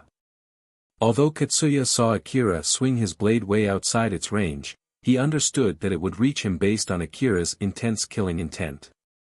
He immediately jumped to the side to evade the incoming wave while shooting at. The moment Akira swung his blade, he immediately went charging toward Katsuya. Due to Katsuya shooting while he was in midair, he could not properly aim at Akira. This allowed Akira to slip through the incoming bullets. As the bullets went past him, he could hear the buzzing sound produced by them. He could feel the wind blow from the shock wave of the bullets. One of the bullets grazed his cheek as he continued closing the distance between them until Katsuya finally entered the reach of his blade. Most who learn swordsmanship in the Eastern District have the habit of using a vertical slash. After all, some opponents like cyborgs would not die even after a beheading or disembowelment, and this was true too to an extent against opponents with a biological body. People with emergency life support systems planted on their heads could still survive even after a beheading. They then could use a wireless connection to their augmented suits, thus allowing them to continue to fight even if their heads and bodies were no longer physically connected. An ambush during an opening when one just executed a slash could prove to be fatal. On the other hand, a vertical slash was fatal to most of the enemies, cyborgs or not. Even if the opponents were using long-range control devices, a vertical cut had a good chance to destroy their control devices on top of making it difficult for them to launch a counterattack, even if the attack did not destroy their control devices. It was not like the current technique disregarded horizontal strikes, it just placed more emphasis on vertical strikes. This was also true for Akira. Although, the reason for this habit for him was because Alpha could easily fend him off every time he used a horizontal slash. Akira raised his blade crudely telegraphing the kind of strike that he would use next, and as expected, he then swung the blade down. Katsuya jumped side to side to evade them as the blade released a wave of light in a zigzag style. Katsuya kept trying to shoot Akira even in that state. But Akira was able to skillfully evade the bullets. The stray bullets were flying all over the room with Akira and Katsuya at the center of it. Akira and Katsuya continued exchanging attack and defense, one with the swing of a blade while the other with bullets from a rifle. Although there was a huge gap between their skill, the quality of their equipment, and their level of fatigue both mentally and physically, made the fight continue evenly. Akira intentionally released a light kick as he swung down to where Katsuya moved to evade his kick. Although the kick was not as powerful as the blade, it was still a kick with the enhanced strength of an augmented suit, receiving that kick would no doubt be dangerous. But even so, Katsuya chose to receive that kick. The kick that was more of a stab instead of a smash, broke through his augmented suit's defenses and the damage propagated into his body. Katsuya gritted his teeth from the pain of the kick. He used the impact from that kick to jump back while shooting at Akira. Akira did not even have the leeway to lower his leg after that kick. Thus, he used the contact stick function of his other leg to lean forward and lunged straight toward Katsuya to chase after him. Countless bullets went past him, some hit his hair and some grazed his ears, but even so, he still pressed forward and eventually closed the distance to Katsuya, who was still in the air from the jump. Once again Akira forced the fight into melee combat. While in the middle of exchanging blows, Akira thought regretfully about his failed attempt. Damn it. He's still okay even after receiving that kick. I guess that's just how good his augmented suit is, either that or my augmented suit has already lost most of its power. Either way, I don't think I have a chance to win in an unarmed fight. I have to kill him while I still have the chance or this would turn ugly really fast. The blade itself was actively consuming energy in order to maintain its sharpness. Every time Akira swung it, it consumed energy and also placed more burden on it. If Akira misjudged the durability of the blade, he might end up destroying the blade. While on the other hand, he no longer had that much ammo left. Akira had to finish the fight while he still had both resources, otherwise, this would be the end for him. In contrast to that, Katsuya was slowly gaining confidence. The powerful opponent in front of him did not give him the leeway to think about anything else, it helped Katsuya regain his scattered focus, thus increasing the sharpness of his movement. The fight that was evenly matched up until now slightly tilted toward Katsuya's favor and the leeway originated from that caused Katsuya to notice something. He has stopped throwing that long-range slashes. Moreover, the cut on the floor is also shallower than before. Katsuya had been making big leaps to evade Akira's slashes up until now since it felt like the blade would still reach him even if he was outside the blade's physical reach. Akira still tried to slash at Katsuya even when he did not have proper footing, thanks to that, his blade would oversweep and hit the floor repeatedly. But even so, due to its sharpness, the blade would be able to smoothly cut through the floor. One thing that was obvious, was that the cut left on the floor should have been deeper if Akira was still releasing the sharp light wave. He should not have the leeway to stop doing that just because I'm evading his attacks. Which would mean that it's because he can't do that any longer. Katsuya jumped backwards to open up some distance between them. Akira lunged forward to close up that distance. The smile on Katsuya's face and the pressured look on Akira's face signaled the one who had the upper hand in their exchange. As Katsuya was able to invest less effort in dodging, he could focus more on the offensive. In order to face that, Akira compressed his time perception even further. The burden caused a sharp stinging pain on his head, he kept himself from fainting while desperately looking for an opening to win the fight. But even with all that effort, it did not make their battle even. Time was on Katsuya's side. Even if they were fighting evenly, Akira's augmented suit would run out of energy first before Katsuya's.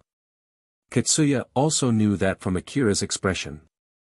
As Katsuya understood that he would win as long as he could defend himself, he chose not to try any risky move and focus more on his defense. Unfortunately, that decision caused his downfall. Katsuya reacted to Akira's huge swing by jumping backwards. Since he wasted to be sure to get away from the blade, he ended up jumping too high. But that downward swing was actually an attack that Akira did in order to take away Katsuya's mobility. He had no plan to cut Katsuya with that swing at all, it was only bait to make Katsuya jump. Akira quickly changed the trajectory of his blade and returned it back to its sheath dangling on his side as he switched to his SSB rifle. Akira used that opening to switch his weapon, which would have been fatal in a normal situation. Akira and Katsuya aimed their rifles at each other. But the odds were not even. Akira had his legs firmly on the ground while Katsuya was in the air. This would greatly affect their ability to evade bullets. Akira's gaze was clearly shining with his victory while Katsuya's expression was filled with defeat as both sides pulled down their trigger. This caused gunshots to echo through the room. Katsuya was sure that the anti-force field bullets would deal fatal damage to him, but for some reason, he only got hit by a few bullets. Akira completely threw away his chance for victory as he leapt sideways to evade the barrage from Eri and the other girls. Eri and the other girls arrive at a very critical moment as they immediately decide to attack Akira. Akira, who had no plan to end the fight with a mutual death, jumped away the moment he noticed Eri. He then continued running away from that place while shooting back in their general direction to keep them occupied. Eri and the girls then ran to Katsuya, who was just saved from certain death. "Katsuya, are you okay?" "Hey Eri, why are you here?" "To bring you back." Katsuya had a pained look on his face when Eri replied back almost instantly. "I'm sure I've given you my order to retreat." Eri's gaze turned sharp. "I have no need to listen to an order from a commander who left his own post. Yamaina should have told you not to go alone too." Katsuya understood that Eri and the other girls came there knowing fully that they might get killed. After all, even after all those fights with Akira, which only resulted in piling up dead count on their side, they still were not able to kill him. Judging from that fact alone, there was no way they could kill Akira with only that many people. "I ended up dragging others to a dangerous situation again." Katsuya's mind once again succumbed to self-loathing, but that was when Eri's harsh but gentle words reached him. "We die together. If you don't want to get us killed, then you should survive as well." Katsuya was shocked, he then faintly smiled. "Alright, let's head back then." Katsuya remembered his past self as he pulled himself together. He was working extremely hard as a hunter, taking on dangerous tasks, placing himself in great danger in order to save his friends. "Good. Also, one more thing, I have no plans to cover for you if Yamaina gives you a good smacking later." Can you please do something about that?" "No can do. I think it's time to let Yamaina give you a good punching, but I'll at least help you tend to your wounds after that." I see." Eri smiled lightly while Katsuya smiled bitterly at that light exchange. Now that Katsuya had regained his calm, he once again returned back to his team that he had left once before. Katsuya changed gear and then said with a serious face. "Now then, the problem is whether he would let us go back in peace or not. Is it unlikely? I don't know, I completely rejected his offer after all. If he's really planning to kill all of us just like he said, it would be bad to regroup with Yamaina while that guy is still around. Eri, do you think Yamaina and the rest would retreat ahead without waiting for us? I told her that I'll try to bring you back, so she might be waiting." "I see. If only we're not being jammed, we could have contacted them so that they could leave the moment we group up, but..." Most of the injured hunters who were not fit for battle were left behind in Yumina's group. If Akira appeared, it would be a bloodbath. "It can't be helped then, sorry, but can you send someone ahead to Yumina's group? We'll retreat as fast as we can 5 minutes after that. Tell them to get themselves ready to leave the building immediately the moment we group up." Eri sent a glance to one of the girls, who quickly ran to Yumina's group although she seemed to be a bit reluctant to leave. The rest of the team who stayed behind then prepared themselves to face Akira. "Please just give us 5 minutes, will you?" Katsuya mumbled as if he was praying. Not too far from where they were, Akira was watching their movement through his information-gathering device. For Akira, Katsuya and his team who were just standing there without making any moves looked as though they were waiting for more reinforcements. He could not help but think that Katsuya arrived first, ahead of the rest. Eri and the rest who arrived on the brink of time were only able to reach this place because they went to help Katsuya without thinking about their own safety. Meanwhile, the rest must have stayed behind in fear of Taial, and it was only a matter of time before they too would arrive there. If Akira could kill the head of the team, the rest might disengage. That was his original plan and he had come close to achieving that, only to be foiled. Not to mention, he even ended up using his ammo. There was not enough left to get away from them. Akira could not help but lament the situation that he got himself into. What should I do? Is there anything that I can do to turn the table here? Katsuya himself was too much for Akira to handle alone, it would be too much for him if the reinforcements came too. He was already almost out of ammo. Although he tried to calmly think of a way to win the fight, his rational side kept telling him that he did not have any chance of victory. In order to shake off that pessimistic voice from his mind, Akira shook his head. No, let's change how we look at this. Try to think that I have the upper hand at the moment. Depending on how I look at it, is it possible to interpret this situation as advantageous for me? Akira forced his mind to see his current situation with optimism. It caused him to accept things that were only in the realm of maybes and other convenient assumptions as he thought of his next move. Once he found a way to fix his situation, he also realized that it was a completely reckless move, but he could not think of anything else. I guess I have no other choice. Akira renewed his resolve. Of course, he had the choice to just wait there until Katsuya's team left. But Akira did not even notice that option, and even if he did not trust such an option. Katsuya and his team were watching Akira through their information-gathering devices without leaving the room that Akira had just left. Since they used their respective information-gathering devices to work in tandem while scanning different areas, they were able to watch over a wide range. This was also one of the advantages of using their coordination support system augmented suit. Normally, they would have sent the data to the support system, which would analyze the data for them and increase the accuracy of their data. This would allow them to better support each other. But under the current jamming, it was impossible to do that. Even so, it was still possible to do a limited one through the close-range communication line. Thanks to that, they were able to more or less track Akira's general position. Katsuya was watching the hallway where Akira ran to. Akira was not further away down that hallway. That guy is not moving at all from there. It doesn't seem like he's planning to escape either. But he's not in a position to attack us anytime. Is he waiting to see if we're going to leave first? Or is it that he's afraid we're going to attack him the moment he tries to escape? It's not like I'm going to do that even if he does anyway, we'll just leave too, but... Katsuya smiled bitterly. We don't trust each other, huh?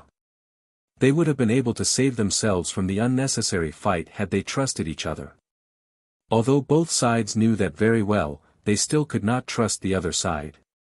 That one point was the only thing that Katsuya and Akira completely agreed on, and that fact really made Katsuya feel weird inside. Akira's signal suddenly showed some movements. Katsuya and the rest of the team immediately tensed up as they aimed their rifles at the hallway. Akira leapt out from his hiding spot. Katsuya was able to follow him with his eyes, but there was something strange. Akira had his SSB rifle in his hand, but he was not holding it by its handle. Akira then threw his SSB rifle at Katsuya as hard as he could. The rifle flew and spun in the air. A moment later, it suddenly started spewing bullets indiscriminately. The SSB rifle could even be used as an autonomous mounted weapon. It could be fixed on the extra arm commonly found on a wastelands bike and set to shoot automatically. Because of that, the rifle had many extra settings to help with that method of usage. Akira set his SSB rifle to empty its magazine after 10 seconds. He then waited just before that 10 seconds ran out before he jumped out and threw his rifle at Katsuya. The rifle spun and flew almost horizontally as it released a raging bullet storm that did not differentiate between foe or ally. The kickback from the shots threw the barrel off its original trajectory. It was near impossible to predict where it would shoot next. Although the SSB rifle spewed out countless bullets, none of them were properly aimed. Katsuya and his team had the equipment to take some shots, but not multiple consecutive hits. It was doubly true for the team members who did not have equipment as good as Katsuya's. So instead of focusing on Akira, Katsuya inadvertently gave orders to prioritize protecting the rest of the team. While on the other hand, Akira completely ignored the flying bullets. he recklessly pushed through the barrage to close the distance between them. He set the output of his defensive coat to maximum and compressed his time perception to almost stop time.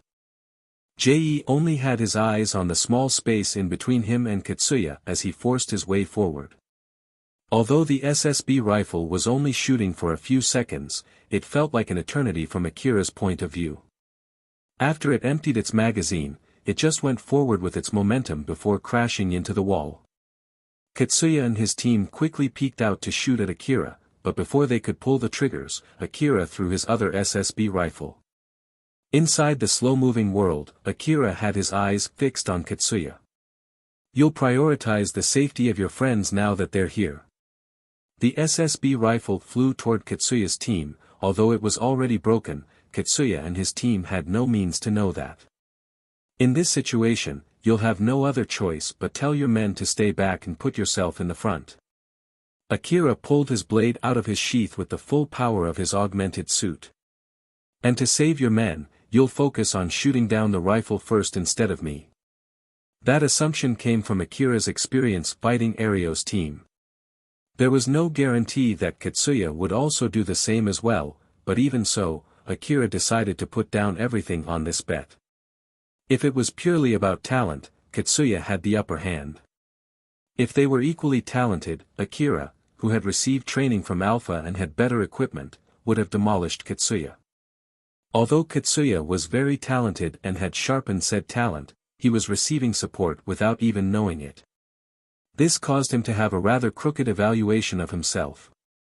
But in this situation where the jamming caused him to lose that support, the sharpness of his movements was reduced, his ability to fight was greatly diminished. But even so, the ongoing battle up until now together with his talent quickly made an adjustment to that. Katsuya, who had slowly regained his original strength, quickly shot down the SSB rifle and shifted his aim toward Akira, who had been exuding a killing intent that gave him chills. Katsuya was only able to fight back that sense of terror due to his strong conviction to protect his friends. Right before the deciding moment, Akira and Katsuya exchanged gazes. Then in the next second, blood was scattered all over the floor, the winner and the loser had been decided. A body cleaved clean into two fell on the ground. Katsuya was killed on the spot. Katsuya moved exactly just like what Akira had predicted. He pulled his men back, stepped forward, and shot down the SSB rifle. If he had changed priority even for a bit, if he had chosen to shoot Akira first, or to abandon his men, Akira would have been the one to die there. Akira understood that even if Katsuya was dead, it did not mean the fight was over. His next move would be to use the chaos to get away from that place or to clean up the rest of his enemies. But neither happened. The moment Katsuya was killed, suddenly, Akira felt multiple presences appearing out of nowhere around him. What? There should have been no one else here. Akira reflexively swung his blade. But even with the full power of his swing, it was easily stopped. Akira froze in shock as well as because his opponent held his blade. Long time no see. Tsubaki had Akira's blade in between her middle finger and index finger as she threw a gentle smile at him, asterisk, asterisk, asterisk. A small transport aircraft went over Kuzusuhara ruin. It came from the forward base and was now already deep inside the expedition area. It was flying slightly above the tall buildings in the area. It then opened both the left and the right sides of its chassis. Sarah and Shikarabe stood in front of the left door while Valga and Yamanobe were on the right one. They had large rifles in their hands, aimed below them. Meanwhile, Elena was sending them the location of the enemies that she had detected using her information-gathering device. Sarah used that information to fix her aim. Deafening explosions followed suit. A rain of warheads obliterated the monsters below. Shikarabe and the rest were also doing the same. They made short work of the monsters that were trying to attack the transport aircraft. Shikarabe once again showed his amazement at the rifle that he was lent. Elena. How the heck did you get this thing? It's not some kind of illegal weapon, right? The guns and the aircraft were both from Nelia. The aircraft was the one parked in the forward base, while the guns came from Yanagisawa's team's reserve armory. Since she was given permission, Nelia went and lent them to Elena's team. I'm sure I did give you a short explanation about it before. I don't know anything more than what I've already said. If you don't feel safe using it, you can use your own instead. Shikarabe still had some questions in mind but decided to stop questioning. Judging from Elena's tone, it seemed that Elena had the exact same questions as he did. However, she also decided to just leave it unanswered. Thus, Shikarabe saved those questions for later and focused on the monsters in front of him. Valga smiled wryly and spoke, full of suspicion. Shikarabe. Rather than where these guns come from, I think it's more important to question who the heck is that girl. Valga was looking at Nelia, who was running in the air as if she had some kind of footing under her feet. She danced between the flying monsters, slicing them one by one with blades on both of her hands. The monsters that she sliced obeyed gravity and fell down to the ground. It was a surreal scene.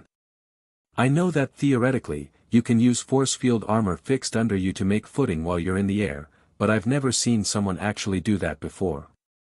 She's not right in the head. Normally you'll never go that far no matter how much you prefer close-range weapons, right?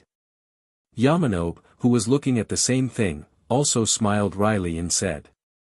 I heard that those who specialize in close-range combat are crazy.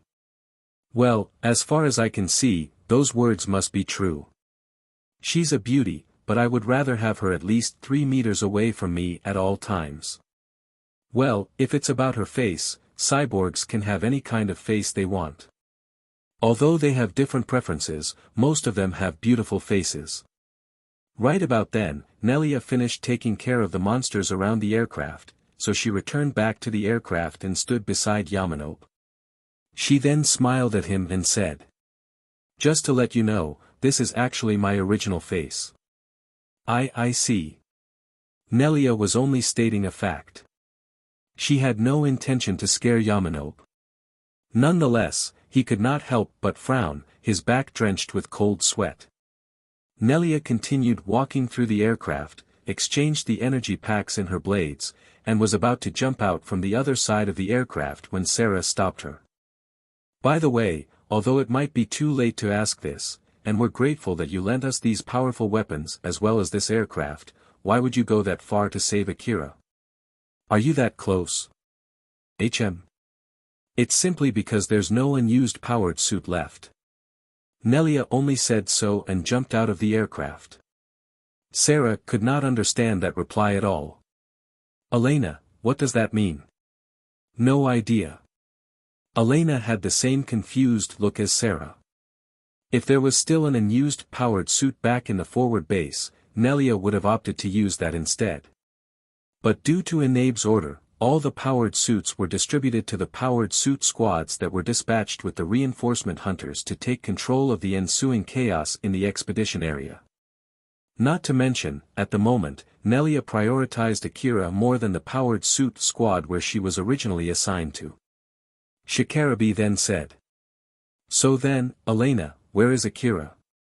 You still can't find him. We don't know his exact location, right? I hope we're not just flying around randomly hoping to spot him somewhere. We'll be doing this until that girl decides to go back. It's not like we don't have any hints at all. I'm using the powerful radar installed on this aircraft to look for the signal from the information terminal lent to Akira. It can use both long-range and short-range communication frequency. But, if only this jamming could go away. I would be able to quickly detect his whereabouts. Elena knitted her eyebrows.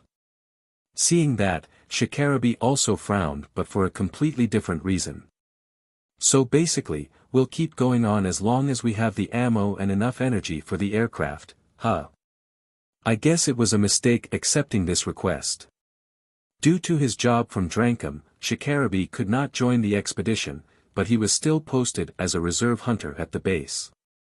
Although he was then sent to join the reinforcement team under city management, he felt like he would be sent to save Katsuya.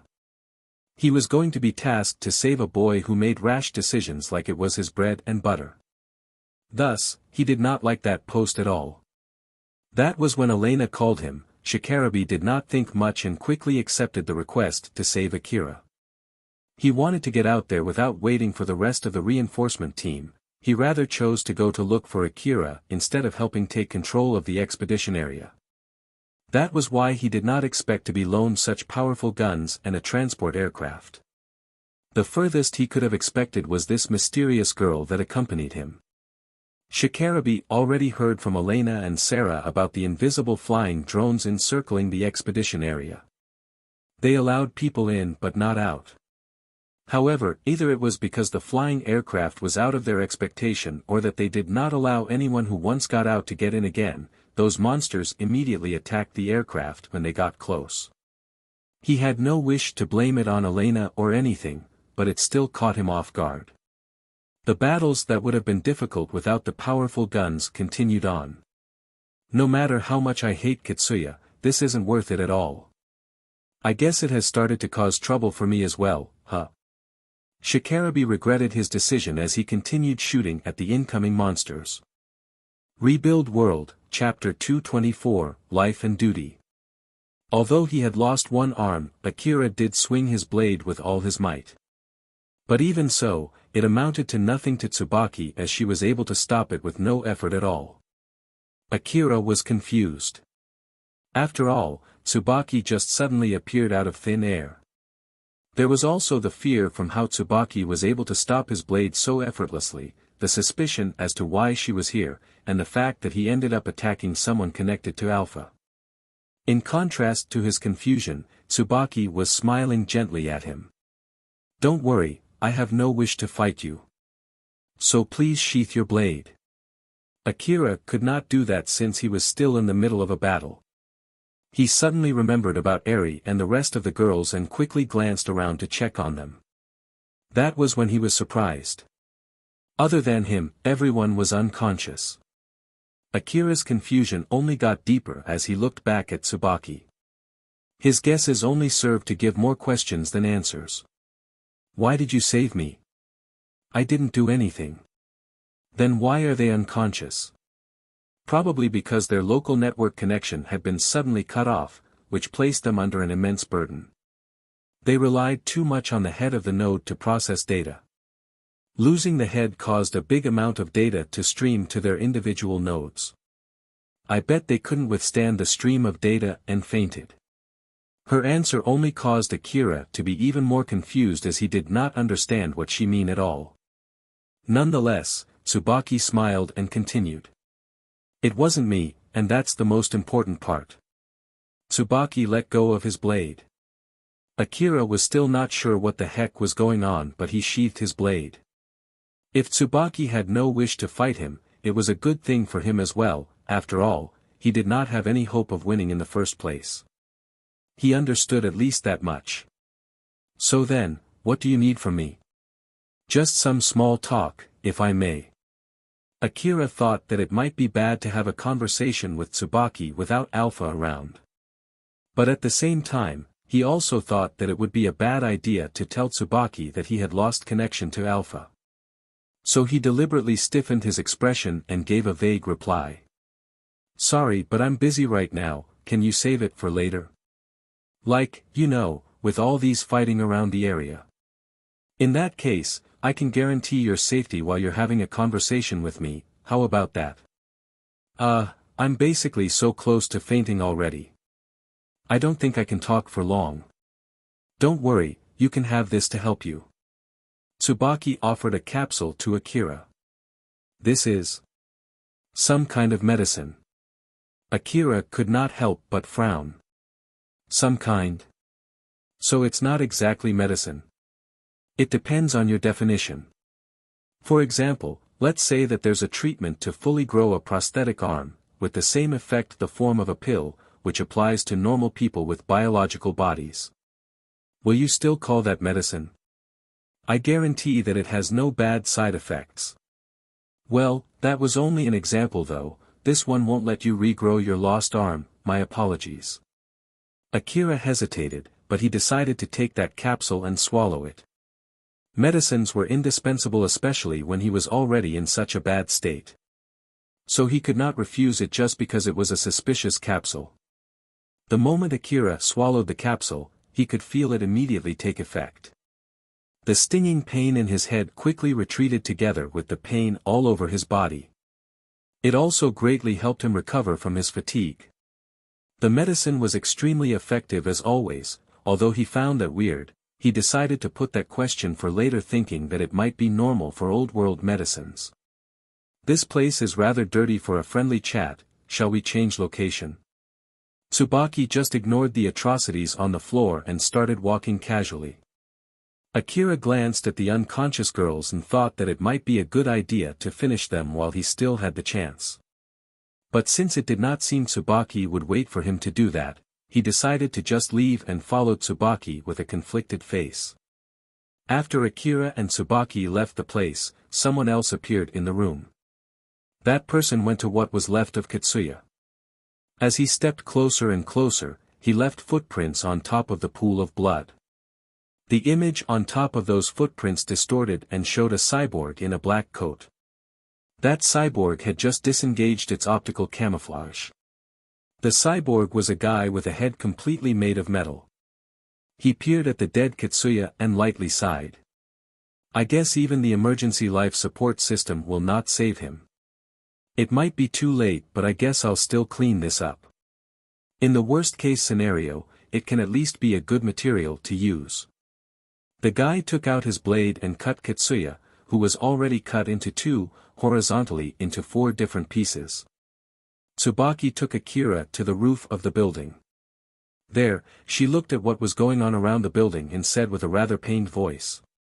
It's such an awful view, don't you think? In the absence of the caretaker AI, or an AI that has decided to abandon their area, most of such areas end up like this. It is really lamentable. Do you still remember the area under my care? It's like heaven compared to this place, isn't it? That's because I'm faithfully fulfilling my duties. Ah, right, I see. Akira was a hunter. Basically, he was on the side of those who helped to cause the awful state of the ruin. He ended up interpreting Tsubaki's words as a roundabout way to sarcastically reproach him. The awkwardness caused him to only be able to give an equally awkward reply. So then, what do you want to talk about? Akira tried to get into the main subject in order to run away from the awkwardness. Tsubaki just smiled and stared at Akira, who stiffened his expression and stared back at her while fighting back the urge to look away. To be perfectly honest with you, I didn't expect you to be the one to survive. Ah, please don't take this wrongly. I do evaluate you highly. Although, I can't deny if you say that I don't care whichever one survived. But please keep in mind that I didn't do anything to make the result agree with my original prediction. Is that so? Yes. Although when Akira looked back at this exchange later, there would most likely be a lot of questions spawning from that statement. But he did not have the leeway to think about it at the moment. And since he did not ask anything, Tsubaki also did not explain anything further. So then, let's get into the main subject. I've come to you with an offer. An offer? Yes. As I mentioned before, working as a caretaker AI is not easy. So I want you to help me do exactly that. Of course, I'm planning to give any kind of payment that you want as long as it's under my capability. Even the trash from my area should fetch a good sum of money outside. If you want it, I can also give you other things as well. I can also pay you with something else, for example, a right to live inside my area.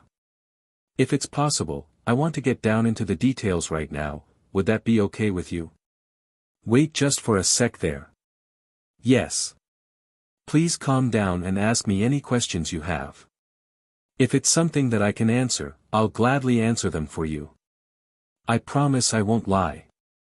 So calm down, and think carefully of what you can get from this deal. Akira looked so confused. He was overwhelmed by all the questions that suddenly popped out of his mind. And since Tsubaki just stood calmly and gracefully next to him, it made his expression stick out even more. Akira managed to gather his focus and reminded himself to calm down. He repeatedly took deep breaths. Every time his mind wandered to pursue one of the questions that popped up in his mind, he shook his head to get his mind back on track. He did so while still controlling his breathing. Thanks to that, he was able to force himself to calm down. Akira heaved a final big sigh. With this, he had fully returned back to his usual self. After using his calm mind to think of his options, Akira then gave his answer. "I'm sorry, but I have to refuse." Tsubaki raised her eyebrows. "May I ask why?" "Well, as I said before, I'm in the middle of a request from Alpha, so I would have to get your offer through Alpha first. And actually, at the moment, I can't connect to Alpha at all. So it's rather problematic for me if you bring me that offer right now, you see. I already know that you can't connect to Alpha.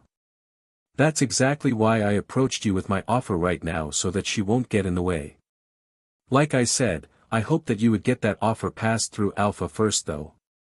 I did say that I will answer any of your questions as long as I can answer them, and I did promise not to lie. This includes questions about her as well, you know. After all, this is important to guarantee a smooth negotiation. At the moment, you can ask me anything without her getting in your way of knowing what you ask from me. Isn't this a good chance for you as well? Don't worry. You might be worried that she would know of this conversation, but I can guarantee you that won't happen." Tsubaki said so and smiled gently at Akira. But in contrast to that, he noticed something suspicious. "In that case, let me ask you why you can say that with 100% certainty?" "It's because she will never be able to get through the current jamming.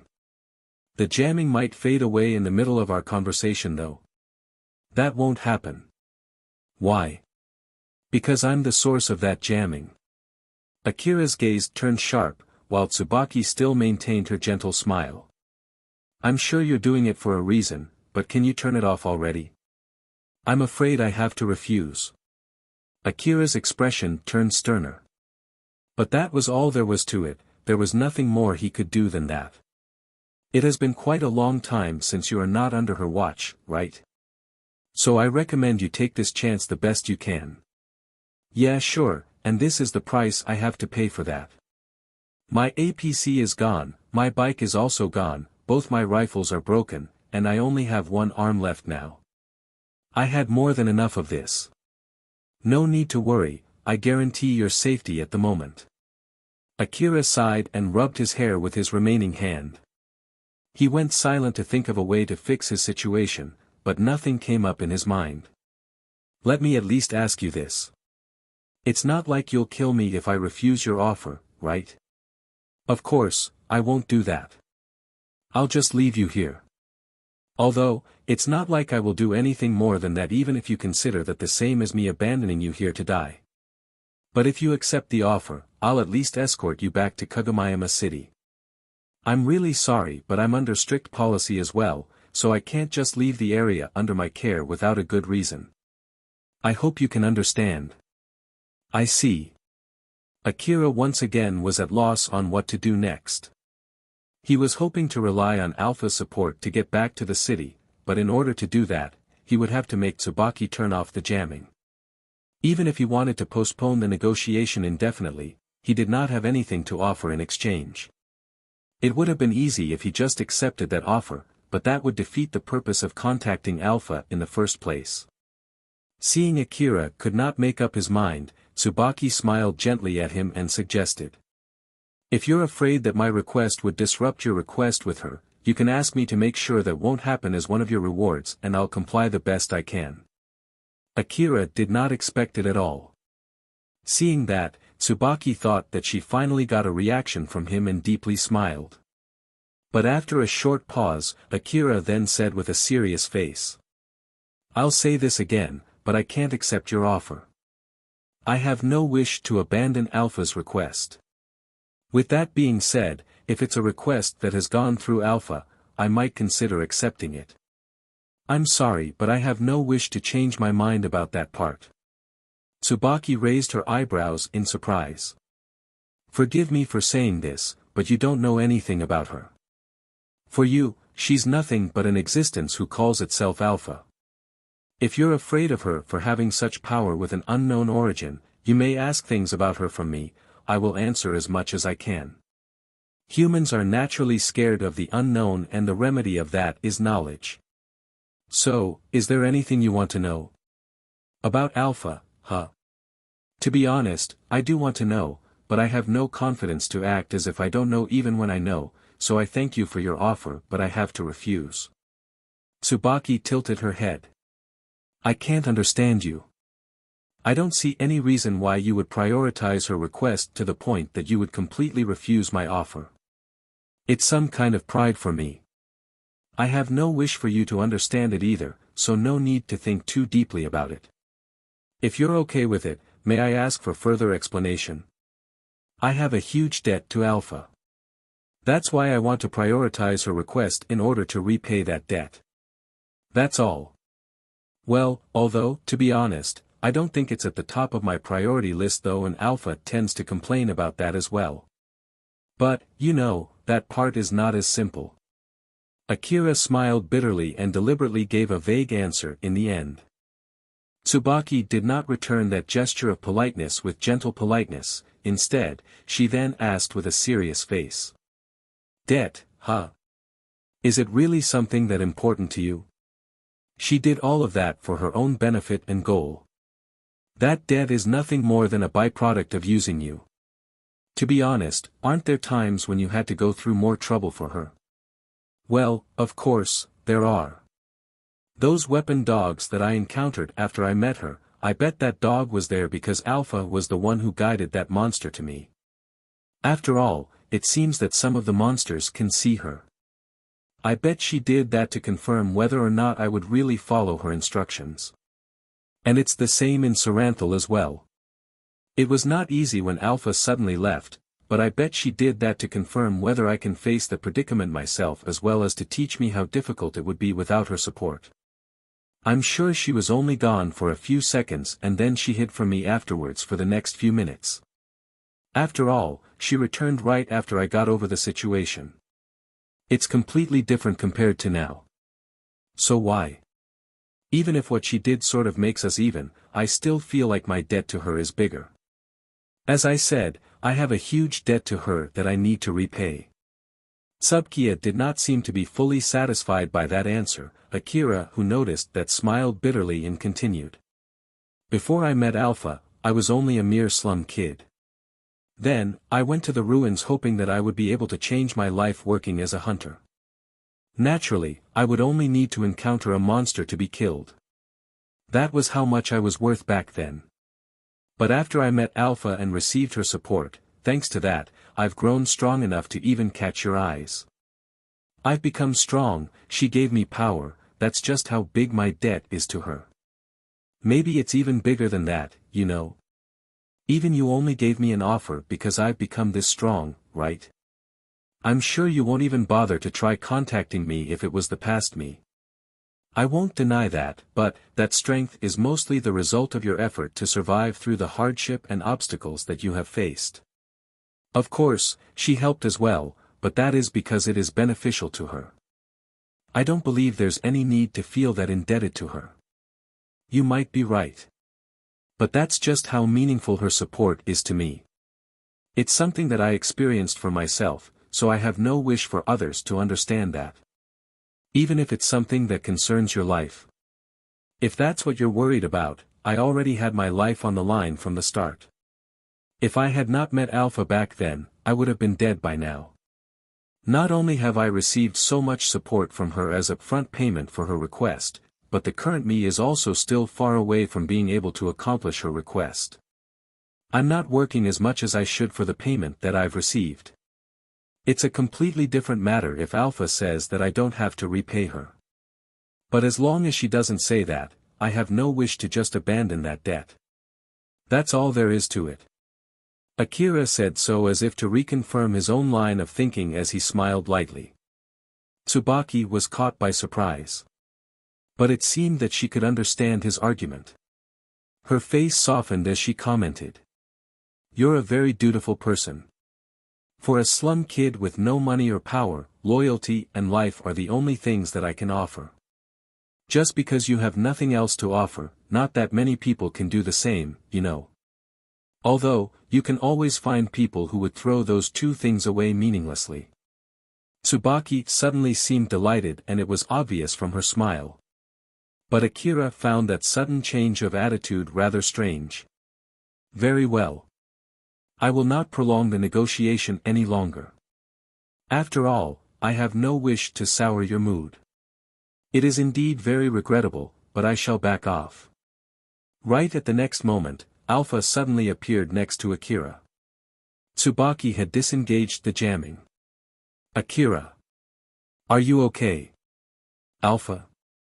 Akira was surprised by her sudden appearance, but his gaze shifted to Tsubaki instead of Alpha, and Tsubaki returned his gaze with an amicable smile.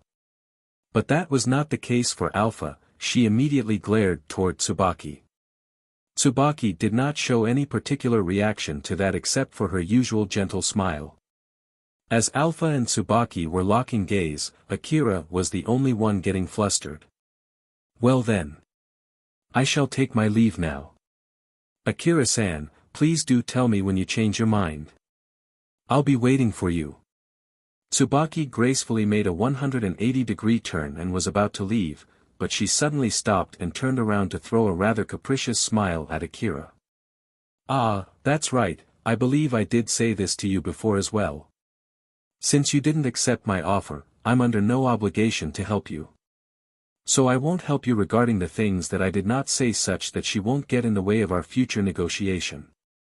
Akira tilted his head since he could not understand what Tsubaki was talking about. Tsubaki was still smiling at Akira as she reactivated her camouflage and vanished. Right after that, the scenes around Akira suddenly shattered. The scene that he saw turned out to be nothing more than images. Soon, a powered suit was revealed behind the shattered images. It was Zalmo. Akira and Zalmo were both equally surprised. Zalmo's surprise could be heard from the powered suit speaker. Akira. What a coincidence. The powerful radar of his powered suit did not detect any signals. That was also the case for Akira as well. He was not able to detect Zalmo at all. It was thanks to the powerful camouflage that Tsubaki used to encapsulate him. Akira compressed his time perception by pure reaction. During that time, he exchanged words with Alpha through telepathy. Alpha. Can you do something about that thing for now? Alpha, who was next to Akira, smiled and casually said. Of course, no problem. But, both your body and equipment are in a pretty bad shape, so you might have to do something a bit reckless. Just a bit, okay? I've done more than enough crazy things for today. Akira smiled bitterly and allowed Alpha to take over his augmented suit, allowing him to completely regain his superhuman physical ability. Moreover, he dumped all the remaining energy he had to increase the power output of his augmented suit way past the safety limit. It was bordering close to getting himself killed. Then, Akira leapt forward like a master to close the distance.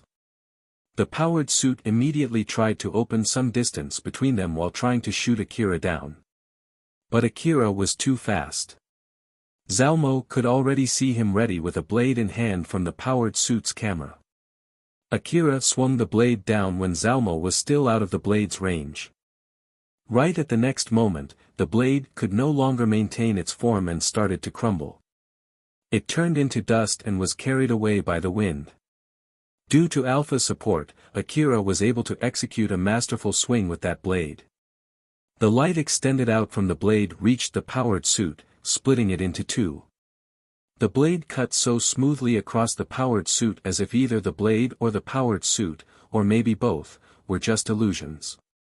The limiter of the blade was already rewritten by Alpha.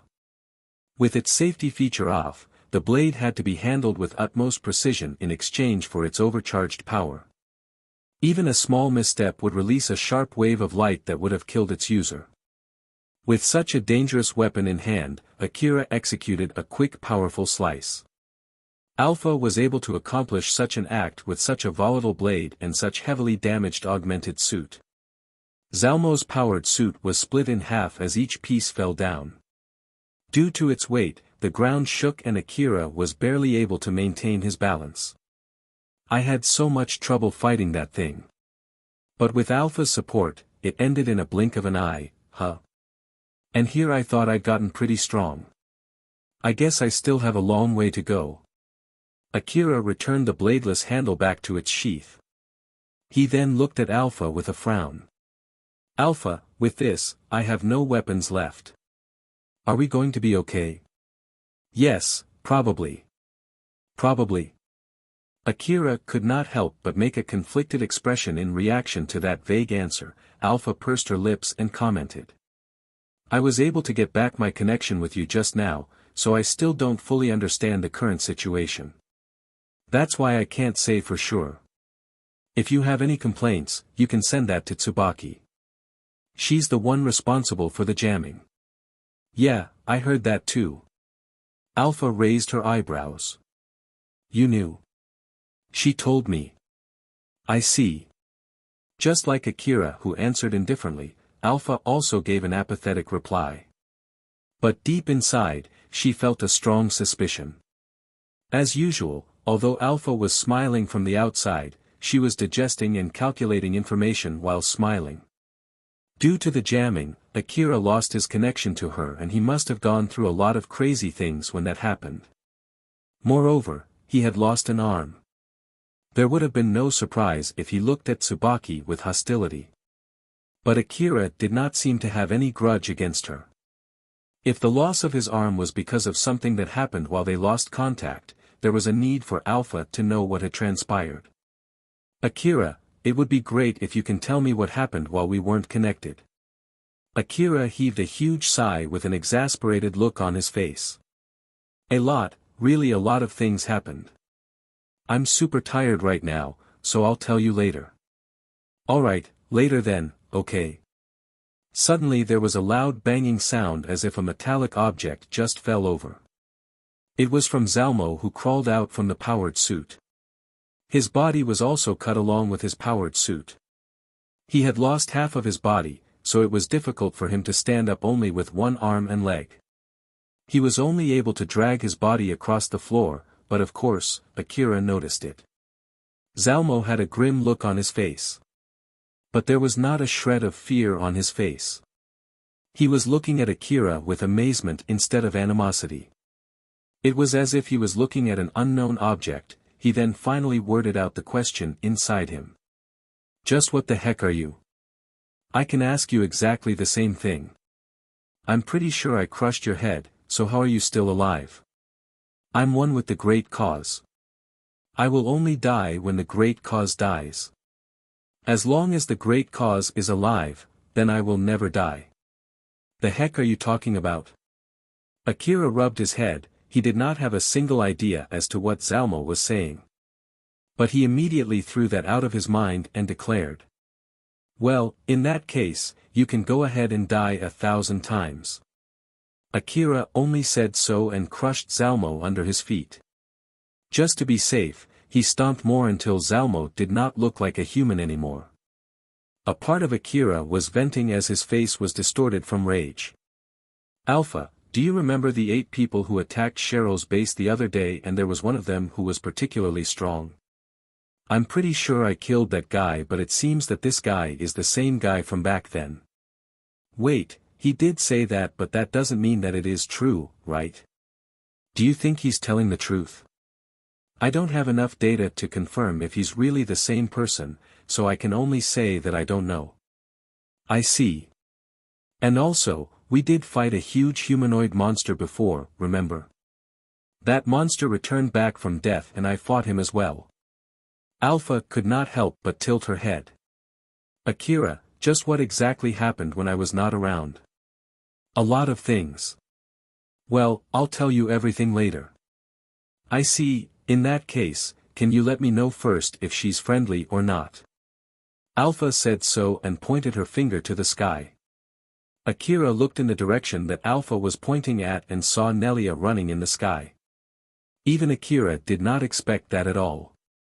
Just what in the world is she doing there? She's using force field armor as a footing to be able to run in the air. So then, is she hostile? Or not? She's not hostile. I hope. Seeing how Nelia was running at him with blades on both of her hands, Akira could not say for certain that she was there to help him. But in the midst of running, Nelia sheathed her blades, giving Akira confirmation that she was friendly, for now. Nelia landed next to him. She glanced at the split-powered suit first before smiling amusedly at Akira. I'm here to help you, or so I want to say, but it doesn't seem you need it, No, I'm really grateful. And also, why were you running in the sky? I was fighting the flying monsters when I saw you, that's why I came down here. It was a very weird answer, but considering that Nelia was a battle maniac, Akira thought that it was completely normal for her. Not too long after that, a transport aircraft also arrived. Elena's team who boarded off the aircraft scanned the area and looked worriedly at him. Akira, are you okay? Yeah. Although, I don't think I can say I'm okay in this state. I'm sorry but I don't think I can handle any more fights. And also, sorry but can you share some of your medicine? I've exhausted mine. I'll pay for it later. Sarah gave Akira a whole box of capsules. There's no need to pay, just take all of it. Thank you very much. Akira paused, he was not sure how to open the closed lid with one arm. Seeing that, Elena took the box, opened the lid and spilled the contents on top of Akira's palm. Akira then carried that to his mouth and swallowed all of them in one go. Elena and Sarah saw that with a pained expression on their faces. With this, Elena and Sarah thought that there was no danger to Akira's life. So they then brought him back to the aircraft and let him lie down. Akira was finally able to relax now that he was able to safely meet up with Elena and Sarah again. Because of that, all the fatigue that he held back, all the adrenaline he had, flooded his body in one go, causing his consciousness to drift away. Elena noticed that and smiled gently at Akira. We'll take you back safely, so you can rest easy. I'm sorry. And thank you. Akira could only say so much before he blacked out. Rebuild World, Chapter 225, The Caretaker AI. Yanagisawa somehow managed to make a deal with Tsubaki. After escorting him out of her area, Yanagisawa suddenly asked Tsubaki something in a rather good mood. Before I leave, may I ask just one thing? Are you sure it's okay not to clean up after Katsuya? His speed in creating a local network is not normal. There's a good chance, or more like, it's obvious that another AI is helping him. It's not safe to leave someone like him wandering around your area, right? I'm pretty sure he will cause you some trouble. If you ask me, I would gladly take him out. That way, you will have fewer problems to deal with compared to if you were to do it yourself. Yanagisawa put up a lot of extra offers during his negotiation with Tsubaki in order for Tsubaki to accept a deal that would profit him more. One of them was the information about Katsuya as well as an offer to clean him up. But Tsubaki did not accept that offer. That isn't something that I need to ask of you. Is it because asking me would violate some kind of rules between the caretaker AI? I'm not obliged to answer that question. Tsubaki replied with a rather apathetic attitude. Yanagisawa found that weird, but it would be bad if he pursued that question any further and caused his relationship with Tsubaki to sour. I see, well, it doesn't really matter. Just contact me if you need me. I'll try my best to comply. Of course, I hope you'll fulfill your part of the deal, your promise. Don't worry, just leave it to me. I'm a guy who never abandons his promises. In the first place, there's no way I would abandon a promise that I made with a ruins caretaker. It isn't worth the trouble later on. Yanagisawa was deliberately taking a rather casual attitude just like usual. But even so, it did not seem that he was lying at all. Tsubaki then smiled deeply and asked him a question. In that case, to make sure that you're not going to break your promise, may I ask you one question? Sure, you can ask me anything. I don't want you to cancel the deal midway after all. So I'm willing to answer just about anything, you know. Yanagisawa was talking casually just like usual. Tsubaki reacted with her usual smile as well. She then asked her question with an equally casual tone. Very well, I shall gladly take you up on your offer then. Please tell me why you broke your promise with that caretaker AI. You broke your promise with them, so I don't see why you won't do the same to me. So, please tell me the reason. Yanagisawa's smile turned stiff. I don't understand what you're talking about though. You did meet me once in the past when you were brought to me by one of those AI, right? Although, at that time, you didn't call yourself Yanagisawa. Yanagisawa's expression immediately turned stern. How can you tell? I'm sure I've erased all of my past footprints. Even the other ruins couldn't recognize my ID. I was sure the ruins would identify me as a completely different person. The facilities inside ruins identify someone through various different methods. For example, people who can connect to the Old World domain would be assigned different identification the moment they access the Old World domain. So if their connection to the Old World domain is jammed, the system won't be able to recognize their identity correctly. In that case, they would be given a temporary identification and identified as a different person. Tsubaki's smile widened. Isn't that exactly why you don't bother fixing your Old World connection? Yanagisawa smiled bitterly. Tsubaki's guess was correct. As for how I was able to identify you, in my case, I don't need to connect to the Old World domain. As long as I'm connected to my own area, I can identify you. After all, we locally record any past visitors. That's why I took you back to my own area during our negotiation. Yanagisawa lightly rubbed his head and sighed. He then slightly regained his usual expression. I see. Well, it might be way too late to say this, but I guess I should restart from long time no see, huh? In that case, I shall also reply with long time no see. Now then, if you may answer my previous question. Tsubaki's gentle smile was not a guarantee for Yanagisawa's life.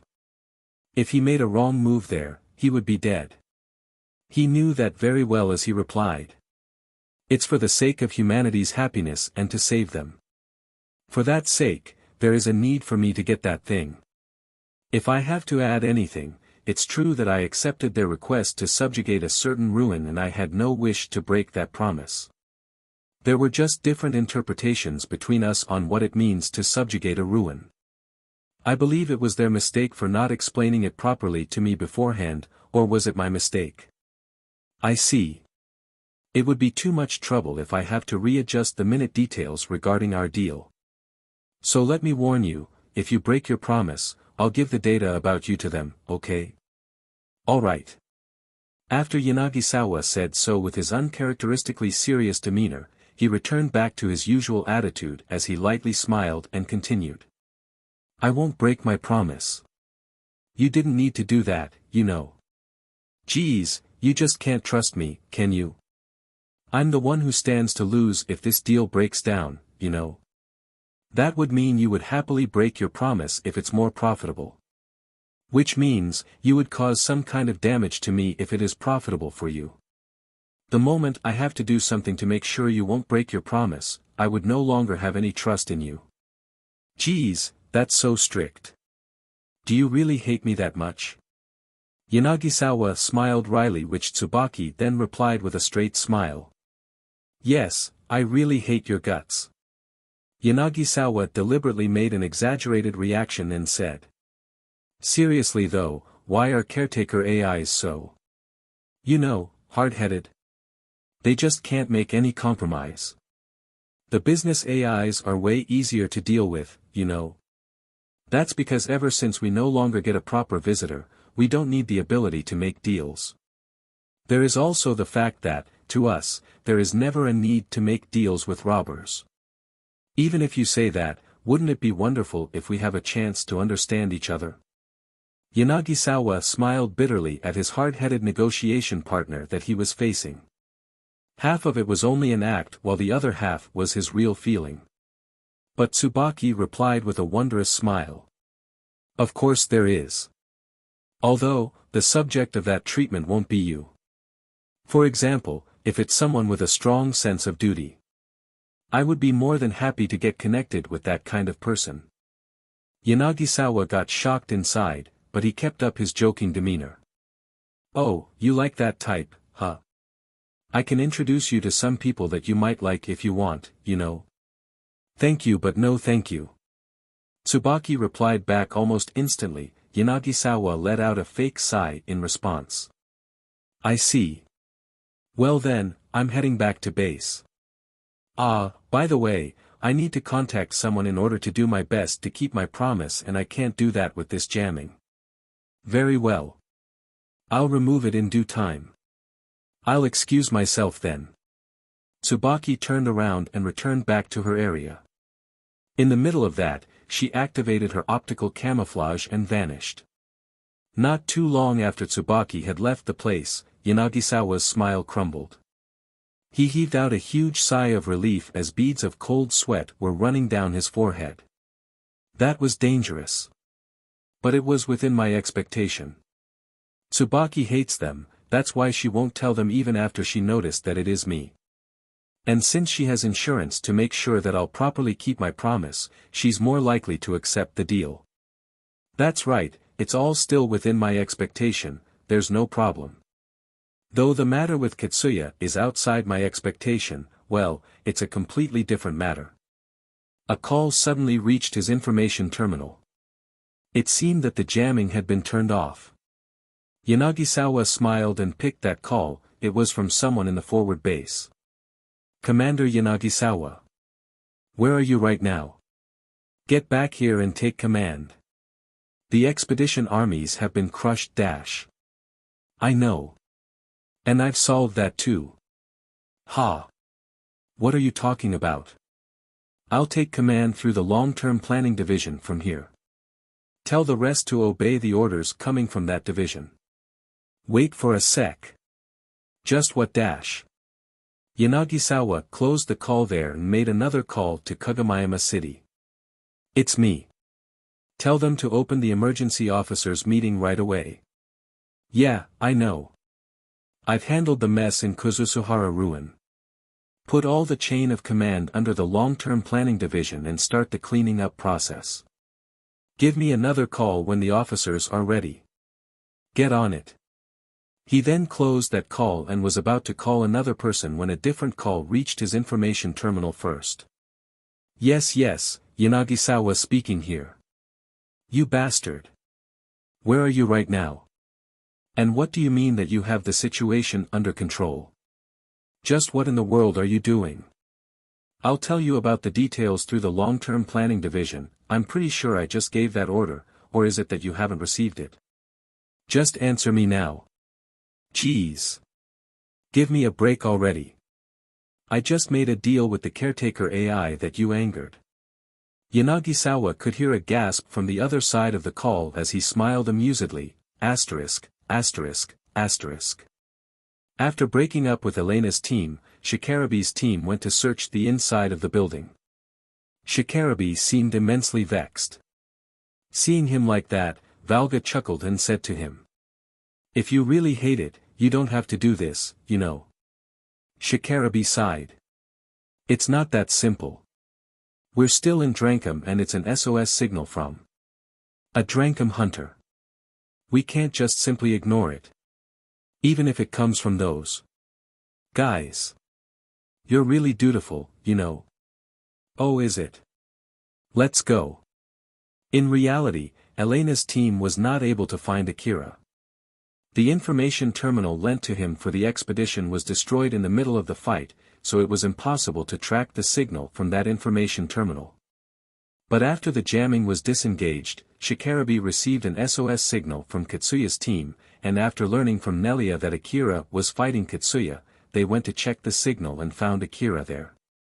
Unlike Elena, Sarah and Akira who immediately headed back after that, although Shikarabe, Yamanobe and Valga wanted to return with them as well, they had to stay behind to search the building. This was despite the fact that they really did not want to.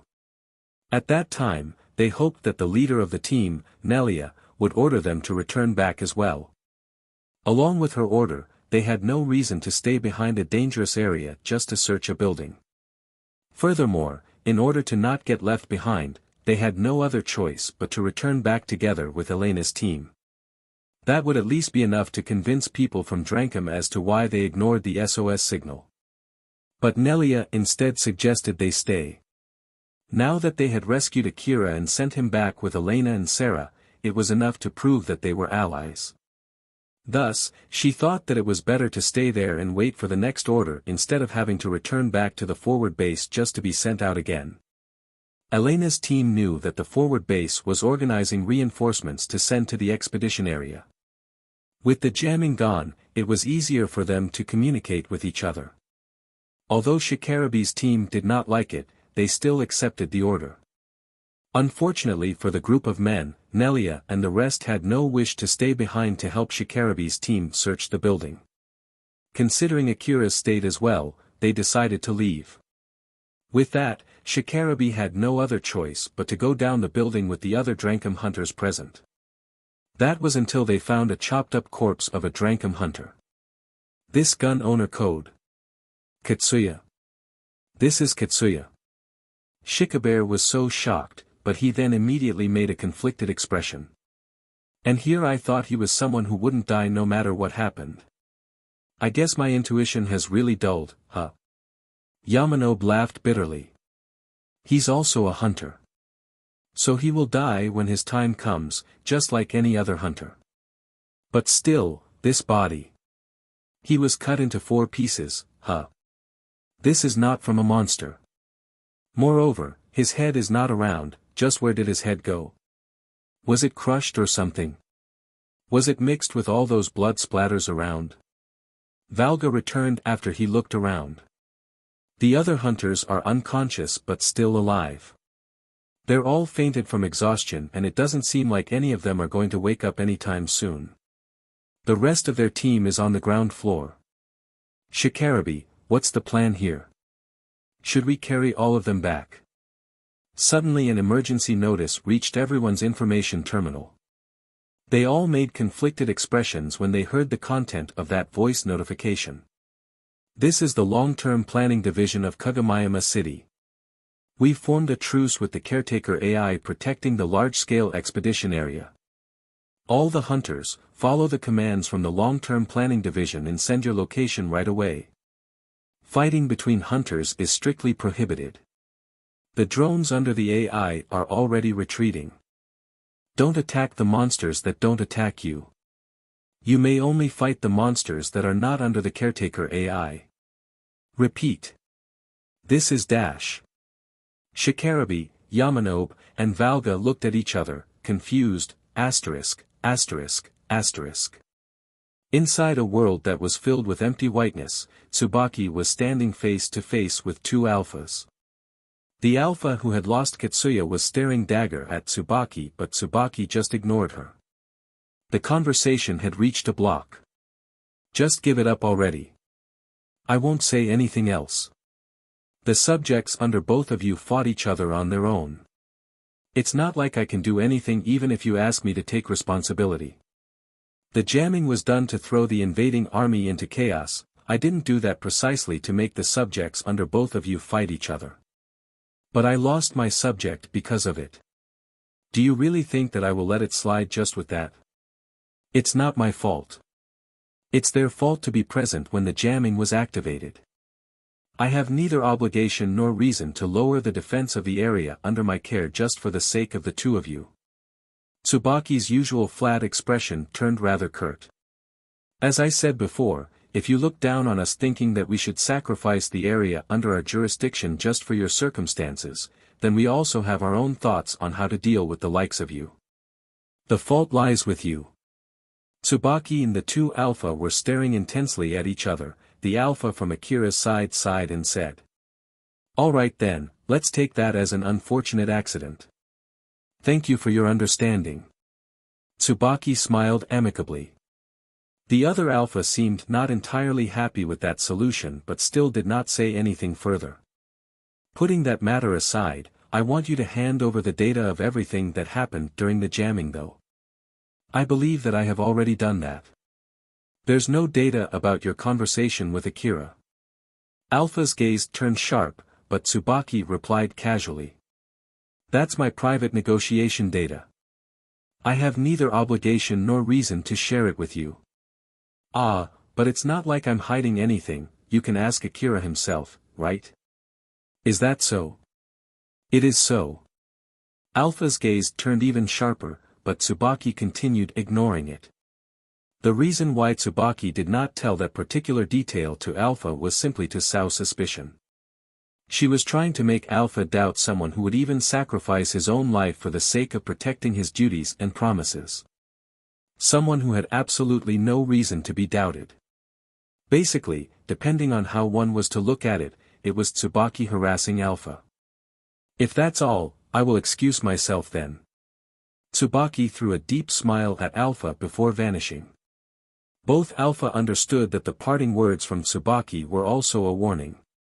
It was some kind of demonstration that it was a mistake to look down on her. If Akira and Katsuya were killed, the Alphas would have no other choice but to make their move, and it was true even if Tsubaki only killed one of them. Tsubaki's main goal was to show that she could manipulate the situation to the point that the subjects under the two Alphas would kill each other. That she could do it indirectly to the point that she could be exempted from having to take the responsibility. It was a statement saying that she was willing to pick a fight with the Alphas, to the point that she would kill their subjects when the push came to shove. Well, it doesn't really matter, this is an experiment anyway. Let's just move on. But, there's another thing that bothers me. My subject survived while your subject died. This is outside of our prediction. Outside of our prediction means it's outside of our control, is that really okay? The other alpha knitted her eyebrows in response to the other alpha's worry. Dealing with the aftermath is the only thing that we can do. Well, it's an experiment after all, so there's no need to worry about it.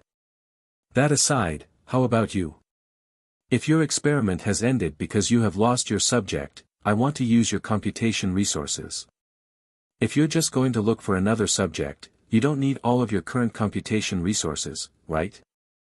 No, I'm planning to change the subject and continue with the experiment. If that change fails, then I'll stop the experiment there. Is that so? Alright then.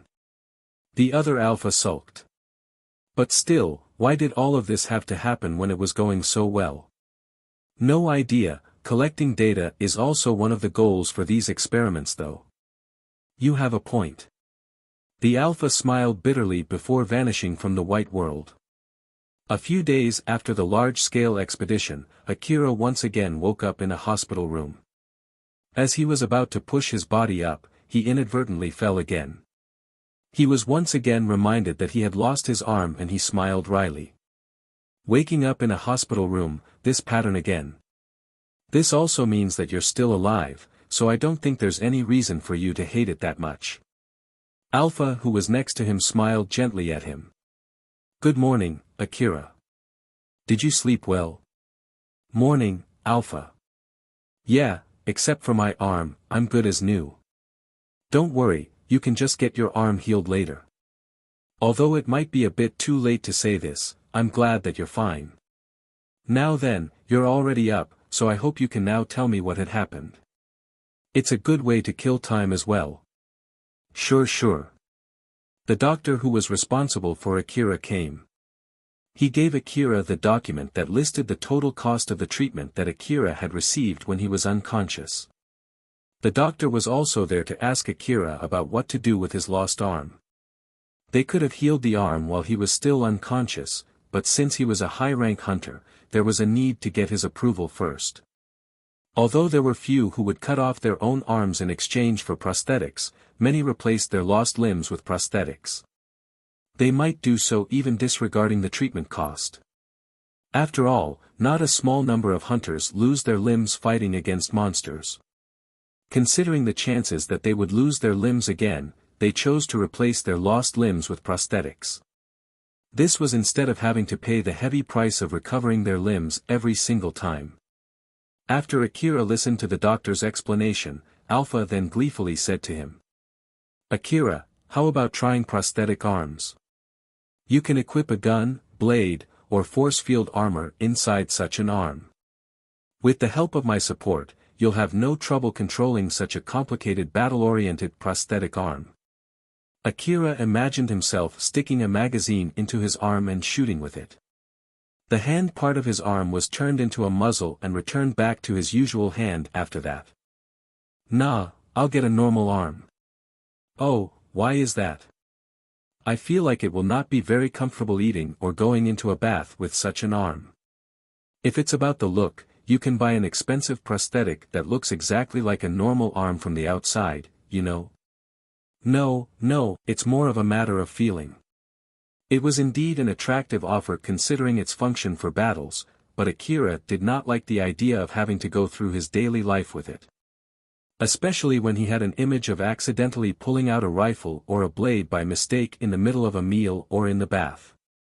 The doctor noticed Akira's weird behavior. "Is there something wrong?" "No, it's nothing. I'll take the regeneration treatment." "Very well. To put it simply, you basically have two options, either grow an arm from the place where your arm was cut off, or grow another arm and connect it to your body after." The doctor then explained the other details regarding the two options such as their prices, benefits and disadvantages. In the end, Akira chose the latter. After that, the doctor put a prosthetic that looked like an arm-only augmented suit on Akira. It then readjusted its shape according to the data from his measurement until it had the shape of his original arm. That data would be used to grow another arm later so that it would not give any strange feeling after it was connected. The doctor then left after giving a detailed explanation as to how much it would cost and how long Akira would have to stay in the hospital. Akira looked at the white prosthetic arm with great interest as he moved it around. He felt nothing strange with that arm as if it was his original arm. He could clearly feel the sensation when he grabbed an object with that prosthetic arm.